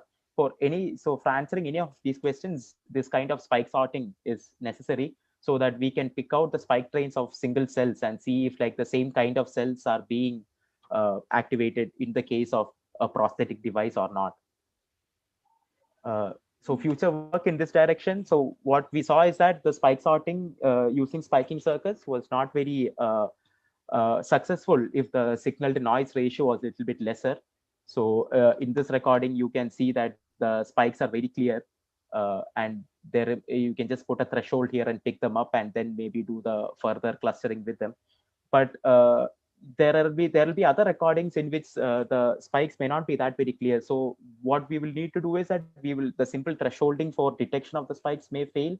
So what I plan to do in the future is like to do a nonlinear energy operator, which people have reported in literature, which helps in spike detection, and from there move on and use that and detect the spikes, and then do the classification using PyTorch or like some kind of machine learning neural network or something like that. So as I said, this kind of analysis is required so that we get to see like if you do some kind of retinal processes, we get to see what kind of pathways are preferentially being activated or not, or like are all pathways equally activated, or all types of ganglion cells firing properly, which is what we would finally require for sending signals to the brain, which would help in moving forward in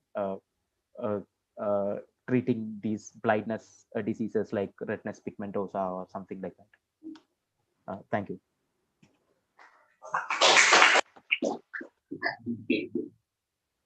Any questions? No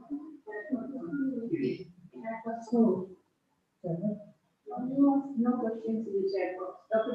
Yeah. So some of the responses that you showed are showing kind of a potentiation, like if you go back to your NE slide, like the previous one. This one. So Okay. most of the responses that I'm seeing, they look like a kind of a potentiation after a delay. So what would you say about it? Like the response is particular, like is it a response particular to a subtype of ganglion cells, or I would assume it is a subset of ganglion cells. That is what. So interestingly, so in this E21, if you see, during this brief period here between 480 to 505 seconds, we had provided light as in a full field flash to the retina. But you can see that both these clusters are very silent during this period. There is no activity at all. So I would say it is I would say it is just based on the type of ganglion cell that may be present. I do not know why it is not showing light activity. But is there like some extensive characterization of ganglion cells being done in check retina or this study? I do not think in the case of ganglion cell characterization has been done extensively in other animals like the mouse and the macaque and all. So there is no reason to believe that there would be different sets of ganglion cells in the chick retina. But like as of now, there has not been an extensive catalog, say, of like which are present, which are absent, like what are the characteristics of them. Such a study has not been done much from my reading of this. Thank you. Okay, thank you. Thank you, Abhijit, for nice presentation. Okay. Keep it up and all the best. Thank you. One question, please. Well, one question is gone now. Shall I invite Ms. Vidya Shukla? Are you there?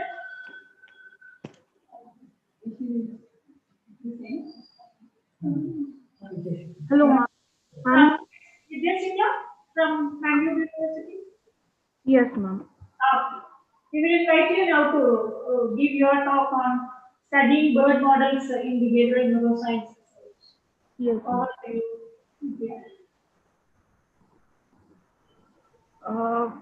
I hope my screen is visible to everyone. Yeah, yes, it is.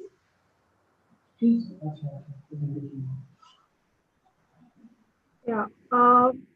Good afternoon, everyone. Please excuse me, I have a cough, so my voice might not be clear.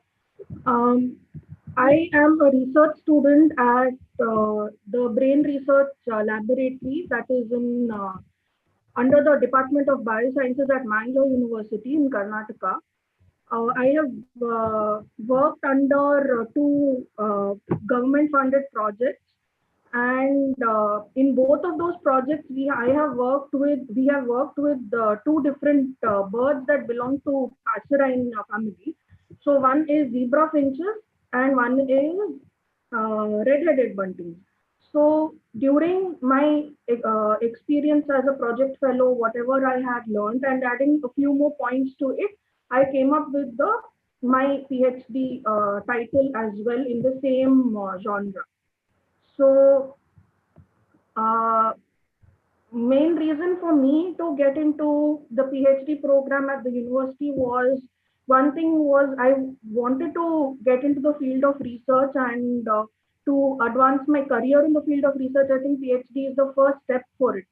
So that is why I had opted to do a PhD in this field. My research guide is Professor Monica Sadananda, who is a professor at the Department of Biosciences. And my topic is influence of extraneous stressors on the physiology of passerine birds. So as I mentioned earlier, the idea behind my thesis was that we have two passerine birds that we are working on. One is zebra finch, which is a resident bird, and the red-headed bunting, which is a migratory bird. Now, the physiology, the behavior of all of these will be different because of their resident and migratory nature. But at the neuronal level, whether there was similar changes we are seeing or not because of stressors, that was the idea behind my PhD topic. Out of that, I've chosen small part to present today. The data presented here has already been published in Experimental Brain Research Journal. So, under the title Neuromorphometric Changes Associated with the Photostimulated Migratory Phenotype in Red-Headed Buntings. So, red-headed buntings are night migrants. So, they migrate at night, and they are Palearctic Indians. So, they migrate from the roughly to say from Russia, Siberia, Russia region to India, and they migrate here, and India is their wintering ground. So when they come for wintering, usually the region is around Varanasi, Lucknow, that belt. So this work we have done in collaboration with the lab in Lucknow. under the guidance of Professor Sangeeta Rani and Shali Malik and Vinod Kumar sir. So they primarily work on buntings with other hormonal and all that. But our focus was to see behavioral and neuronal connection in that. It's already established that buntings experience shift in their behavior as soon as they undergo Zugunruhe. Now, Zugunruhe is nothing but pre-migratory restlessness. Just before migration, they undergo a huge change. That is, they put on a lot of weight. They increase in fat. There is an increase in fat content. There is a change in testicular volume as well, in preparation for that migratory phase. But when we do it in laboratory conditions, we only see it as a change in activity patterns and see it in physiology and behavior is activity patterns and neuronal changes.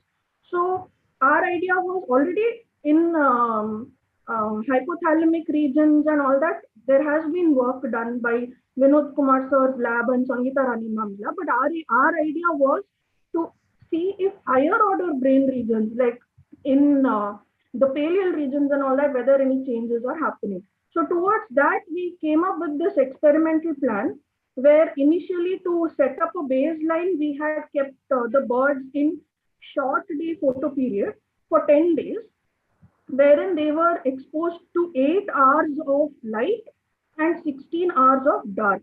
Then after the 10th day, the birds were divided into two groups. One continued to remain in short day, and the second one was there was a change in the photo period where we put it into long day. So there were 16 hours of light and 8 hours of dark.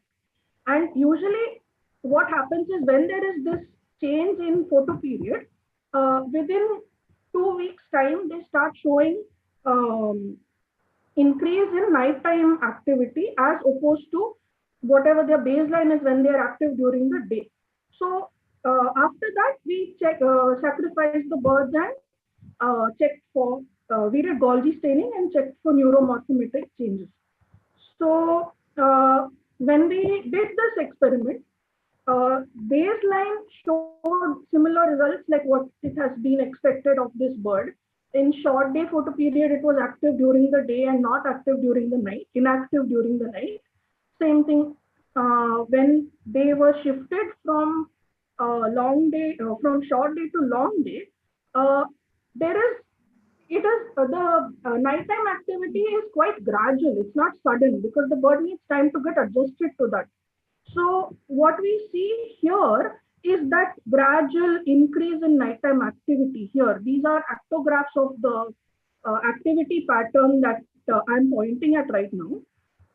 So here we can see that in short day, their activity is quite normal, very less actually. Whereas as soon as we changed it and put them in the long day, their activity pattern started following there was a change in it. It started following a diurnal pattern, but much more intense than when they were in short day. We also saw that there was, during this change, there was no, during the short day photo period that they were there was no change in body weight or fat score. But when we changed the photo period and they went into Zugunruhe, we saw this pattern here. Y'all can see this. This was the graph which I had shown in the previous slide here, similar to this. But you can see here after about 7 days, there is an increase in nighttime activity over here. So this is what is called Zugunruhe. And the same thing you all can see here in the graph that there is an increase in nighttime activity, which is almost fourfold than what is there in baseline. And at the same time, there was an increase in body weight, which is expected because they start eating high fat diet and all that in the natural environment. Whereas in ours, we give them usual feed and their intake also is more. So their body weight increases, their fat score increases. This helps them in their migratory, when they are migrating basically. And there was an increase also in testicular volume. because as soon as they reach the breeding ground, they have to start breeding, right? So the testicular volume starts increasing during Zugelruhe as a preparatory stage for breeding as soon as they reach there. Like they cannot wait to breed once they reach there, right? So they're already getting ready for it over here. Now at a neuronal level, we focused on mainly 7 brain regions. Hyperpallium apical, hyperpallium densocellular. So these are the visual, these are sub parts of the visual wulst, which is equivalent, which is yes, sir. Your time is up now. Yes, your time is up. Okay. So please wind up. Please wind up fast. Yes. So we saw there was an increase in neuronal soma in the hyperpallium apical and mediobasal hypothalamic regions, and the same results I have mentioned here. Coming to what I want to do with my career in the future is I want to get into academic field I like teaching. I want to get into that field and encourage future generation. I have gotten the opportunity. So my appeal to the government would be that at graduate and undergraduate level, if there could be more scholarships, if there could be more fellowships at graduate undergraduate level, it would encourage students to get into research in PhD level also, and also allocation for basic research as well in all fields. I would like to acknowledge the following people. Yeah, so I'm done. Thank you. Thank you.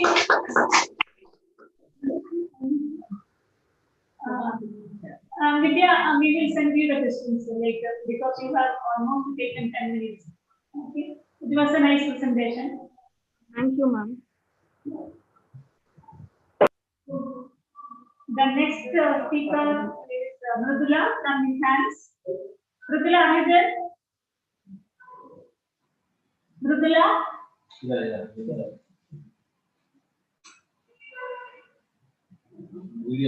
There.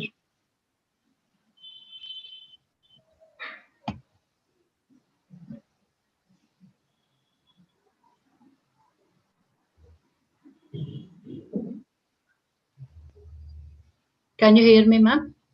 Yes. Yeah, you can go ahead with your presentation, but we are not able to see. I'll start my screen share. Yeah.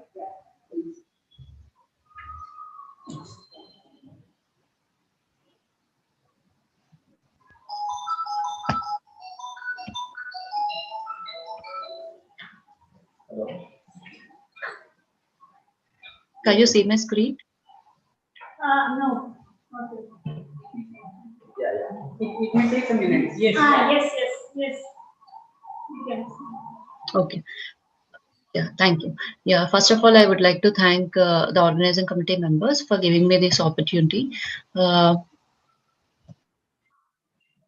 Coming about myself, I am Mridula. I have completed my MSc Medical Physiology from NTR University in the year. Later, I'm interested in teaching, so I worked as a lecturer in Geeta Medical College.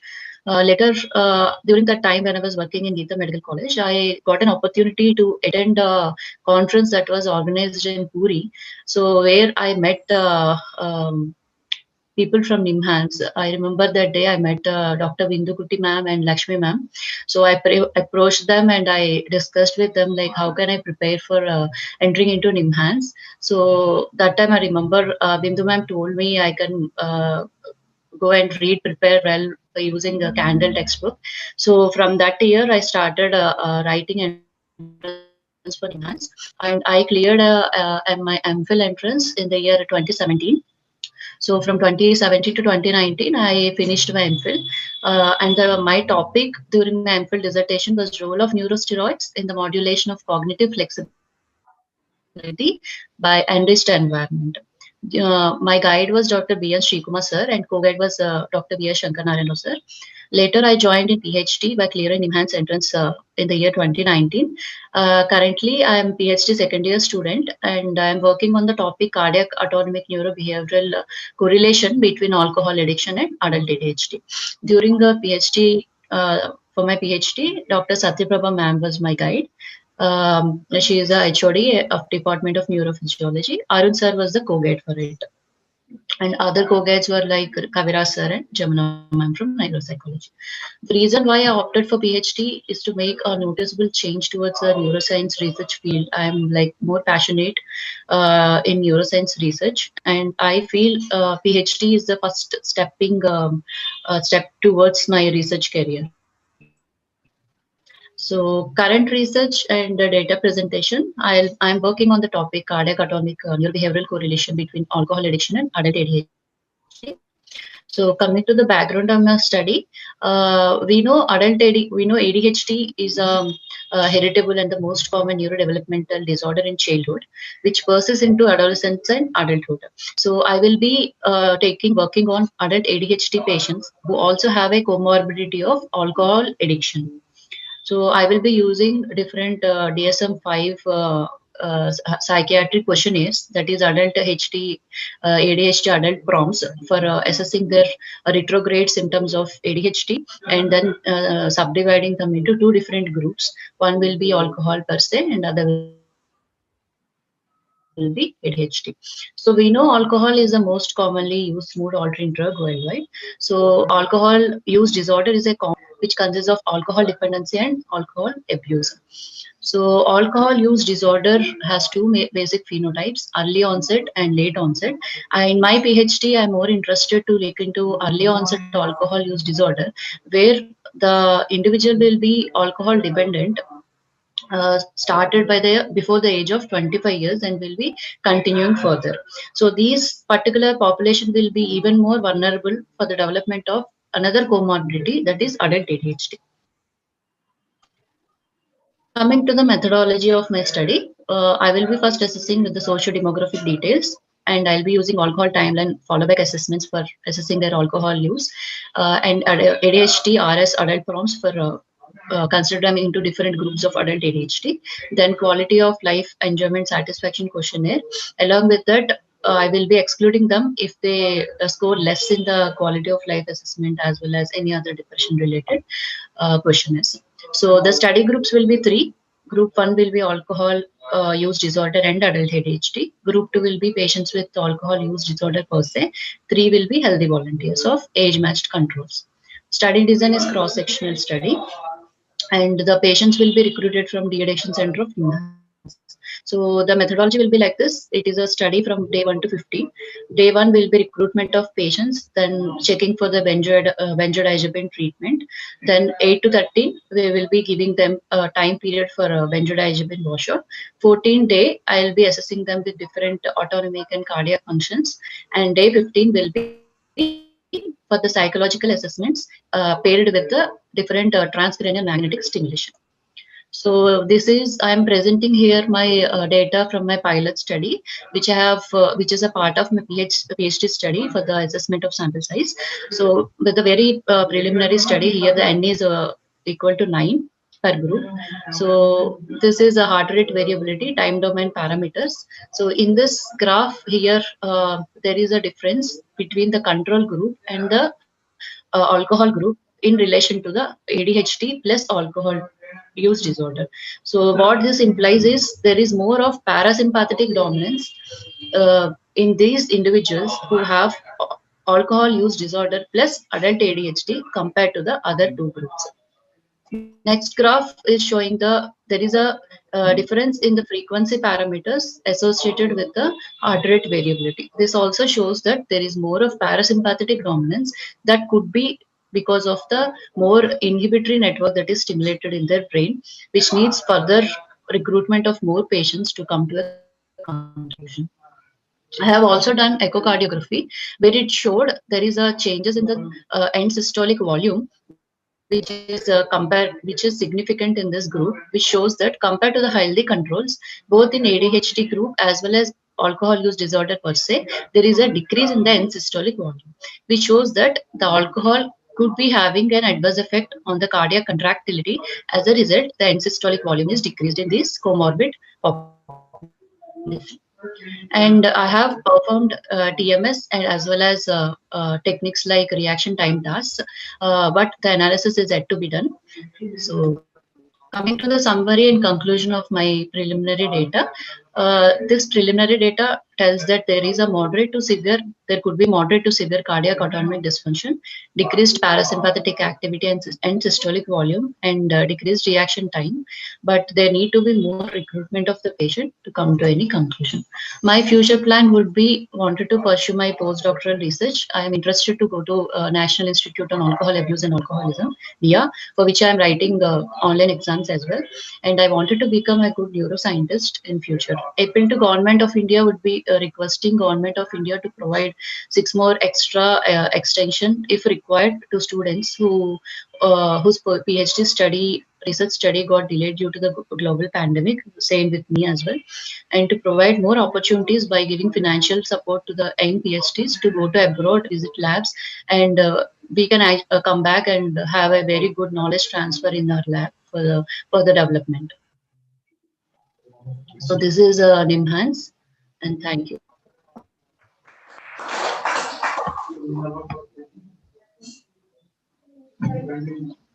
Thank you so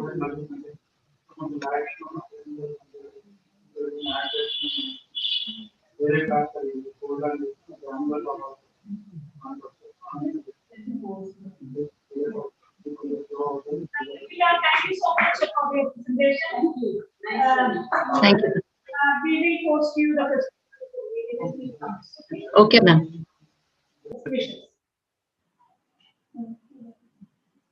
Now Rahul is here. I invite Rahul from Neuroscience, and he has given an interesting talk to me and my research. So, Rahul, we can start the presentation. Good afternoon, everyone. So I know that title finds bit of a puzzle for people.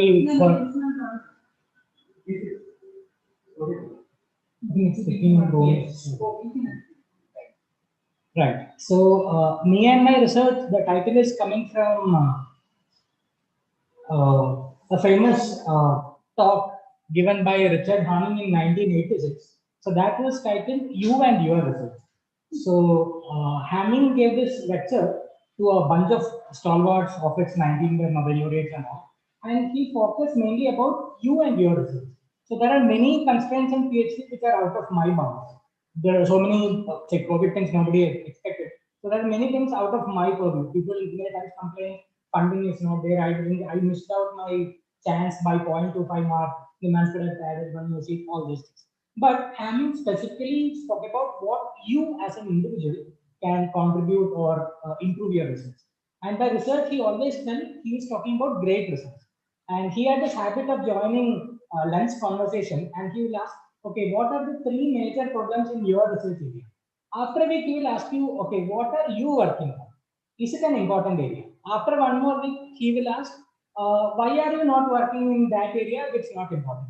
And from the 4th lunch onwards, he was not invited for the lunch. So, that's the allude from the title. So I'm a 3rd year PhD student in the Department of Neurophysiology under Center for Consciousness Studies. And today I thought I will share my piece of journey where I came from a totally alien wing. So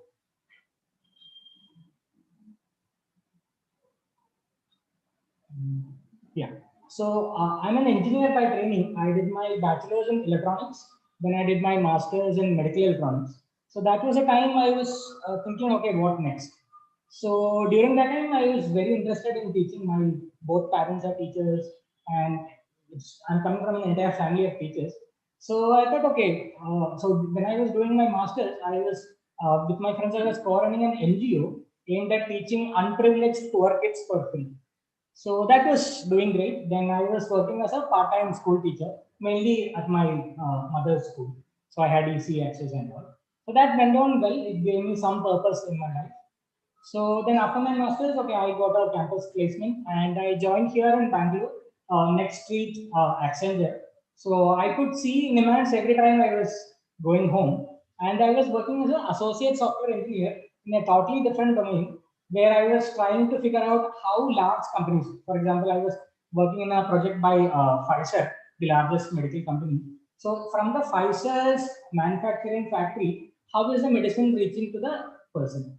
So entire to entire, it is managed by Medi Software, and I was working in one of them. So every time when I used to pass NIMHANS, I used to think, okay, I mean, long term, I wanted to be in teaching and research. How can I do my best? So one issue was, since I was from engineering and my branch was not supported in any of the lists, eligibility list in NIMHANS and BRC, NCBS or anything. So I think I had at least sent 40 applications. It didn't work out. So I decided, okay, this is not going the way I'm planning to do. So I thought, okay, I'll resign my job and maybe I'll do an MPhil. So MPhil Neuroscience was the only course at NIMHANS where an electronics engineer could apply. So I applied for that, and something funny happened in, I think, March 2014. I was waiting outside the examination hall, and one old professor from NIMHANS, I don't remember her, but I have seen in neurology, she came out and told all of us that server crashed and NIMHANS exam won't be happening. I was shell shocked because I already put up my paper for resignation and I was preparing for this exam, and now I don't know when exam will happen. Should I cancel my resignation? I was confused. And I thought, okay, I have one more month to prepare, let me do it. So I did that, and luckily I managed to get in. So I scored 4th in Impel and there were only 4 seats. So that's a point where I started my neuroscience journey. And so that's where I changed from my field or my career to neuroscience. And that was a huge jump. So I'm currently pursuing my third year of my PhD at Center for Consciousness Studies. And before me joining, I had looked through all the available information about NIMHANS, specifically Department of Neurophysiology, where I was, I liked the kind of work, and kind of Dr. Bindu's lab was the one where there was another engineer, Dr. Ajay. So he was doing his PhD at that time. So and I went through the lab pages and all. So I felt, okay, yeah, this work is doing good. And my only target in, so MPhil second year is when we are supposed to take up our dissertation. So my goal was to clear MPhil first year in very good marks, so that when I go and approach Dr. Bindu, she will not see me. And luckily, during my MPhil in the first year, every month we are posted in this department, and you have to present a seminar. So when I was posted in Department of Neurophysiology, I purposely selected the topic as field because I know that Dr. Bindu was working in this area. So I wanted to have a good impression on that. So things went well from my second year of my MPhil dissertation onwards. I'm in the still lab. I'm in the same lab. Currently, it is Center for Consciousness Studies, and Dr. Bindu is my main guide from my MPhil time, then projects, and from my PhD. So that was briefly about how I got there, and then the broad question of why PhD. So I don't have a complicated answer. So this is from my perspective, why I want to do a PhD. So I like teaching most, and I found, so after my MTech, for a brief period of 1 month, I worked as an assistant professor in one of the engineering programs. So that's when I realized that, okay, academics is one thing, but unless you have a solid skeleton of research as with your backbone, you can't do good academics. So then I thought, okay, I need a PhD so that I can combine academia and research so that I will become a good teacher. So these two skills will complement each other. And then obviously I was interested in the field. So then PhD provides an opportunity to get trained in the areas which we do not know and pick up skills, soft skills. There are many other skills, not about you and your bunch work. So whenever you organize a conference and you interact with your peers, there are so many skills which we pick up and which will help us to do some impactful work. So then I was inspired by the properties of individual scientists, their abilities, whenever people go on the stage and tell that they talk. And I found it very humbling. You can always feel that when researchers or scientists present their talk, they will tell, okay, in this area, these are things, but it's still not the case. So initially I was finding it, even a professor with PhD and 20 years of experience is telling maybe and all. So that's very humbling. It felt very humbling in my opinion. So I like those traits. So then I wanted to have a litmus test whether I am capable or will I sustain my interest as a life choice. So that's why I did an MPhil, so that I was sure that, okay, yeah, when I'm set for this journey. So 2 years of MPhil. So then that's about the me part. So me and my research. Now I'll just briefly get through a infographic journey of my research. So my thesis topic is titled Neural Oscillatory Dynamics and Cognition, Neurophysiological Study. So I'm currently focusing on a topic of cognitive processing called working memory. So working memory is something we hold in our mind when we are doing any computation. Suppose we are running a long phone number or something. And then there are many oscillations which are associated with this. So I have designed a small game-like task, and whenever people are playing this task, I will be acquiring the easy and trying to understand, okay, what oscillatory patterns do we see and what we can understand. Then, having understood that, I will be applying a small amount of current on the scalp targeted at cognitive enhancement.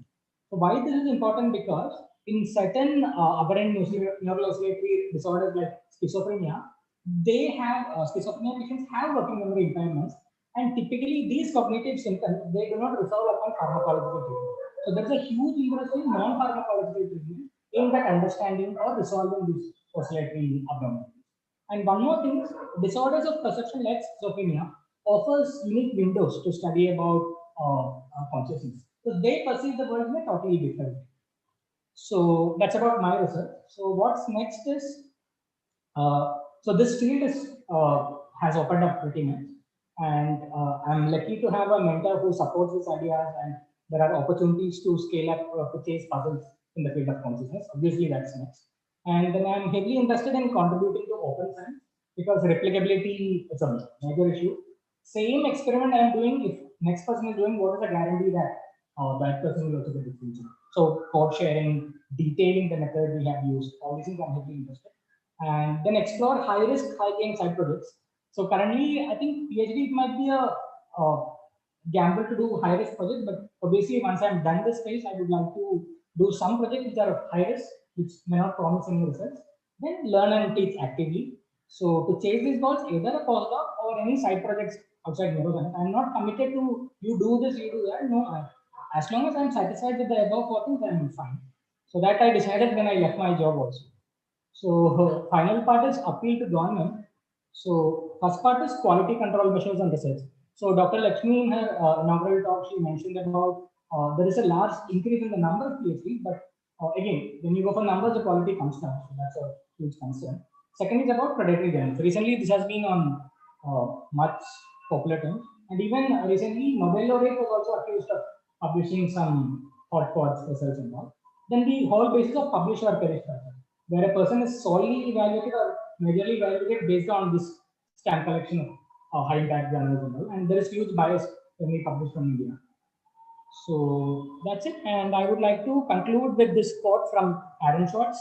Be curious, read widely, try new things. What people call intelligence just boils down to curiosity.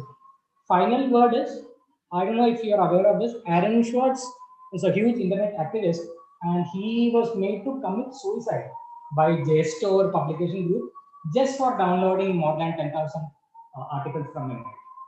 So I would leave it at this. Thank you. What is your appeal to the government with regards to the I think currently abroad and all there is a list called beliefs list, and provided they can give a warning because many people might not be aware. So whoever has published on the government otherwise they can give a warning if this happens. And so that and even government has a list of these lists, people should not publish so that people will be aware. So I think if the regulations from the board should be. There is a question from Hadlock from the fathers. Any advice for sustaining this journey? Yeah, I'm glad to see a question from Sardama because when I was in Department of Neurochemistry, and I told I'm from electronics background, Sardama and Bharat sir, every day they used to ask, are you understanding, are you finding it difficult? Thanks, man. So, I don't know, I was at a place where I can advise, but one thing I found in sustaining the journey is, even though, I mean, from my mentors and guides, I get this compliment that I present nicely, but I have my own share of anxieties and also just that's common, all this imposter syndrome and all. But I think just stick on to what you have. Sometimes things might not work well. But I think once you have made a decision at that point of your neighborhood, stick on to that. One point or later, 1 day, 6 months, 1 year, 3 years, whatever happens, it will come. So I think maintaining a good, peaceful mind will sail through us. So one thing is evident that Ram is a good teacher. He can be the Thank you. Yeah, I had that. I should say, when I joined NIMHANS, I had support from each and every faculty. I was in 12 departments at NIMHANS, and like many faculty, they used to ask on a daily basis, Rahul, are you understanding? Are you following? If you don't understand what is Clathrin doing to neurocritical, please tell us. So I told them Clathrin also I don't know. Then they Sadhana used to teach us in board and all. So thanks a lot. I owe a lot to such teachers to support and back me. Thank you. Thank you, Rahul, for a very interesting talk. And I'm sure that many students will be inspired by your talk. And I can assure you, you are going to be a very good print teacher. Yeah. And wish you all the best. Gia Harnole, is there? Yes, ma'am. Okay, so I invite you to make your presentation. Yes, thank you. Am I audible and is my slide visible? Yes, yes, yes. Yes. Is it necessary to start my video or my audio is enough? No, not necessary, but I think everybody would like to see you at least once. Yeah, okay. You can do that at the end of the talk also, whatever is convenient to you. Yeah, just because I'm at home. Yes. I will just stop my video. And you can see my photo on the screen. Thank you. Yes. Good afternoon, everybody. I am Jija from I'm a research scholar from Department of Biotechnology, Dayananda Sagar College of Engineering, Kumaraswamy Layout. And I thank IAN and IAN Bangalore chapter and NIMHANS for allowing me to use this platform to express myself on Sketch and Etch ideas about PhD. About me, as I introduce myself, I am from the Ananda Sagar College of Engineering. I am doing PhD, which is affiliated to Vishweshwarya Technological University. And I have done my master's. I have done 2 masters, one in plant physiology, and then narrowed myself into plant genetic engineering, which I did from the Ananda Sagar University. Then currently, my current research area is cancer biology and more focused on role of matrix metalloproteases in North signaling in glioma. And this research I'm doing under Dr. Rajeshwari, Dayananda Sagar College of Engineering. I'm very passionate about research, and passionate about research means anything which I am curious about. I try to find answers for it. So I opted for doing PhD, and after my master's, I was working as an intern in an R&D lab at Metahelix Life Sciences, and working in industry, I found it monotonous. And though it was a R&D lab, but you have to do a set of work and repeat it daily, and there was nothing new for me, and I made my decision that I should go opt for a PhD. And also teaching is my passion. I used to teach passionately earlier after my masters. So this is the another reason which took myself, drove myself to PhD. And I thought that doing PhD will definitely lead to my end goal. Then since earlier I just showed that I had my background was all about plants, and then now I changed my career, diverted my career to cancer and cancer biology. This was just because of my mentor. I met her at the Ananda Sagar College of Engineering. I like to work with her, and her focus was cancer. And studying about cancer made me more curious about how it is spreading, about glioma, the infiltrative glioma. Why is it spreading? All these questions made me decide that yes, I want to focus my PhD in this direction. My work is quite pretty big, but I would like to talk about, explain a small portion of my work, what I'm doing at Dayananda Sagar College of Engineering. This work is to find in silico binding affinity of bacosides with the notch receptor. Notch signaling is a key pathway where it is when it is like overexpressed in cancer. It is generally overexpressed, and hypoactive notch signaling leads to various phenotypic traits of cancer, such as proliferation of cancer cells, then inhibition of apoptosis, then migration of cells from primary tumor area to the non-tumorous area of the body. So my focus was to inhibit notch signaling. And since it is we found that it is a promising therapeutic avenue. Bacopa moneri, which is commonly called as Brahmi, it is a nootropic herb. It has a neuroprotective potential in various pathologies like Alzheimer's disease, and it has also been shown to have an anti-cancer potential in various cell lines. So I chose this Bacopa moneri, which is having a potent amount of triterpenoid phytocompounds. We commonly call them as bacosides and bacopasides. So knowing this, and prior to do the wet lab, I decided to do a small in silico study by doing the docking using autodock and see the binding potential of these bacosides and bacopasides on the human notch receptor, which is notch.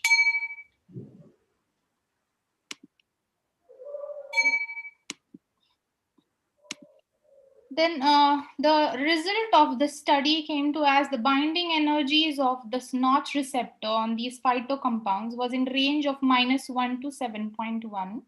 The 7.1 being very lowest was the potential phytocompound, which could bind to the notch receptor, both the chains of notch receptor A and B. In the table, you can find all the binding energies.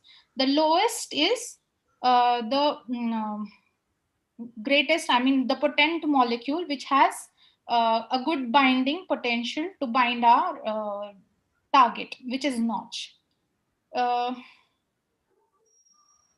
So this is about my work, a small part of my work. Since I worked as an assistant professor for 2 years before becoming a full-time research scholar, I want to get into the teaching profession, and to become a successful teaching professional, I believe that PhD degree is not prerequisite, but I believe it is necessary.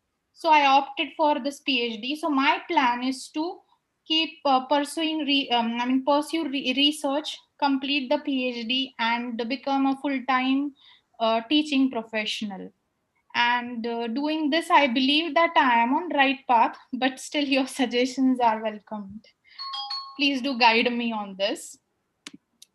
My appeal to Government of India is, in addition to the CSIR, GRF and SRFs, government should give direct access to grants for PhD students as well.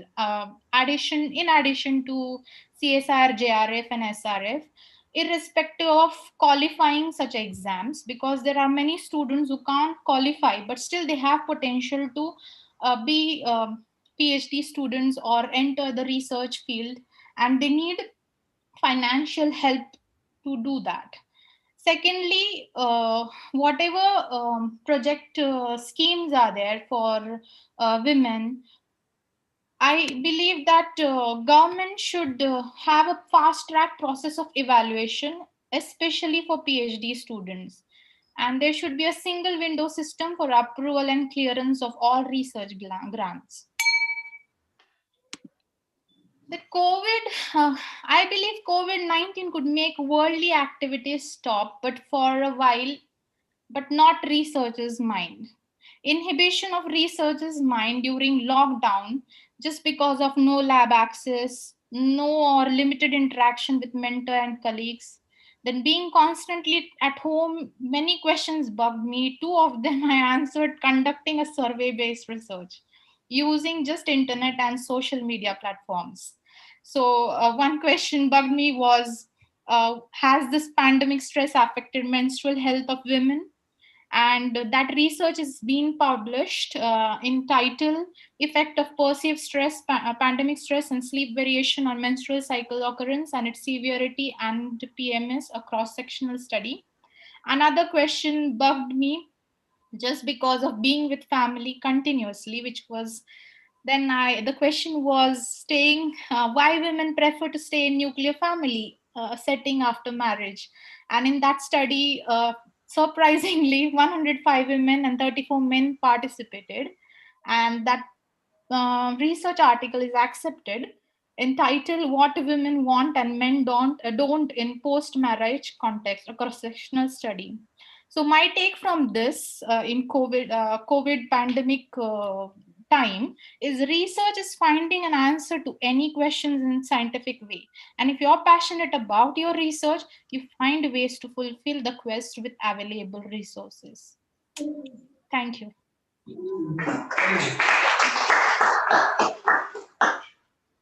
Any questions? Yeah, please. So what was the answer you got it for your second question? Second, okay. The second question, see, women actually really don't prefer to live in nuclear families. They do prefer to live in joint families, but they tend to opt for nuclear just because of the reasons. That is the reward, and we call it as reward. And other thing, we pay for something.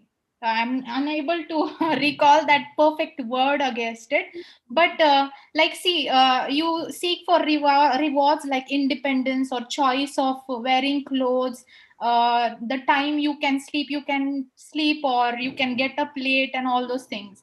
And yeah, sacrifice is that other word against the reward. So the number of sacrifices are more than reward in sorry, in joint family, and number of rewards are more and sacrifices are less in nuclear family.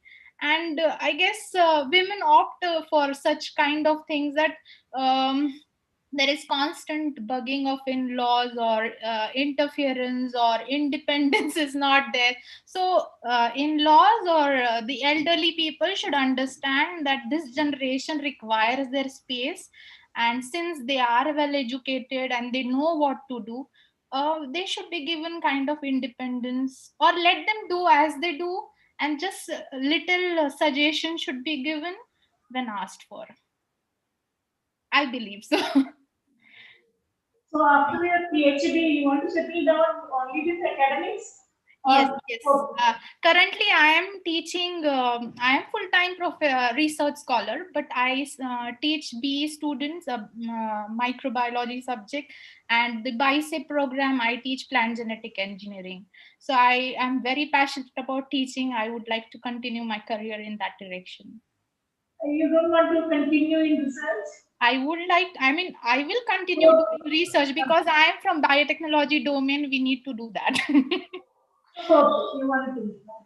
Yeah. It's not because of need. I like to do research. So this is just out of passion. I went out of the box. My domain is completely different, genetic engineering and cancer biology and plants. But still, I went into this psychology-based studies. I liked it. It was just a COVID time experience for me. Very good. Very inspiring. Thank you. Thank you. Thank you. Thank you, dear. Thank you, ma'am. Now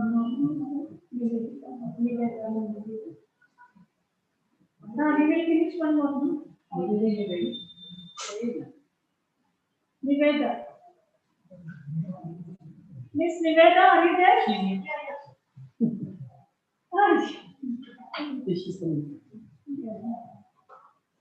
Okay, yeah. Niveda, you can start your. presentation. With this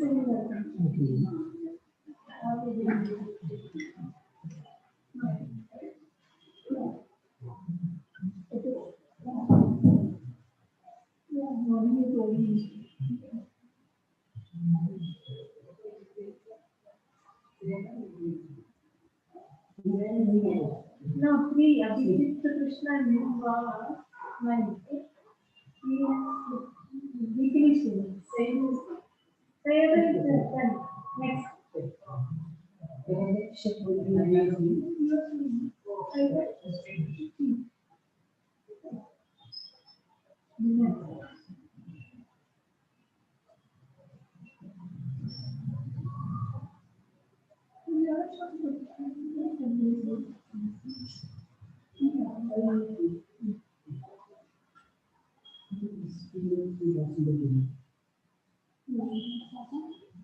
Good afternoon, everyone. So I would like to, my name is Nivera. I would like to start with a brief introduction. So I did my BTech in Industrial Biotechnology from the Center for Biotechnology, Anna University in Chennai.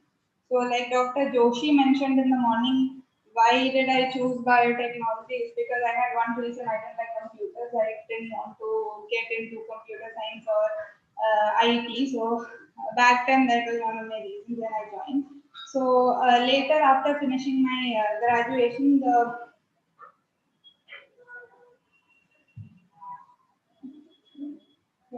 after I finished my graduation, some of my professors had advised that doing a master's would only mean that adding up to 2 more years of another course that is very similar to what you had already done in your bachelor's. So I wanted to get a head start and get the actual picture of what goes on in research labs in India. So that's the reason I joined as an intern at IIT Madras under Dr. Bhaskar. So I was working in a plant developmental biology lab. So that was where I began, and then later continued to work as a junior research fellow over there.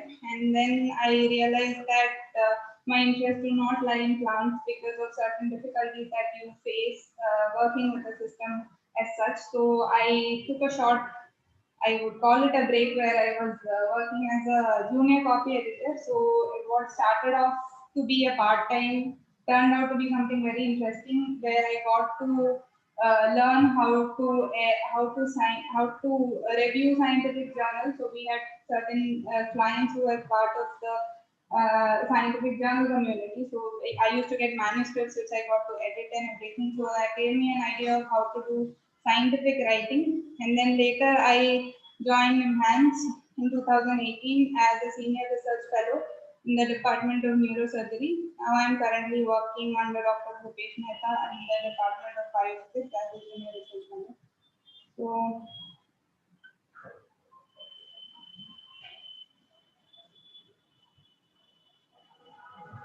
yep, so the reason for why I joined research, to be very honest, when I started off, it just seemed like the next sequential step to go for after my undergraduation. But then once I realized what I was getting into, I realized that this is where I wanted to be. And like everyone else, I think all researchers have a bunch of questions that they would want answers to, or you finally get into a field where you can actually do that. You have a question, you have the chance to probe into it and figure out what is going on. So like everyone else, I also find certain things very fascinating, like how complex the biological system is, and yet it manages to work in such an efficient and organized manner. And of course, the human brain. I mean, like that in itself is something that I think everyone should be interested in. And apart from that, there is always the question of what is this intense urge for life to keep propagating. I think it is the survival instinct of every life form is I think that is the driving force for everything. And what is this intense urge for life to keep propagating? So these are questions I don't know whether or not I'll be able to find the answers for this, but then scientific curiosity always keeps you going. I mean, you get to know the hows and whys, and you may or may not find the answer, but then at least you are in a place where you can go after something that you're interested in.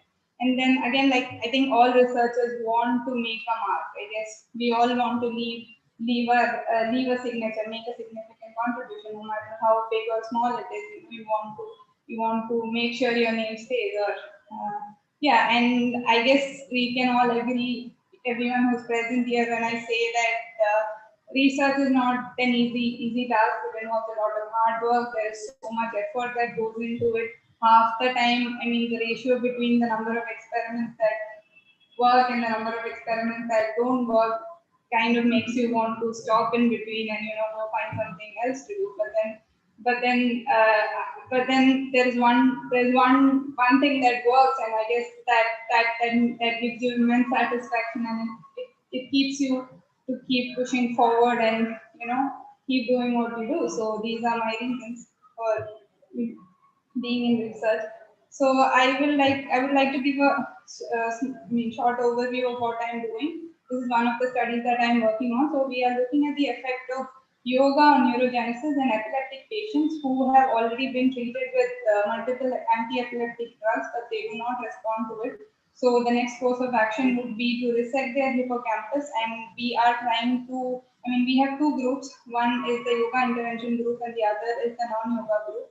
So we will be comparing, our study intended to compare the effect of yoga on neurogenesis and compare it with the non-yoga group.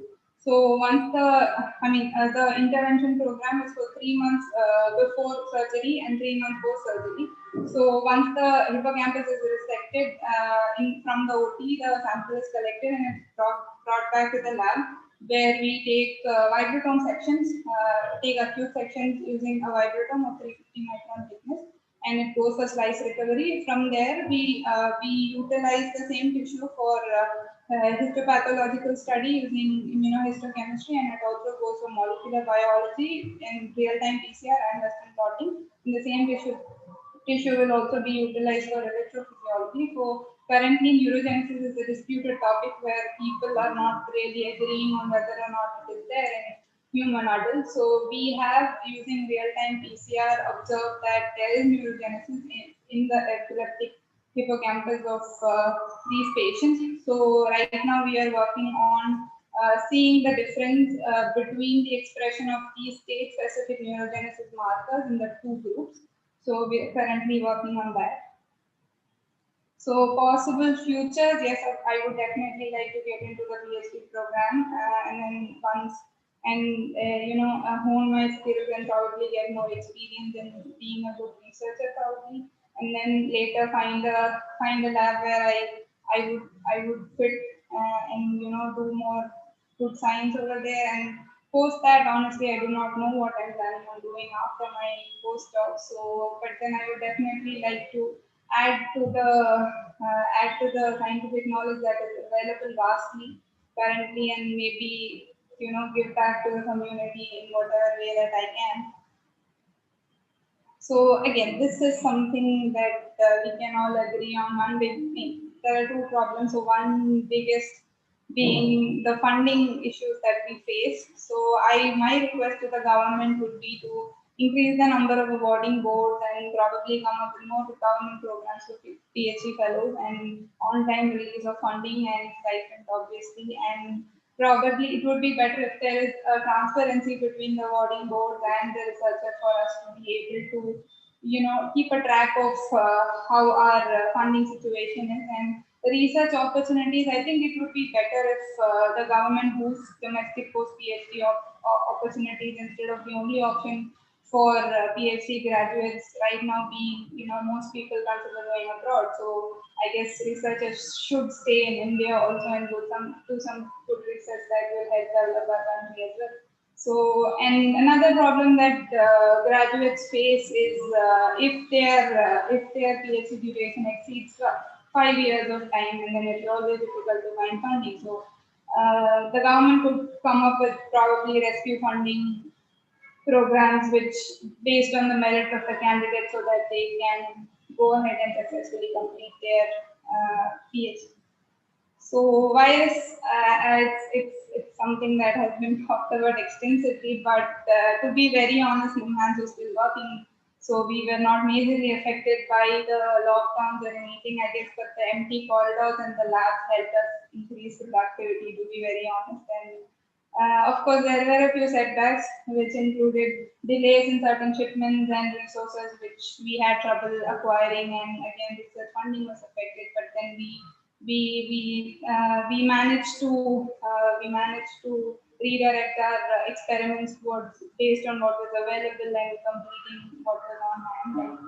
And health and hygiene, of course, it wasn't much of a problem because we made sure all safety precautions were taken when we were working. So I think it all worked out for the best. That was my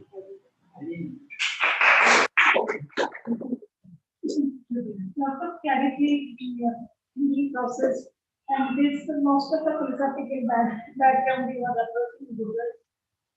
But there is a good clarity, and you can go ahead with like that. Yes. Whatever you are doing. Yes.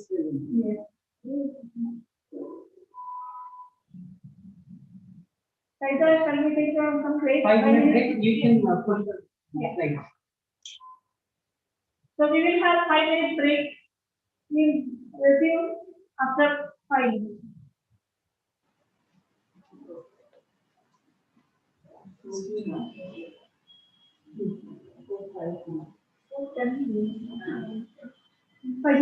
You want to know? coffee gone. You couldn't say anything. I used that.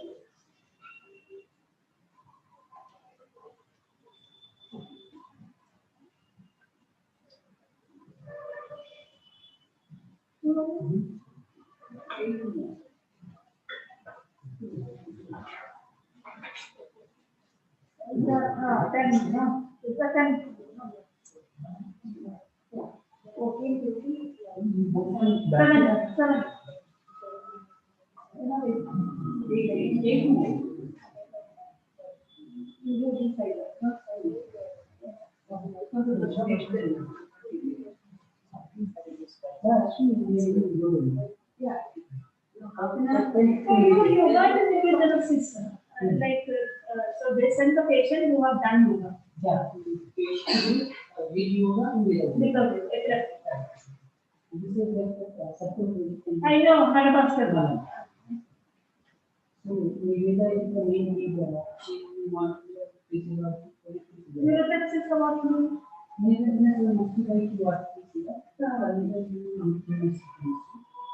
are most focused on mind. But now she's so you look into what protein? Yes. Which protein is you?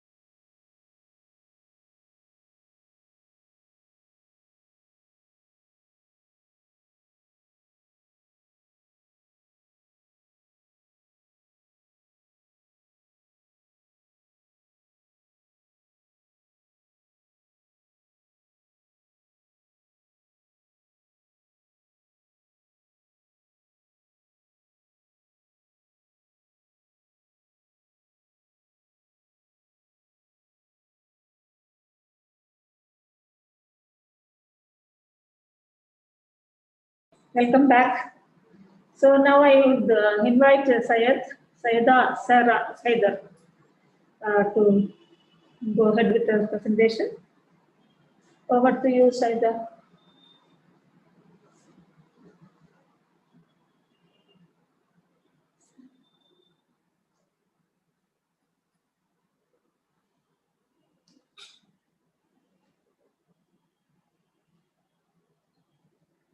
Hi, good afternoon. I'm Zehra Heather. So I'll just give a very brief introduction about my research journey till now. So I have done a bachelor's in zoology and chemistry from Lucknow University. Then I moved on to MSc in biophysics from Mumbai University. I have done my MSc resolution for a brief period of time at Center of Excellence in Basic Sciences in Mumbai. And now I am a third-year PhD student working under Dr. Bhupesh Mehta at Biophysics Department in Enhance. Different states. Three different states.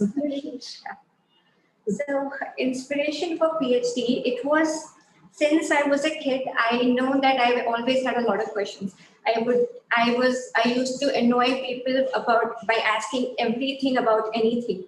And the biggest contribution and biggest credit I would give it to my dad, because he never showed away my questions, and he never made any false stories about my questions that, okay, this is, so if I'm asking him something, he will tell me as logically correct, as factually correct and simple as he can. For example, when I was a kid and traveling by the train, and the first question that came to my mind was, why is the road and everything moving back when we are moving forward? Then he actually sat me down, and he sat down and he kept me walking, and then he walked with me, and then he showed by keeping two objects unless and until I reached to a moment that, oh yeah, I know, that's how it is done. So that moment when you understand something, oh, that's how it is done. So that is, that moment, that euphoria that you get when you understand something, that is something that I've always been there. So what I used to do is I get my toys and people play with them, I open them and I used to see how they work. So knowing how things work, that has always been my biggest joy. So I think that was my inspiration to keep working. But biology was not my first choice. Even before I could say astronomy, I was into stars. I loved learning about them. I liked to learn the names of the constellation, how far they are, how they work, what all, and whatever questions anyone is ready to answer.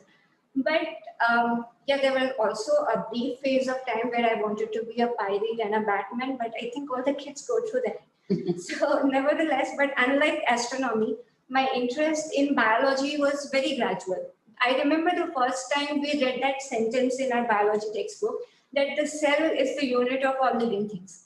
So but then I was also thinking, okay, I was still a kid, but isn't living things also matter? But we learned that atom is the unit of matter. So that means cells are also made up of matter. It wasn't a big revelation. It was a very logical conclusion. But what that got me into thinking is, like, I started visualizing a cell as something which is constituted of atoms, something that is made up of atoms. So as I grew up, so that perspective stayed the same. So when I started studying more into biology, so when I'm seeing a cell, I'm trying to see, okay, what is actually happening to atom? What are the forces of physics that are being applied between this channel? What is actually making it move? We are saying, okay, the ATP is getting generated, it is getting moved. But how exactly? What is exactly happening? So the more I dig into it, the more interesting it became. So by the time I came to this choice that do I have to take physics and maths because I was deeply interested in those two also, or do I have to take biology? By the time I had stopped looking at biology as a branch of science or a subject, I would see it as a system where all the fundamental laws of physics and chemistry, they will come together in a very intricate fashion to bring life. So, and I always believe that, behind all the complicated phenomena, there is always a simple solution. So unless the solution is simple, unless the truth is simple, it is not the exact truth. So like if you say about the computer, so all these complex activities a computer is able to perform, But if you look at the root of it, it is just 0 and 1, the binary. I mean, letting the current in and letting it not out. It is the combination and, you know, different combination of it that just give rise to this complexity. The same goes on with our cells, like the neuron cells, again, firing or not firing. But it is the combination of it. It is the network of it and the way it is firing, and, you know, the number of neurons which are firing together, or the number of spikes that builds to this complexity. So what I want to see is, I want to see the simple figure behind this complexity. So, but for everything, there are many perspectives. If you see a cell, if you ask a physicist what a cell is, so he would tell you that, the cell membrane behaves as a capacitor, and then you have conductivity due to the ion channels provide the conductivity. Their size provides the resistance. It's just a simple circuit. But similarly, if you ask a chemist what a cell is, so he will tell you about the chemical components of the cell, what is happening to the carbohydrates, how the energy is getting released, and all those things. And if you ask for mathematics, of course, mathematics is the language in which universe was written. So obviously, for every movement, every single movement, even a nanometer movement, you have an equation for that. But if you join them all, then only you get the whole picture. A chemist cannot tell what a biology is, what a biological system is. A physicist cannot tell what a biological system is. A mathematician won't be able to tell you. A biologist who built up all of them together, who build all these perspectives together, then only they can tell you what exactly the system is and what exactly is happening right now. So what my expectation from my PhD and my research journey, or my goal from this research journey, is to get there, to get at the point where I can have all these perceptions, where I could learn to see from different points of views. The same data I could develop that point of view in myself. Then I would say that I have succeeded as a researcher, when I would be able to see the whole picture. Doesn't matter even if it is, you know, one system that I solve, but if I could solve it completely, then I would say that, yeah, I have done something. So for currently, my research is in a very beautiful but equally complicated system, which is retina. I am looking into how diabetes affects the retina. So diabetic retinopathy is a long-term complication of the disease diabetes, where people after 40 years or 30 years of going through diabetes, their retina starts detaching and they ultimately turn blind. So this is one disease where the symptoms actually start very late. So by the time the symptoms starts coming, there is no way to refute them. So, but up until very recently, researchers thought that this is a vascular disorder, and because the symptoms are all vascular, the blood vesicles, they start swelling up, and that is how the retina detaches. So, but recent data is telling that, you know, the neurons are the ones which are getting affected first. So our research is to see when exactly and at what point and how the neurons are getting affected. So what we do is we take the retina, and we are taking two different approaches. One is a non-invasive approach, where we record the electroretinogram from from the diabetic animals.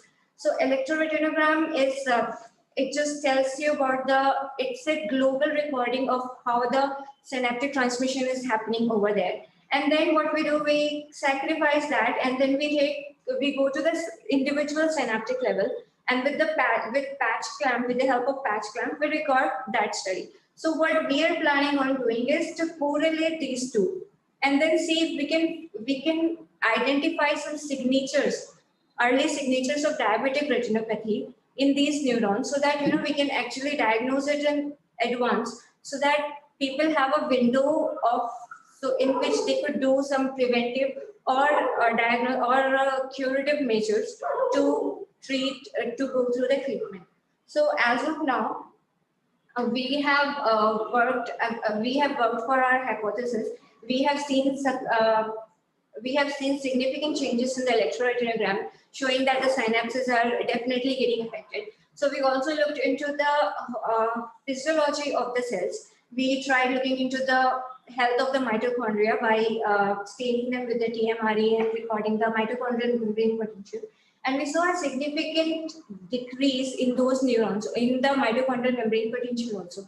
And this was only 7 to 8 weeks of diabetes, 9 to 12 weeks of diabetes. So that is a very early stage, and still we are seeing significant changes to the neurons.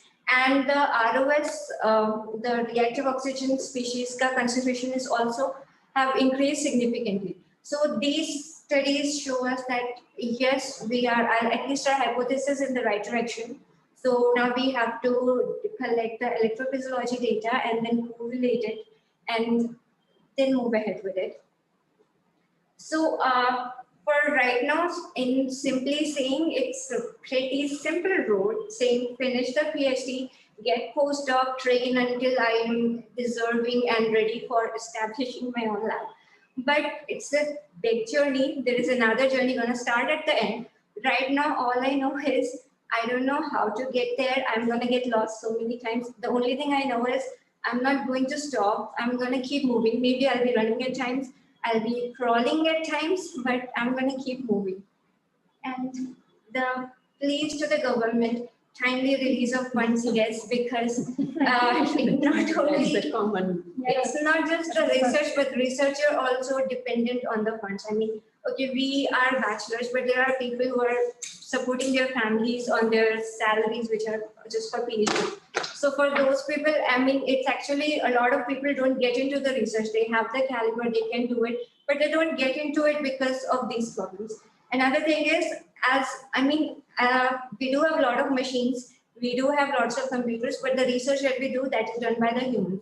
So the time of human, and as we already know that the amount of research, the amount of experiments we have to go through in order to get the research done, that is extensive. Like you do 100 experiments, you get 10 results. So that is, all those things are very time extensive. And then there are other things also that a professor or a student needs to do. There are teaching jobs and other things.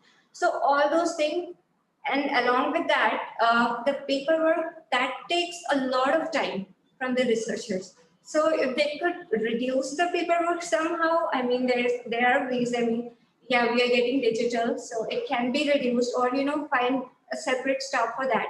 So that would give us a lot of extra time to devote to research only.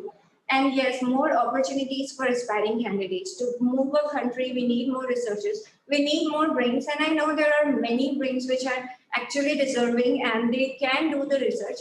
But for some reasons, the CSIR seats or the Inspire fellowships are limited. Brains are enumerated, but we still lack researchers. So maybe increase more opportunities, more financial opportunities to. Very good. I see a lot of maturity in you in your presentation. So while anyway you are into this area of research, so do you think out of the box to think beyond, say for example, there's a lot of retinal neurodegeneration occurring in diabetes. So do you think the ways and means of arresting this? Yes, in many ways you can think of. Have you thought about it? Yes, ma'am. So there are conventional medicines and the insulin we are getting. But what for me personally, it is like applications. If we dig through the applications, it would take a long way to get there. But if we go into the basics and we see what is exactly the mechanism at which it is functioning, then all those branches will open up on its own. What exactly is going on? So if we know what exactly is going wrong, we can think of multiple ways to correct it. But it's like I think if we go the other way around, trying to correct one thing, it would be tracing all those branches to one particular place, and it's a long journey. But if you go at the origin first and then try to diverge, so that is what my approach is usually. So you want to see the root cause of it. Yeah, I like to see the root cause, where exactly it is going wrong, so that from there I can start to do. Any community outreach program do you think of? Yes, ma'am. any community outreach, because India is the capital of diabetic capital, so Yes, you can think of some community outreach program, some educational program, awareness campaigns. I mean, that would be really good. Good. I appreciate your motivation. Yes. Thanks. Very nice presentations.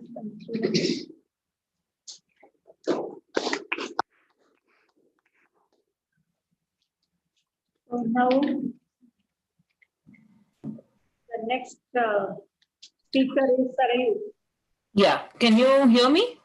Yes. Okay, Sarayu, welcome. Yeah, thank you.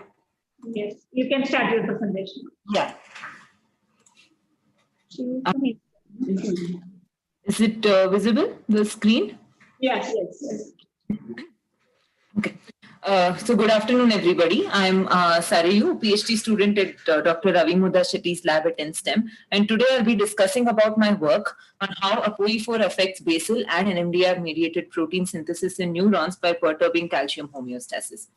So to give a brief introduction, ApoE4 is associated with Alzheimer's disease. As you all know, Alzheimer's is a progressive neurodegenerative disorder which leads to loss of memory and cognition. So majority of cases of Alzheimer's are sporadic in nature. When such is the scenario, it becomes very important to identify risk factors which increase the predisposition to the disease. One such well-identified risk factor in case of Alzheimer's is ApoE4, which significantly increases the frequency of AD occurrence and also reduces the mean age of onset. But research over the last 20 years, people have identified that just the presence of ApoE4 allele alone can cause a lot of synaptic defects. So by mechanisms and signaling pathways behind these ApoE4 mediated synaptic dysfunction is not well understood. And this formed the basis for my PhD and inspired me to take up this question as my PhD project. In order to understand this, so this was basically the aim of my PhD, to look at the effect of ApoE4 on protein synthesis in neurons. So why we chose to look at protein synthesis is because protein synthesis is one aspect which is very key for maintaining synaptic structure, functioning, and plasticity. And that's the reason we wanted to look at how ApoE affects protein synthesis and if that has an effect on the synaptic dysfunction caused by ApoE4. In order to study this, the first thing what we did was we treated rat primary cortical neurons with ApoE at two different time points, an early time point of 1 minute and a later time point of 20 minutes, and then looked at protein synthesis response in it. To look at protein synthesis, we used two readouts. One is phosphorylation status of EEF2, and the second readout we used was FunCat. So first to look at phosphorylation status of EEF2. So EEF2 is the translation elongation factor, and the phosphorylation of EEF2 slows down translation. So increased phosphorylation implies reduced protein synthesis.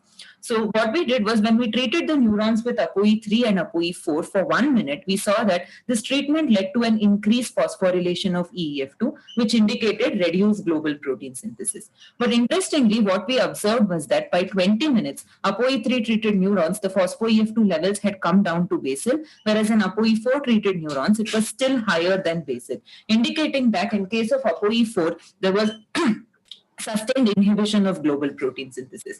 So we also validated this by using other method, FunCat. So FunCat is a method basically where the cells are deprived of methionine and they're made to incorporate an analog of methionine called as AHA.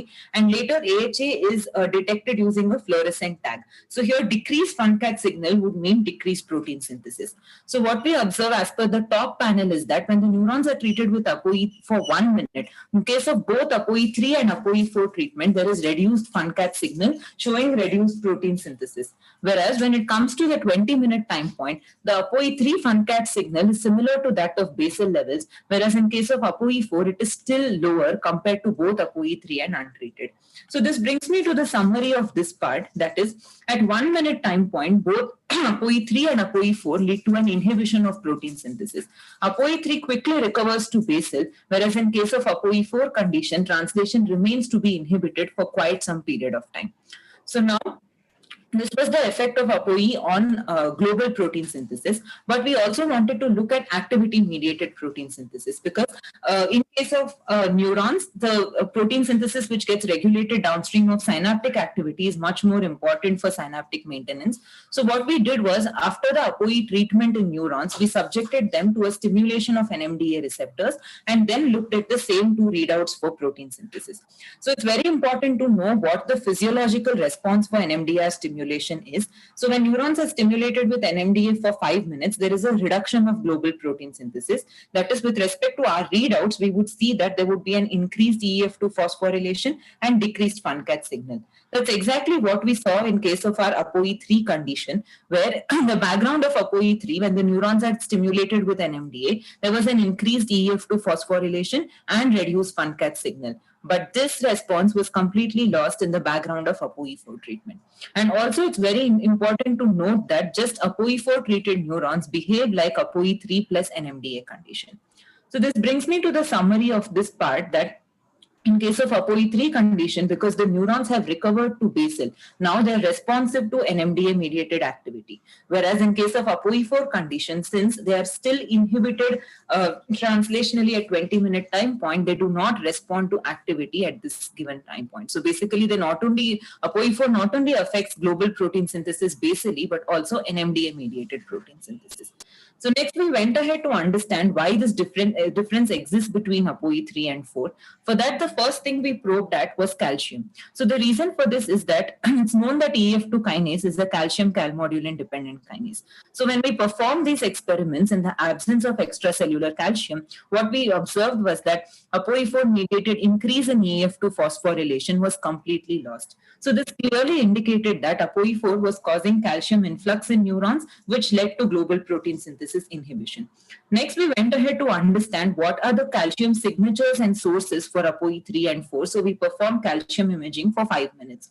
So what we observed was that when we add ApoE3, there is a short burst of calcium influx in the neurons, and this immediately comes back to basal level once again. And the source of this calcium influx is NMDARs, because when we use MK801, which is an antagonist of NMDARs, this influx gets completely blocked. Whereas on the other hand, when the neurons are treated with ApoE4, there is a large influx of calcium, which is also sustained for a long period of time, for this whole span of 5 minutes. And even this influx is mediated by NMDARs, because when we use MK801, even this gets completely blocked. So basically, both ApoE3 and 4 are activating NMDARs. ApoE3 is causing a short burst of calcium through it, whereas ApoE4 is causing a much larger influx of calcium. So this was clearly reflected even in the translation response. That is, when we use MK801 and then we do a treatment with ApoE, the ApoE-mediated phospho-EF2 increase was not observed anymore. So clearly indicating that NMDARs are the primary source of ApoE-mediated calcium influx. But clearly something was different in case of ApoE4, because the calcium influx that was caused was being sustained. And what we identified was that the source of this sustenance was L-type voltage-gated calcium channels. They were responsible for the sustenance of ApoE4-mediated calcium influx. So when we blocked L-type VGCCs using nifedipine, there was no impact on ApoE3-mediated calcium influx. Whereas when we looked at the calcium traces of ApoE4, clearly the sustenance of ApoE4-mediated calcium was blocked in the presence of nifedipine, but the influx of the first entry of calcium was not blocked. This also confirmed that the calcium entry was sequential. Initially, it was NMDARs, they were the primary source. Followed by that, it was L-type VGCCs, which was contributing for the sustenance. So even when we looked at the translation response in the presence of nifedipine, nifedipine was not able to rescue the EF2 increase at the earlier time point of 1 minute, because clearly it was also not able to block the calcium entry at 1 minute. But nifedipine was able to rescue the translation response at 20-minute time point, clearly indicating that it was responsible for the sustenance of calcium. So this brings me to the model, that is when the neurons are treated with ApoE4 and it binds to the ApoE receptor through some unknown mechanism, it activates NMDARs. We're still yet to figure out what is the mechanism mechanism, and this causes a large influx of calcium through NMDRs and also lands up activating L-type VGCCs, which contribute further to the sustenance of calcium. And this is responsible for the translation response that we see downstream of ApoE4, which is an inhibition of global protein synthesis for a sustained period of time, which also affects activity-mediated protein synthesis. Though this seems to activate NMDRs, it's very important to note that this does not exactly mimic NMDR translation response, because what we see on physiological NMDR stimulation is a very distinct translation response of initial translation inhibition and later phase of translation activation. So this later phase of translation activation is something which we do not observe on ApoE4 treatment, and this translation response is exactly what ApoE4 perturbs. So there are distinct calcium signatures downstream of both ApoE treatment and NMDR stimulation, which are leading to very distinct translation signatures as well. And ApoE4 exactly perturbs this for NMDR stimulation. So with this, I want to end my talk. So in future, I do plan to continue my career in research and probably answer more questions related to how distinct calcium sources and signatures regulate protein synthesis. And my appeals to Government of India would be to release fellowship on time. And I wish that we could have more like project-related grants for PhD students. And I would like to acknowledge my PhD mentor, Ravi, my thesis committee members, Das and Ravi Manjitaya, all Ravi Lab members and central facilities at NCBS and STEM and DPT for funding. Thank you.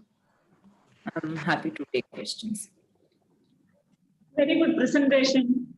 We really enjoyed the clarity of your thought processes. Thank you.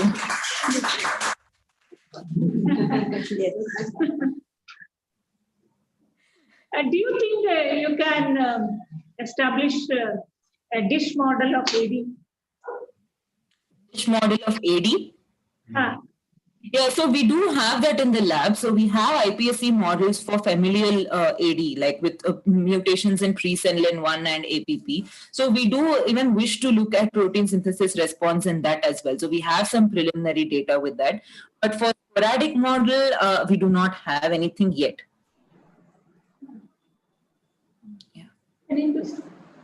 Thank you. Thank you.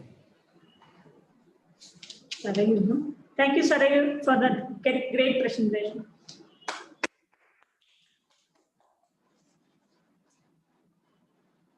Some students are very open here. Yeah. Some students are very.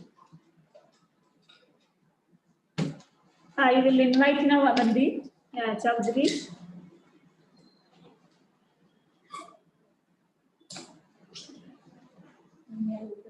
Yeah. Please.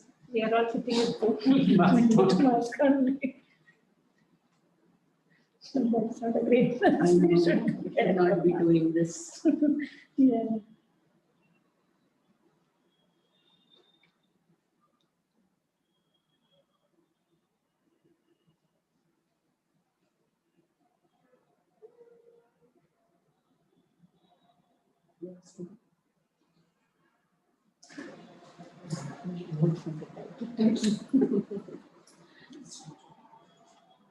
Hello, good evening, everyone. I am Abanti. I'm a PhD scholar in the Department of Neurophysiology in NIMHANS. So I'm working under Dr. Lakshmi T. Rao and Dr. B.S. Shankaranarayan Rao. So today I will try to discuss few things about the early life stress and the impact it has on in later stages of life. So before that, I would like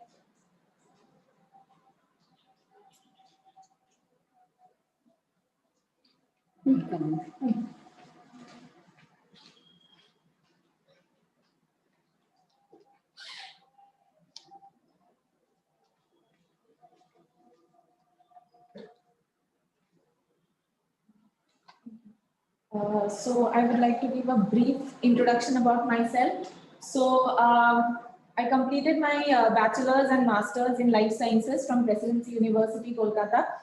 So it was during my master's when I really wanted to pursue PhD because of all the professors, the way they used to teach.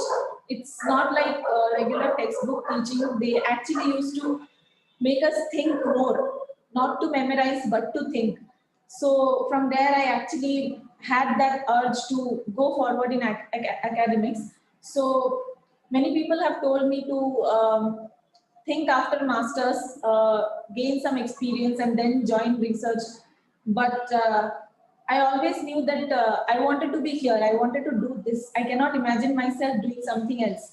So after my masters, I cleared CSIR net while doing masters, and after that, I wanted to join neuroscience. So I applied to places like NTRC and NIMHANS, but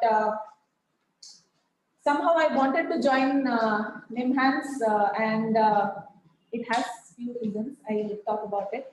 So the inspiration for joining PhD, first and foremost, I'll talk about the most cliched thing what everybody says is intellectual curiosity.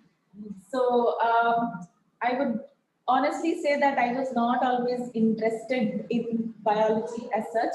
I was really interested in physics. I wanted to study physics.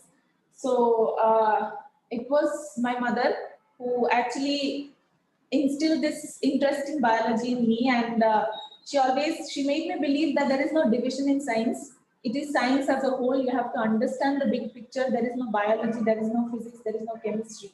You have to understand the laws of nature, and biology helps us to understand that.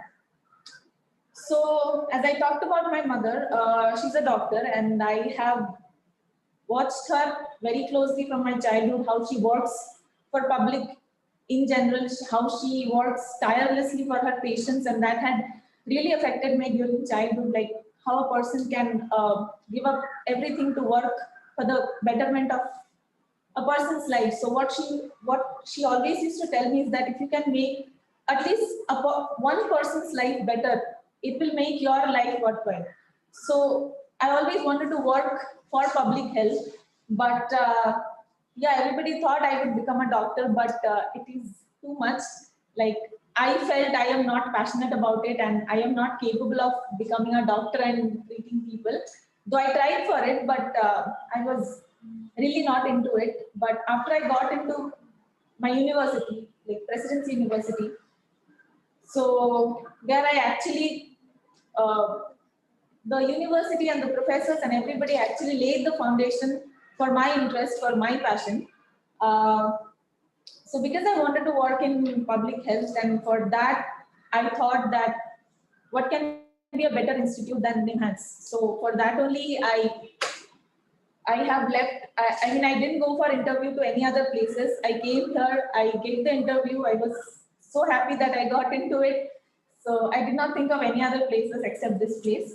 So yeah, this is a brief introduction about myself. So the next I'll talk about is about early life.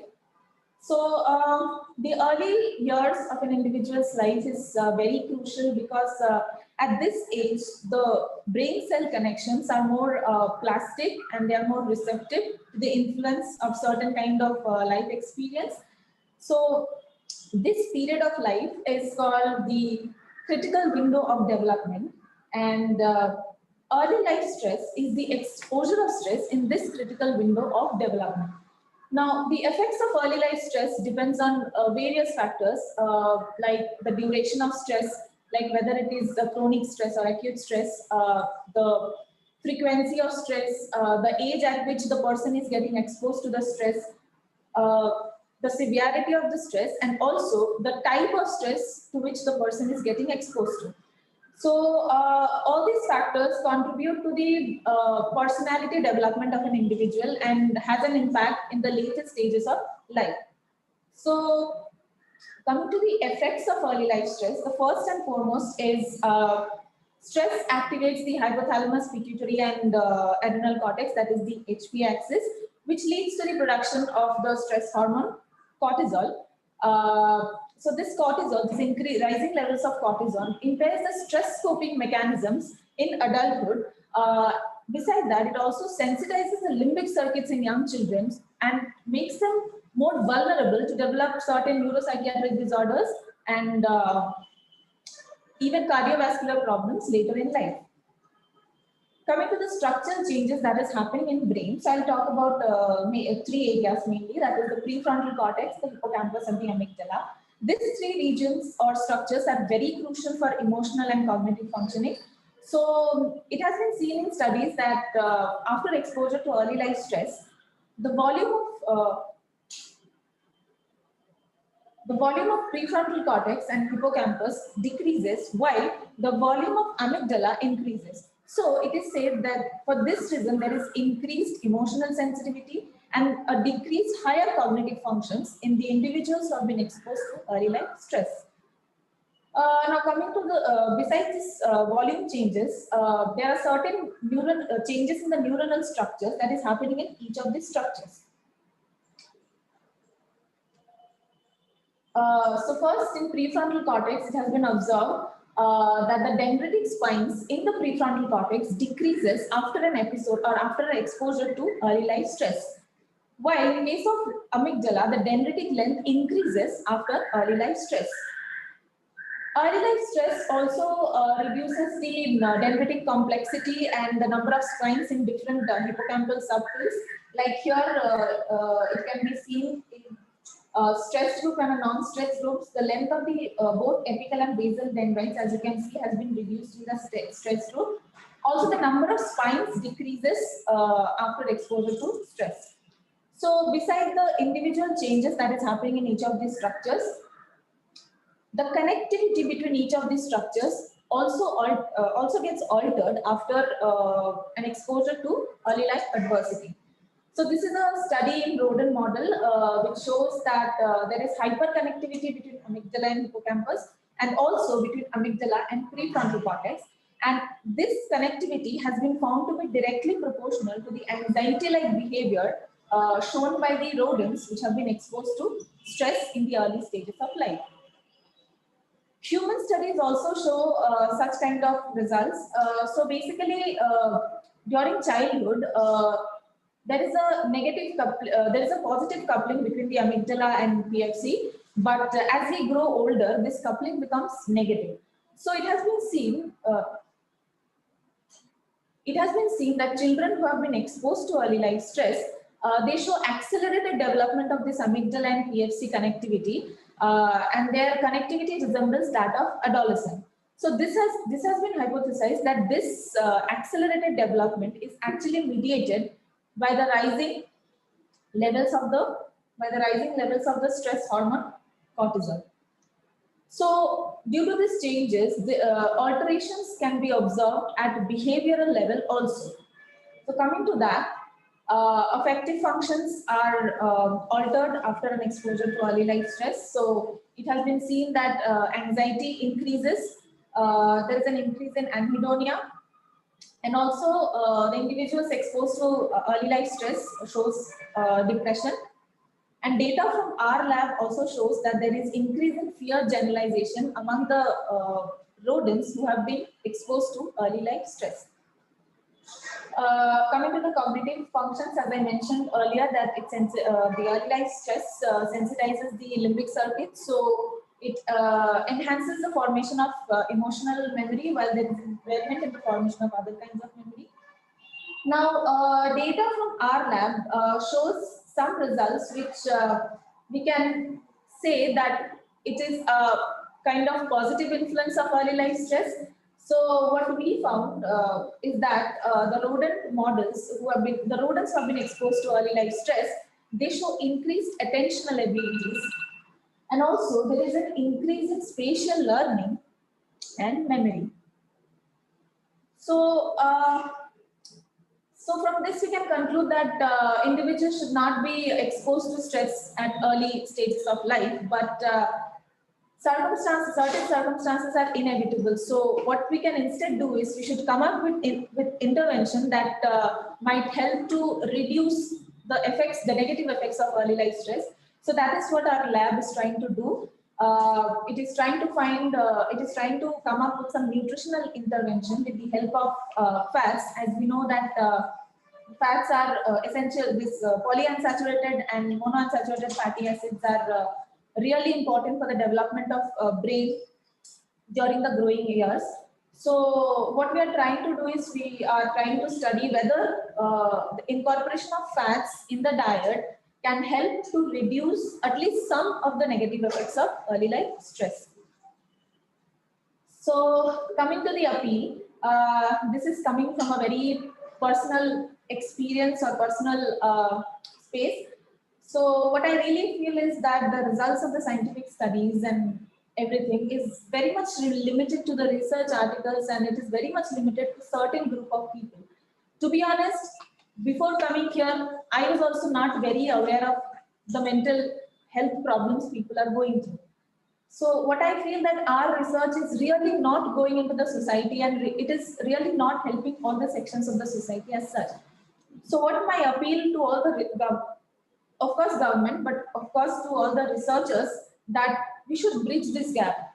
We should find out some ways to spread our findings to the society as a whole.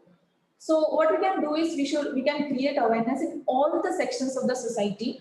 And one thing I really felt was that there is nowhere in the textbooks it is mentioned about depression or anxiety or anything that we go through. So what I would like to say is that if we really introduce these topics at a very young age, I feel that many precious lives can be saved. So I would really like to thank my guide, Dr. Lakshmi, for encouraging me, because I was really hesitant to do, but she really encouraged me to do this. Very nice. Yeah, very nice. Presentation is good, and definitely, you know, this topic is relevant to the society, especially in countries, developing countries like India. So do you think even a single person can also bring changes? So even, you know, you don't have to have any appeal. Yeah. Okay, even within yourself. And you know, even you yourself can bring lot of changes in society. That's what we should always think. Yes. How we can help the people. Yes, that you must be able to do. And you are on the right track also. See, for example, that is the beauty of neuroscience. See, neuroscience provides you newer ways of understanding yourself and your society. Yes. You know, so through this research, you are understanding your society more, you know, and trying to do something for the society. So there are two questions in the chat box. One is, how was attention assessed? Second question is, how do you intend to spread mental health awareness? Attention. Attention was assessed with the help of a task, serial choice task. So that my seniors have done. Next question is? Appreciate how you intend to spread mental health awareness. So as I said, as Bindu ma'am correctly said, that it should come from within.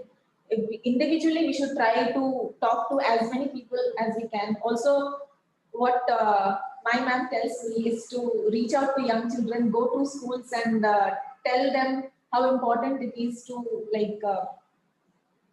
talk about these things and how important nutrition is for our well-being. So I would really like to follow what ma'am teaches us. Plan for some outreach programs, yes. Schools, not only the children, you have to meet the teachers also. Parents also, yes. Teachers, parents, give them awareness campaign. Malnutrition is a very big problem. Still, yes. Yes. It is the calorie malnutrition. We have conducted one big study, calorie malnutrition, that is affecting, you know, that is the major problem of our country actually. Thank you. Thank you. Nice to meet you.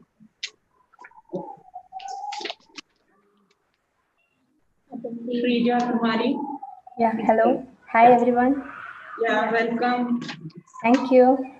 One second. So, Shrija Kumari is from NCBS. Yes. And she's going to talk to us about the journey to understanding calcium signaling in Purkinje neurons. Please go ahead. Yes. Hope everyone is able to see my slides. Yes, yes. Okay, Nice, fine. beautiful slides. Yeah. Thank you. Yeah, first of all, I would like to thank the IAN organizers for giving me the opportunity. And I am PhD student working in Professor Gevi Hassan's lab. I will be discussing the journey that had gone through my PhD, basically understanding the role of calcium signaling in mouse Purkinje neurons. And so this is a sagittal section of the cerebellum showing the Purkinje neurons lighting up with 3D tomato in it. And we'll discuss more in detail. So basically about myself, as I mentioned, I am doing my PhD under Professor Gevi Hassan, my final year of my PhD, and did my master's and bachelor's in medical biotechnology from Manipal University. Always, I had passion for performing scientific experiments from my school days, and then I wanted to know more about the medical field, and which was the motivation behind for me to do PhD. And this is my lab. This is my professor Gevi Hassan, and me myself. And I would like to thank my whole lab for providing a lot of support throughout my PhD journey, which is really remarkable. And main reason, as I told, I was always passionate to do research in neuroscience or cancer biology from my college days. And the amazing opportunity that I got from my Manipal University was gave me a lot of confidence to do PhD as my first option. And main motivation for me was the discussions that I had with my mentor, that is Professor Gevi Hassan, who had given me a lot of confidence to take up this particular project, which was mainly understanding the role of STIM1 in mouse Purkinje neurons, which was one of the most exciting and challenging phase of my research life. And I got my fellowship ICMR, which has helped me to enroll my PhD and continue with my PhD project. So mainly a small overview of the project that I've been doing.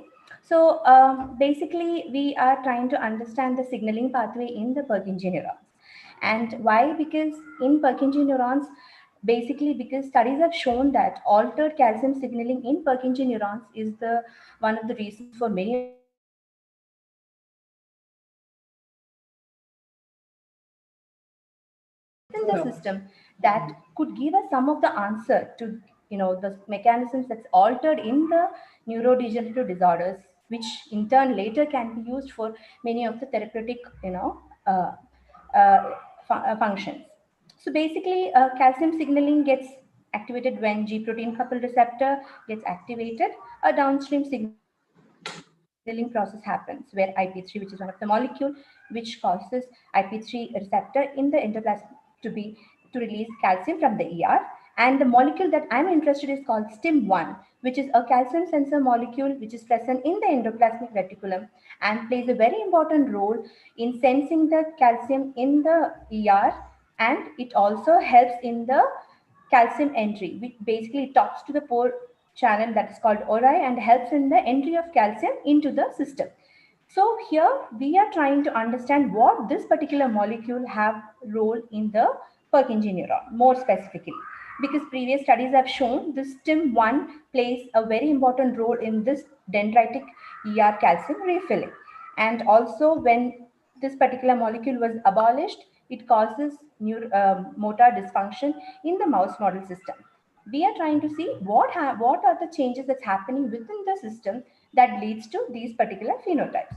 So basically, we had used a mouse model and used Krelog system to genetically knock out STIM exclusively in the Purkinje neurons. So this is the wild type STIM present in the Purkinje neuron, and this is the knockout section showing the STIM being abolished in the Purkinje neuron.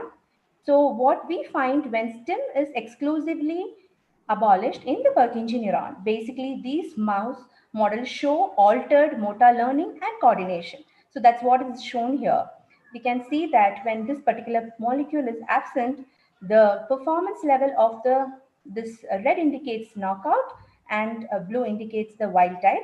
You can see that with days of training, the wild type is able to spent more time on the rotarod, which is a assay that's used for checking the motor learning and coordination in mouse, whereas the stim knockout is not able to perform to the extent how the wild type is able to perform.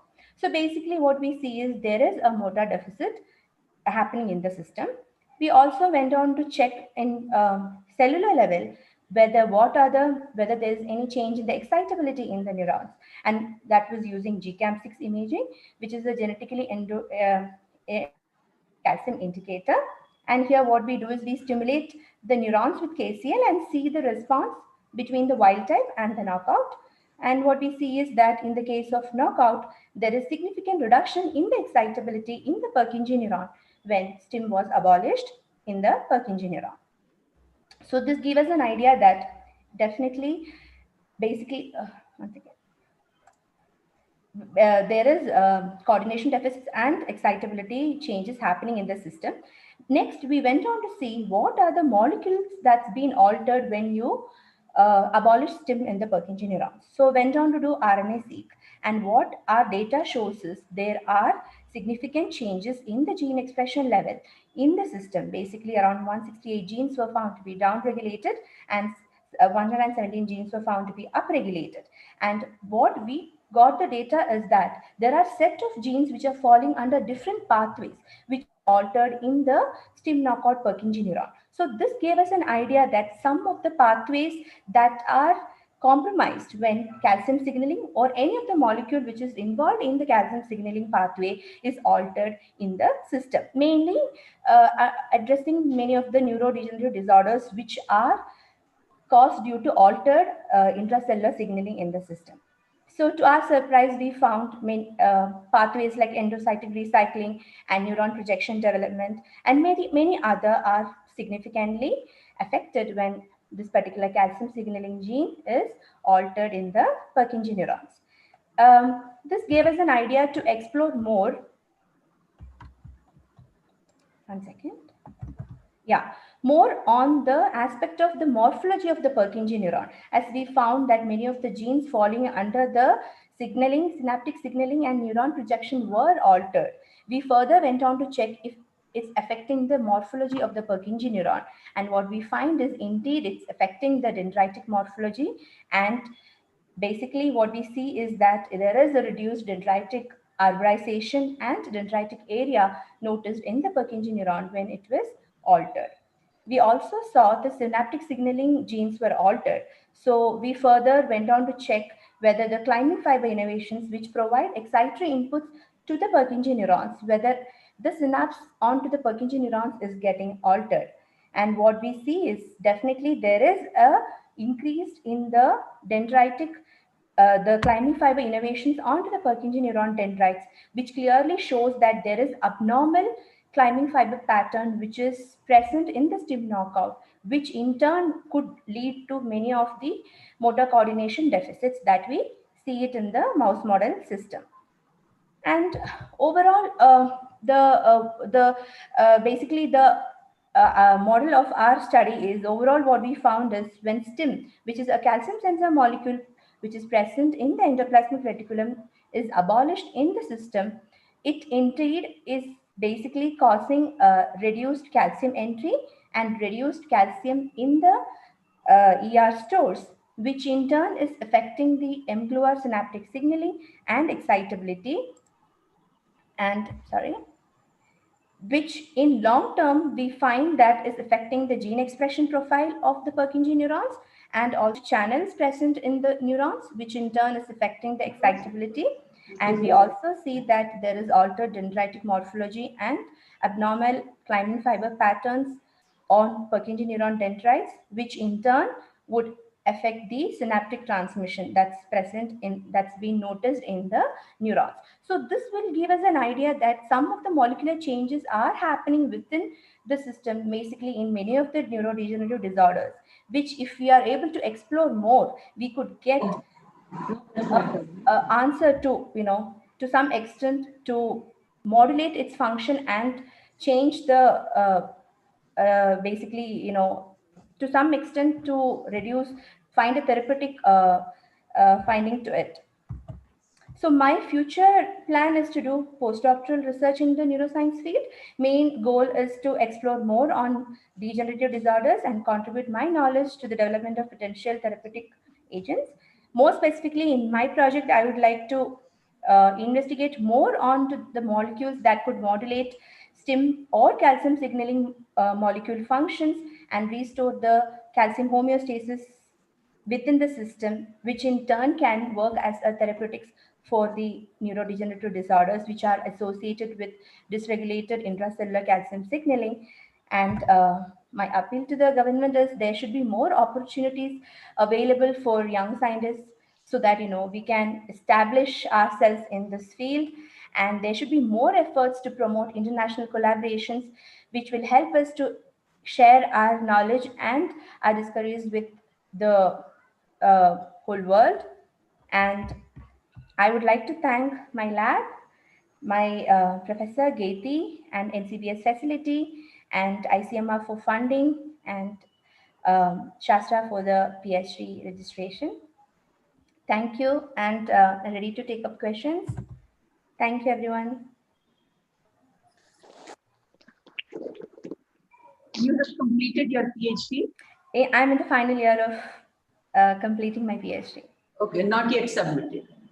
No, not yet submitted. Okay, all the best. Thank you. Very nice work and nice presentation also. Thank you. Thank you.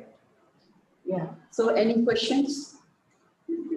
No. So right now there are no questions. If there are any, we will post it to you. Sure. You can answer. Thank you so much. Thank you. Thank you. Yeah. No, it's okay.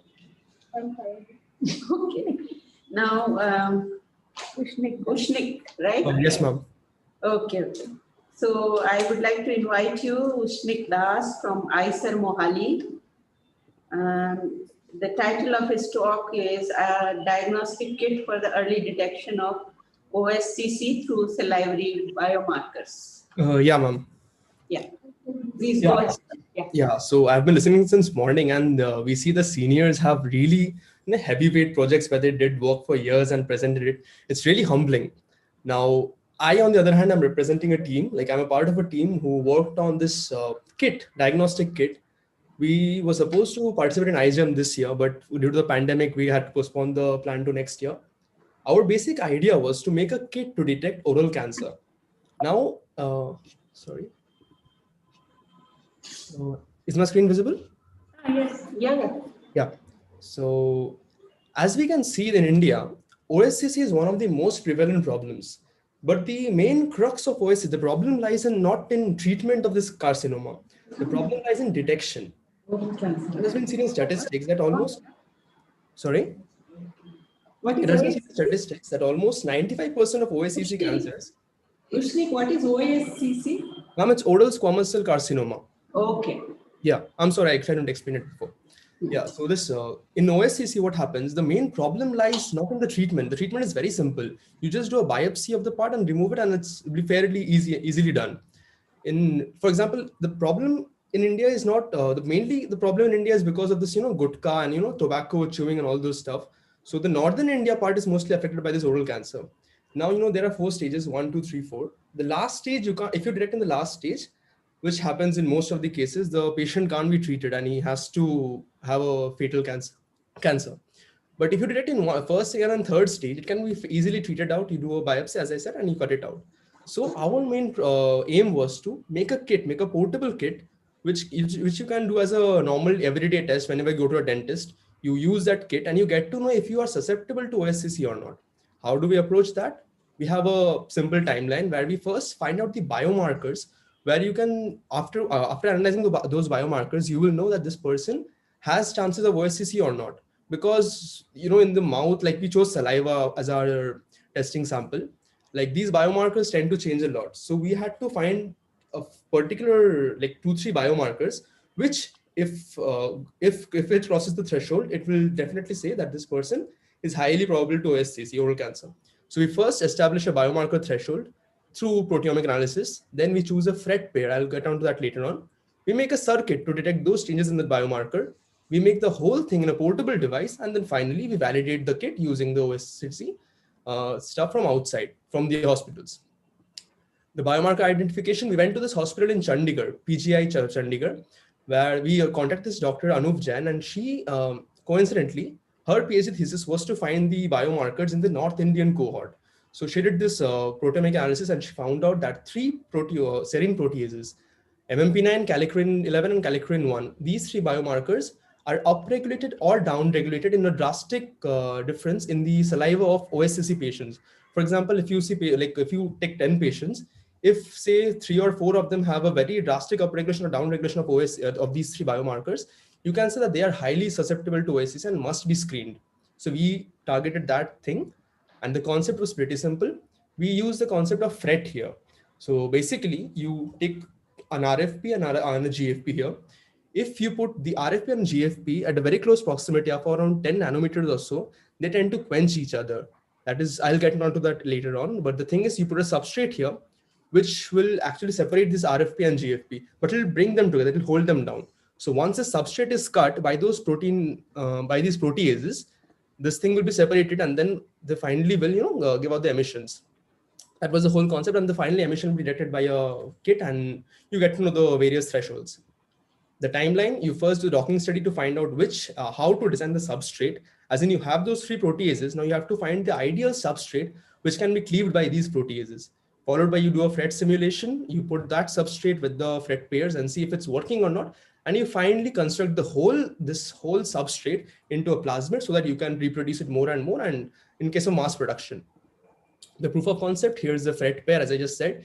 If the dye pairs are very close to each other, they won't fluoresce because the emission of, like, you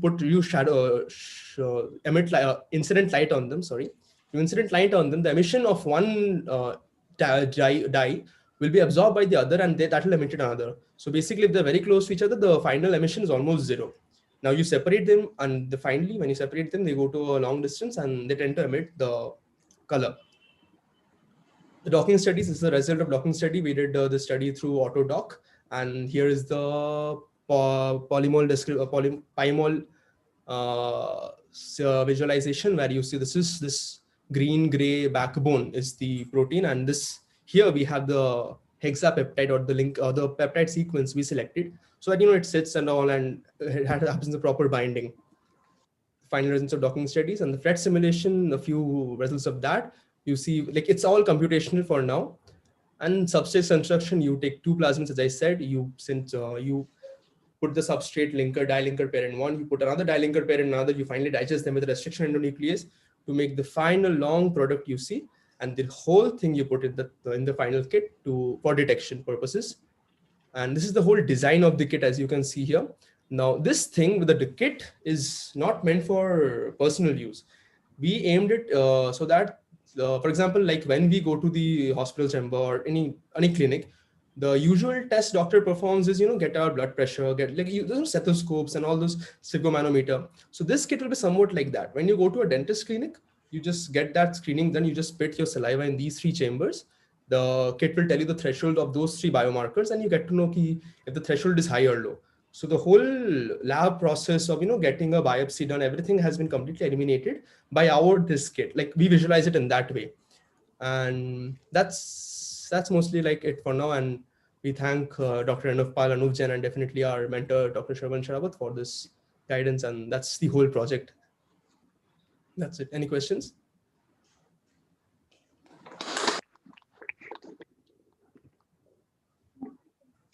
Any questions? So, Oshni, you had tested this kit now? Like, I know you, as a research tool, you made it now, like as a package, you are saying. No, ma'am, the thing was, we were supposed to participate in iGEM, so everything now has been done is all computational. We have the biomarkers and everything, but we haven't done it practically because we couldn't get the time. So we'll be doing it now. Good. Go ahead with the great work. I'm sorry? You please go ahead with this very good work. Thank you, ma'am. Thank you. Best wishes. Thank you, ma'am. Thank you. Yeah. I will take the last one. Sanskrit is also the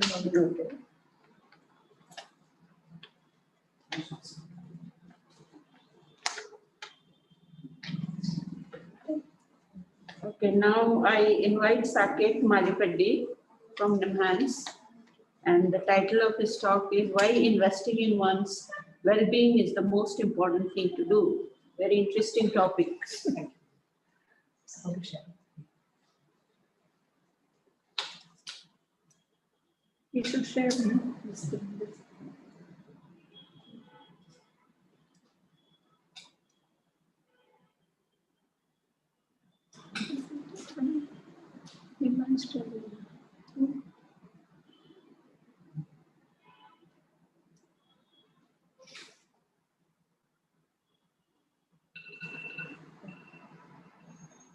We finished much settling.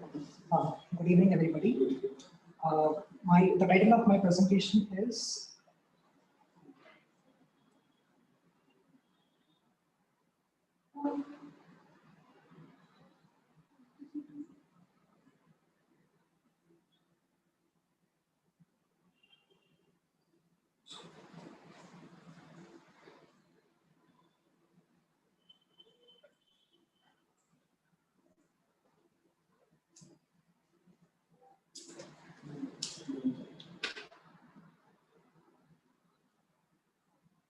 good evening, everybody. Welcome to my presentation. My topic is why investing in one's well-being is the most important thing to do. Like, we do so many things, we pursue so many things, and a lot of people do several things in life. But ultimately, if we look deeper, everybody is interested in well-being. Everybody is pursuing well-being in one sense or another. So that's why, like, I'll try to explain why investing in one's well-being is the most important thing in the world right now, and also how it impacts several aspects of life, ranging from NCDs to prevention of NCDs to prevention of mental health issues to the current ecological crisis which we are going through. So my story so far. In 2014, I graduated with a master's in biotechnology from BITS Pilani Hyderabad campus. After that, without rushing through my career, I thought of taking some break to really understand what I want to do in my life.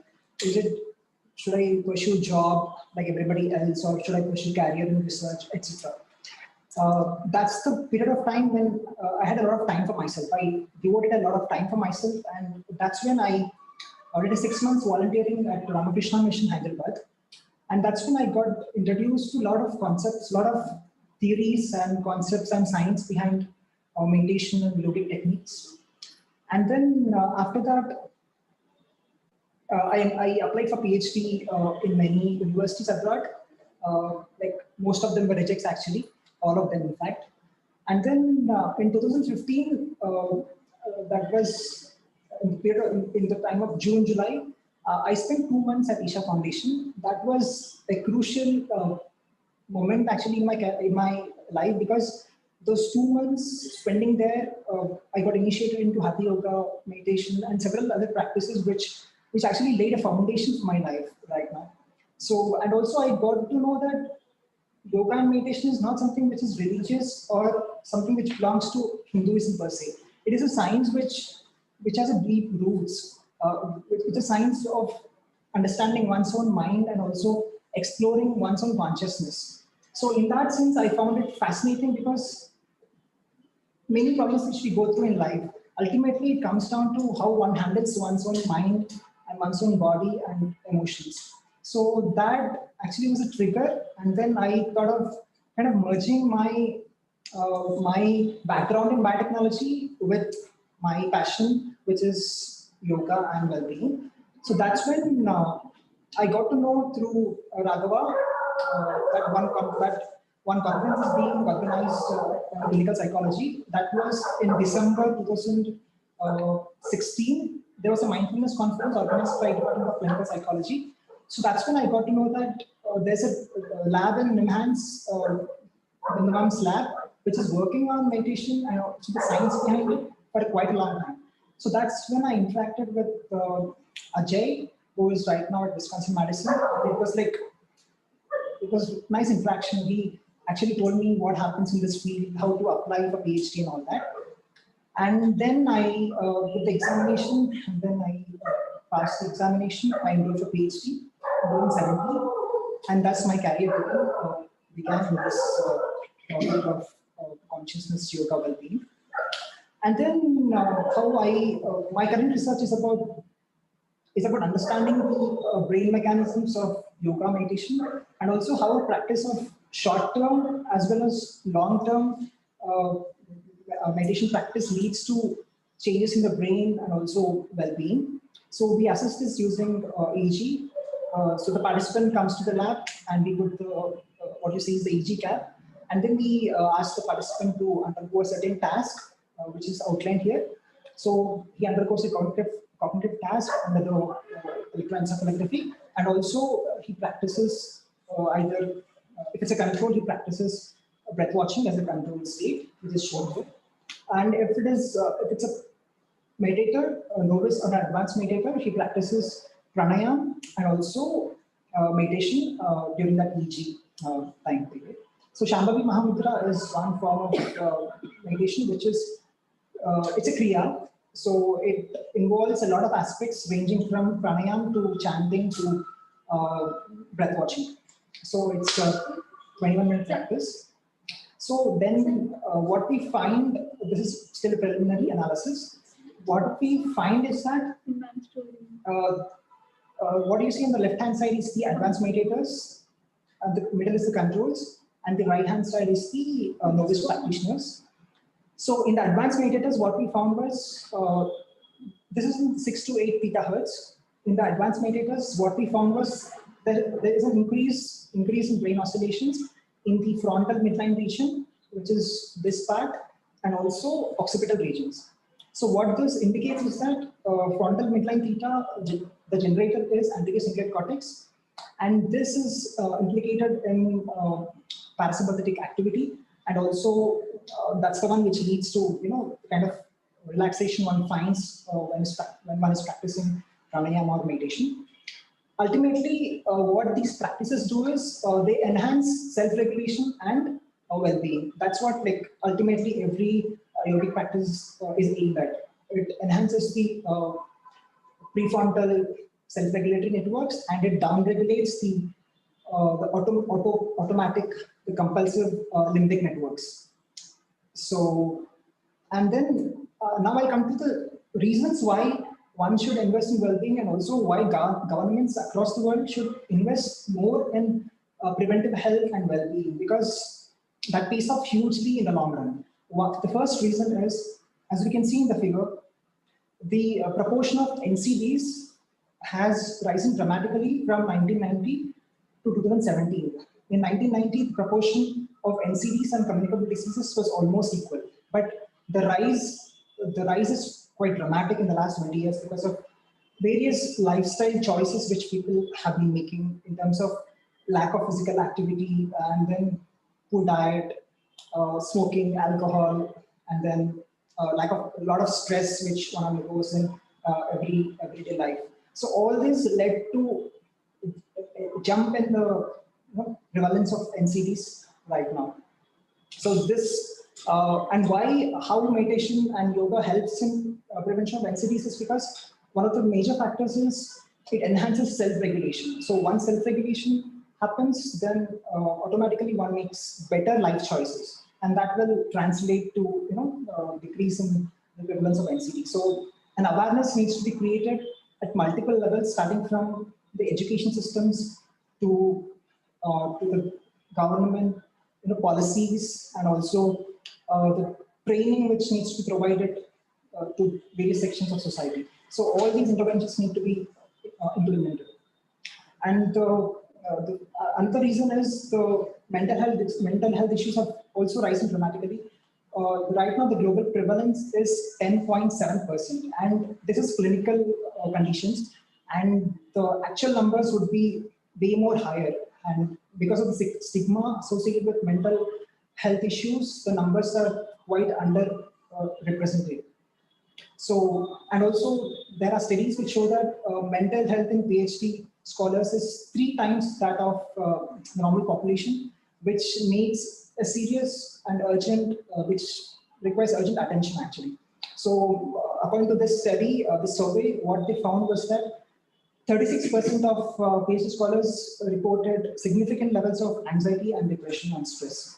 So this needs to, even this needs to be handled at multiple levels actually. Coming to the next reason why it's important to invest in well-being. Right now, we see that there are a lot of conflicts which are going on across the world, ranging from racism to prejudice, sexual harassment, and there are so many conflicts which are happening globally. And one of the fundamental reasons why conflicts happen is because of the clash of identities. For example, one is identified with, say, starting from gender to nationality to religion to race to caste, etc. This identification creates a conflict when two identities clash. So meditation is a science of actually going beyond one's identity, so that one accepts everybody the way they are, and also without investing in conflict. So this is the second reason why it's important to invest in well-being. And the third and the most important reason, according to me, is because of the climate crisis which is happening. We are facing a consequence. We are seeing actually the manifestation of COVID-19. Can you wind up quickly? Yes, ma'am. Last 2 minutes. Yeah. So climate crisis is one of the most pressing issues right now, and one of the major reasons why this is happening is of increased consumption. So if you see the figure here, the richer a nation becomes, that is, the more economically progressed a nation becomes, the more consumption increases, because well-being has always been looked at externally. Because of the external pursuit of well-being, the consumption patterns increase, because always the pursuit is from outside. So because of which the consumption is increasing, and one of the and why meditation is important, because one finds the well-being within, and because of which consumption will decrease, and also the climate crisis. There are also many reasons for climate crisis, but I think these are one of the major reasons for that. And how much time to invest per day? Studies show that even 15 to 20 minutes of practice per day over a period of 3 to 4 weeks will pay huge dividends, as this study shows, wherein brain structural changes have been noticed with just 11 hours of practice spread over a period of 1 month. Similarly, the studies have shown that. And what I would suggest to the government of India is that Indian government has already been doing a lot of work in the field of mental health and preventive health and well-being, etc., in the forms of IDY, India movement. But one thing that also needs to happen is the government allocation to preventive healthcare is right now very low. If we compare to the United States, which allocates nearly 20% of its budget to the public health, Indian allocation is way less than that, which is right now less than 2%. So if we invest more in preventive health, then that will translate to well-being in society, and also well-being in the planet. So I think that's one of the major recommendations I would make to the government of India. And also one more thing is to provide more opportunities, so that what happens in the lab is translated to the society. Because science is clear right now. Science of how meditation works is very clear. And this needs to be massively kind of taken to the society for the well-being of all. So thank you so much. Thank you. Very good presentation. Nice presentation, but still, Sankit, I would like to you to give some broad aspects of well-being, because well-being is an umbrella term. Yes. So when you talk about, there are some contradiction I see in your presentation, because when you say wealthier nation and a lot of consumption and it's a part of well-being, and when you talk about meditation and well-being, there are different aspects of well-being we are looking into. Like under the umbrella term, the hedonic well-being, the eudaimonic well-being. Yes. So in terms of the growth, self-growth, it is mainly the growth of the individual we are looking into. Yes. So there, mainly the eudaimonic well-being we are looking into through meditation. Yes. So that personal growth in terms of, like higher mental attributes, like various mental attributes are increasing, like compassion, generosity, and things like that. Whereas when we talk about other richer nations with higher consumption, I feel there we think about the hedonic well-being. Yes. Yeah. And also, this is a Western concept without being economy. Yes, yes. It's not there in the Indian. Yeah, but still, well-being is an umbrella term, so we will have to explain because students may not be aware of. Yeah, lack of time. Yes, yeah. Thank you so much.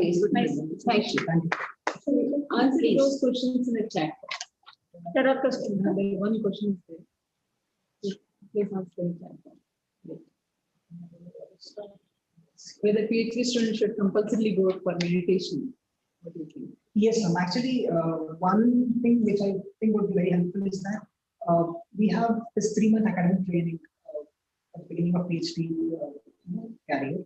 So in that 3 months, apart from the academic knowledge, one also needs to be taught the mental training techniques, like say 1 30-minute session per day for 3 months. That is one thing which I think would be very beneficial. But it should come from within. Yes, yeah, but that awareness needs to be Yes. from the administration side also. Very good answer. Now it's my privilege to invite Ms. Akshata Ati from Bangalore University. And I think, Akshata, you are going to talk about the anxiolytic, nootropic, and antidepressant effects of diazepam in treatment using a study in the distal Kyoto rat. So over to Akshata.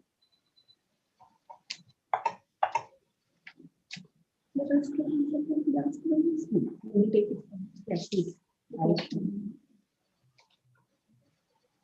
Not able to share.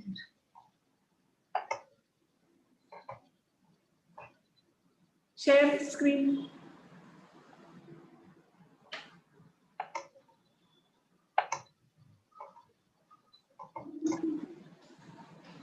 Not able to share the screen. What was that? This not able to share the screen. Click on that share screen. That green button, share screen.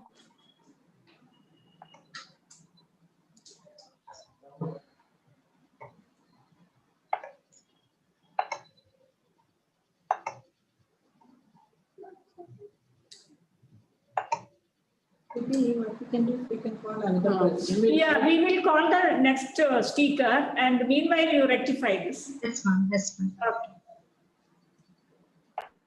So is Aisha Dilla there? Aisha from Manipal Institute of Regenerative Medicine. Aisha, are you there? Okay. Host is muted. Hello. Start my video. Yeah. Hello. Hello. Ha. Aisha, are you there? Yes. Yeah. Yeah. We will invite you now to give your presentation. Okay. So over to you, Aisha. The title of your presentation is the role of Yeah. P20. Yeah. Yeah. Hello? You go ahead. Such a big mistake. Share. Just Hello. Hello. Yes, we can see your slide. Yeah. Hello. Hi. Can you hear me? Yeah. Yes. Please go to the projection mode. Okay. Presentation. Oh, Manipal is enough. I think so. I didn't know this. Presentation mode. She has done it. Hello. Is this visible now? Yeah. Okay. Hi. Good evening, everyone. And I'm Aisha Dilla, doing MPhil in Manipal Institute of Regenerative Medicine. Presentation mode. Presentation mode, but she has to. She has announced that presenter. And I'm working under the. Hello. Can you go to the slide mode? Yeah, it's in slide. Otherwise, if you're not able to do it, okay, no problem. Just try. 1 second, ma'am. Slide mode. Slide. Press escape. Go to projection. Yeah. Can you see it? Okay, fine. Okay, go ahead. Okay.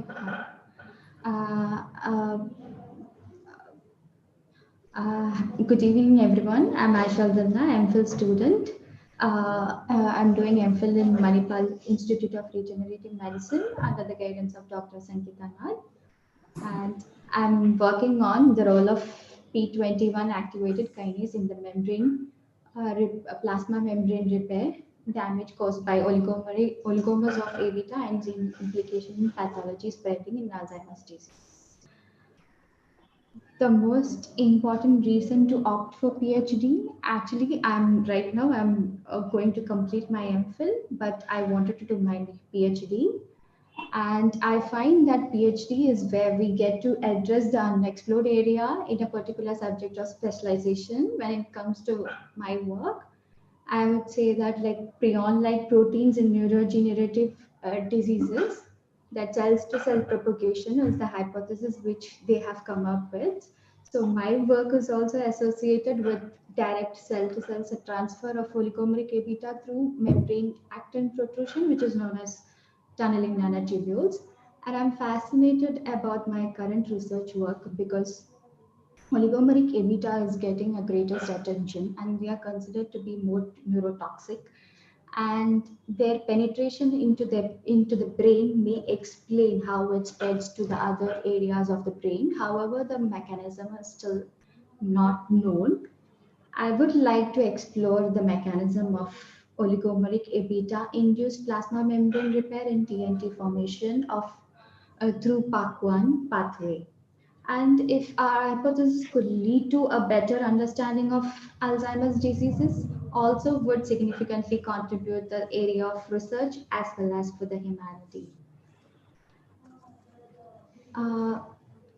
The prion-like protein have already reported to form a TNT formation. Here we are looking at oligomers of OA beta induced tunneling nanotubes, the F-actin membrane constrict between neighboring SHS5 neuronal cells. So here we could not show all the data, but here we wanted to show the SHS5 cells in partially differentiated and undifferentiated SHS5 cells. The above image is showing that partially differentiated SHS5 cells forming induced oligomeric OA beta induces TNT formation. So we wanted to see in undifferentiated cells also SHS5 cells. So with the help of SIM images, we have seen that the fixed cells in SIM images does not touch the stratum, but we could see the TNT hanging between the cells. So from this, we wanted to interpret that whatever we have seen is not an artifact, but it is a TNT formation. The same cells we have used IPA3 inhibitor, which is a allosteric inhibitor of PAC1. When we used IPA3, we could see that the long F-actin TNT formation is inhibited. Preceding the formation of TNT, we would like to see whether OA beta induced plasma membrane damage and repair along with massive endocytosis. Calcium-dependent plasma membrane repair by the influx of membrane impairment dipropyridamide in the presence of EGTA. When there is no calcium, the plasma membrane could not fuse with the vesicle. So when we used EGTA, the calcium-dependent plasma membrane repair stops and the internalization of propyrium iodide is seen. So in our data, it is clearly shown that when we use EGTA, it stops the calcium-dependent plasma membrane repair and propyrium iodide leakage. We have quantified the propyrium iodide leakage with the help of flow cytometry analysis as well as the confocal microscopy images also shown that the internalization of propyrium iodide. And this is the data which is showing the graphical representation of control EGTA and OA beta EGTA. In this graph, it's shown that there is a significant difference. So we wanted to try an inhibitor which we could block. The massive internalization of OA beta can be inhibited by inhibiting PARK1 dependent endocytosis by IPA3. So here we have used several inhibitor, but among this we could find that ammonium chloride and bafalomycin and IPA3 is inhibiting. But ammonium chloride and bafalomycin, there is no specific pathway for it. But IPA3 is an inhibitor of PARK1, so we have used IPA3 as an inhibitor for inhibitor. So after using IPA3 as an inhibitor, we wanted to measure the internalization of OA beta causes activation of PARK1. So in this image, we could see that OA beta has shown the activation of PARK1, and this has been measured with the help of phospho-PARK1 antibody. And in OA beta, we could see that expression of PARK1. When we use IPA3 plus OA beta, we could see that there is an inactivation of phospho-PARK1, and this is the graphical representation of OA beta and IPA3. There is a significant difference. So compared to the previous data, we wanted to do along with IPA3, and we have used IPA3, which inhibits calcium-dependent plasma membrane repair. And in this data, also flow cycle data, also it has shown that the IPA3 OA beta inhibits calcium-dependent PARK1, inhibited PARK1 kinase. And this is the graphical representation, which is showing that IPA3 OA beta and IPA3 OA beta, there is a significant difference between those two, and we would like to do further experiments with the help of IPA3. And my future career plans, I would like to work on this hypothesis that we are trying to hypothesize that OA beta induces plasma membrane damage, and the internalization of OA beta happens through PARK1 dependent endocytosis. Fusing with multivesicle body or lysosomal accumulation, and it fused with LAMP1, and from there the membrane are repaired by exocytosis, and the membrane protrusion expands and forms TNT. From TNT, it leaks to the other cells. At the same time, PARK1 through endocytosis during acting drug modulation, the TNT forms. And through that, from the TNT, it leaks from one cells to the other cells. Maybe, probably this might be the mechanism behind the transfer from cell to cell propagation.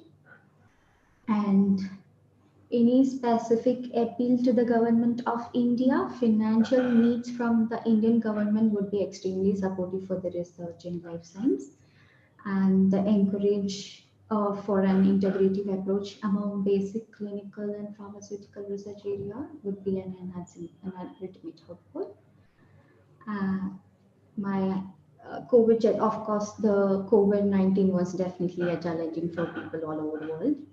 And the main challenge was being mentally and physically healthy. And for me, however, my interest and commitment in research motivated me to do extensive literature review about the current research done in the field of my study. And during lockdown time, yes, I have to do my coursework also. So that also, somehow I managed to do it. And thank you for giving me an opportunity. Actually, this is a first presentation which I have got to present in my life.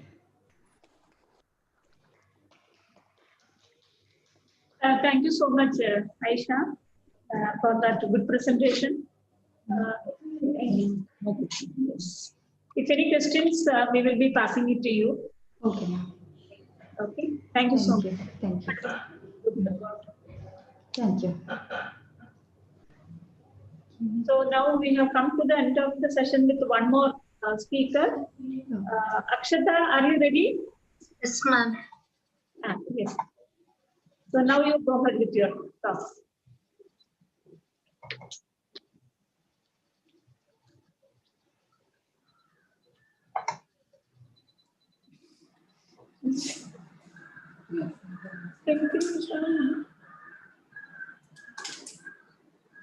You have to share the screen.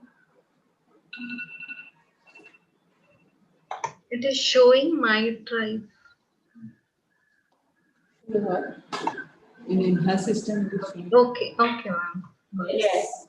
Good. Yeah. Sorry, ma'am. So go ahead. Yes, yes, yes. Is my screen visible, ma'am? Yes. You go ahead. Good evening, all. My name is Akshata Tinavalli. I did my BSc in combination chemistry, zoology, biotechnology from the Maharani's College, Mysore in the year 2013 to 2016 and post-graduation in biotechnology from University of Mysore in the year 2016 to 2019. Currently, I'm pursuing my PhD first year in biotechnology with specialization in neuroscience under the guidance of Professor Monica Sadananda, Chairperson, Department of Biosciences, Mangalore University. I have cleared my KSET in 2018 and DBT JRF in 2020. My reasons for opting PhD, I have been meritorious student throughout, and I did my MSc dissertation work on expression and purification of recombinant angiopoietin ligand and its receptor S-type protein using BL21 and mammalian HEK293T expression system respectively. There I established an expression system. It drove me further research. And my career goal is in the field of teaching. So it would enhance my skills and capabilities in the work and also would help me gaining expertising in the field. And I would also like to do postdoctoral research and set up independent lab for the future research. I did a preliminary study on anxiolytic and antidepressant effects of diazepam in treatment resistance, a study in the Vistar Kyoto rat model. Vistar Kyoto is an inbred rat strain which is originally developed from the Vistars. It is regarded as a putative model of depression and anxiety with increased anxiety in this dysregulated HPA axis behavioral inhibition, neurochemical abnormalities, increased immobilities in the force-swim test, reduction in 50 kilohertz ultrasonic vocalization emission. It is also regarded as a putative model of treatment resistance as it demonstrates inadequate response to the antidepressants. Benzodiazepines are the widely used anxiolytics. Diazepam is one such. It is a positive allosteric modulator of a GABA receptor complex, which goes and binds GABA, hyperpolarizing the synaptic membrane, increasing the affinity to the GABA. Previous studies have reported the anxiolytic effects of the diazepam in many animal models such as rats, mice, zebra finch, and pig. And also previous studies have shown the anxiolytic effect of the diazepam in the Fisher rats, Harlan Vista rats, Sprague Dolly rats, and lactating and overoptimized Vista rats. In my study, I have been treating the diazepam in the Vistar and the Vistar Kyoto rat model. Here the rats have been tested in the neurobehavioral paradigms such as open field, elevated plasmids, light dark box, and FST. I have used 1%. The rats are divided into two groups. Vistar and both Vistar Kyoto each are divided into two groups. I have used 1% ethanol as a control, and diazepam is administered orally in the dosage of 1 mg per kg body weight. Here I have intubated diazepam and control by oral gavage for the 10 days. After the 5 days of intubation, behavioral recording was carried out in the subsequent open field test, EPM, light dark box, FST, habituation and the test. Here each rat was placed for 5 minutes and behavioral recording was carried out. Here in the open field, there was no much differences between the Vistar and the Vistar Kyoto, but in the light dark box, there was in Vistas, diazepam treated Vistar, the Vistar spent more time on the light zone when compared to the control. But Vistar Kyoto didn't show any differences in the effect. So there was no response to the diazepam. In the elevated plasmids, diazepam treated Vistar showed more open arm time compared to the Kyoto, and even in the elevated plasmids, it didn't show any response to the diazepam. And anxiety index was only decreased in case of Vistar when compared to the Kyoto.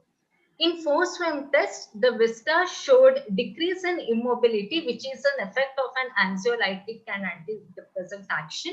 The Vistar only showed a decrease in immobility and it was statistically significant.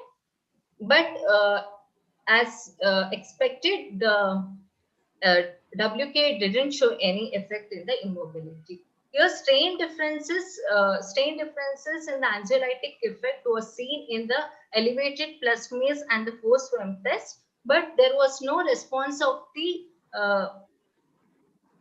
Vistar Kyoto to the diazepam treatment. Here, through my preliminary study, I came to the conclusion like the Vistar Kyoto is resistant to the diazepam. This is just my preliminary study. More research has to be taken for the establishment of this WK Vistar Kyoto as a treatment resistant model. My plans for future career is I intend to go for teaching and research, and I would also like to do postdoctoral studies further. And I am interested in doing the multidisciplinary research relating to my MSc dissertation and PhD topic. Appeal to the government of India.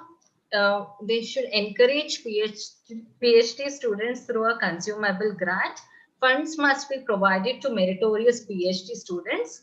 Government institutions could display their research services and areas of consultancies to allow PhD students accessible at nominal rates. Research funding for women researchers to be increased. During the COVID-19 period, I was attending the webinars and I did my literature survey as I am in the first year and I prepared for the DBT JRF and cleared it. Thank you for giving me an opportunity, ma'am. Thank you. For that nice presentation. Yeah, we will let you know the questions. Okay. Email. Thank you and all the best wishes. Thank you. So with this, we have come to the conclusion of This very long session we started at 2 o'clock, and we are so happy that all the 17 graduate students had their presentation.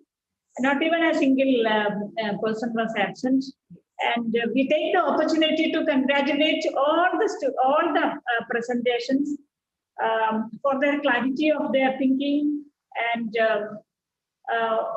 their interest in pursuing PhD. And also, we are so happy that you have a very definite plan for your future. Definitely, India has a, we can think about greater neuroscience research coming in the future because you are all our future hopes for the country. And I wish you all the best. And we will through IIN, we will try to make these appeals to the government. The major points what we have noted is mainly the more opportunities for funding, more opportunities to do PhD, and more opportunities for student exchange programs with great labs abroad. These are all very genuine requests, and these are the needs of the hour. We know that. Definitely, we will try to, bring this into the notice of to the headquarters, our Indian Academy of Neuroscience. Let us see that what IIN can do for these, with the government. And let us hope for the best. All the best wishes for all the presenters, all the graduate students. You are all doing a great work, and India has a great future in neuroscience through you. That's what we feel. Great. We are so happy at the end of the day. Over to Lakshmi. Madam, do you want to talk? It was a very, very nice session, and good to know about how people from different backgrounds they have converged to become the neuroscientists, and jumping the disciplines in a way is very advantageous. I have also done that in my career, so I know the benefits. From physics background, I switched over to become a neuroscientist, which was quite helpful. So we heard from many students that how they jumped the fence and then they're very happy doing neuroscience. Biology is very interesting system, but neuroscience especially is extremely interesting, and people from all disciplines can contribute in neuroscience. And as mentioned by some of the candidates, actually, now it's overall science is multidisciplinary, but especially neuroscience, we need people from different streams to really answer the burning questions in the field of neuroscience. Though we, thousands of papers are published every year, but still it is a tip of the iceberg. The human brain is so complex, and we still need to do much more research to understand how it works and how it affects our well-being, our mental health, physical health, everything. So we need a big community of neuroscientists, and I feel good to see that a lot of youngsters with very clear thought and clarity in their mind for their future plans are planning to pursue neuroscience. And I would request you to motivate many more of your friends, your junior colleagues to come to the neuroscience community. And I wish all the best to everybody. And once again, I would like to congratulate the organizers for this wonderful session which they had organized, which was, different from what we hear in every other conference. So congratulations and all the best to all the students. You want to sum up anything? No, I think we'll come back tomorrow.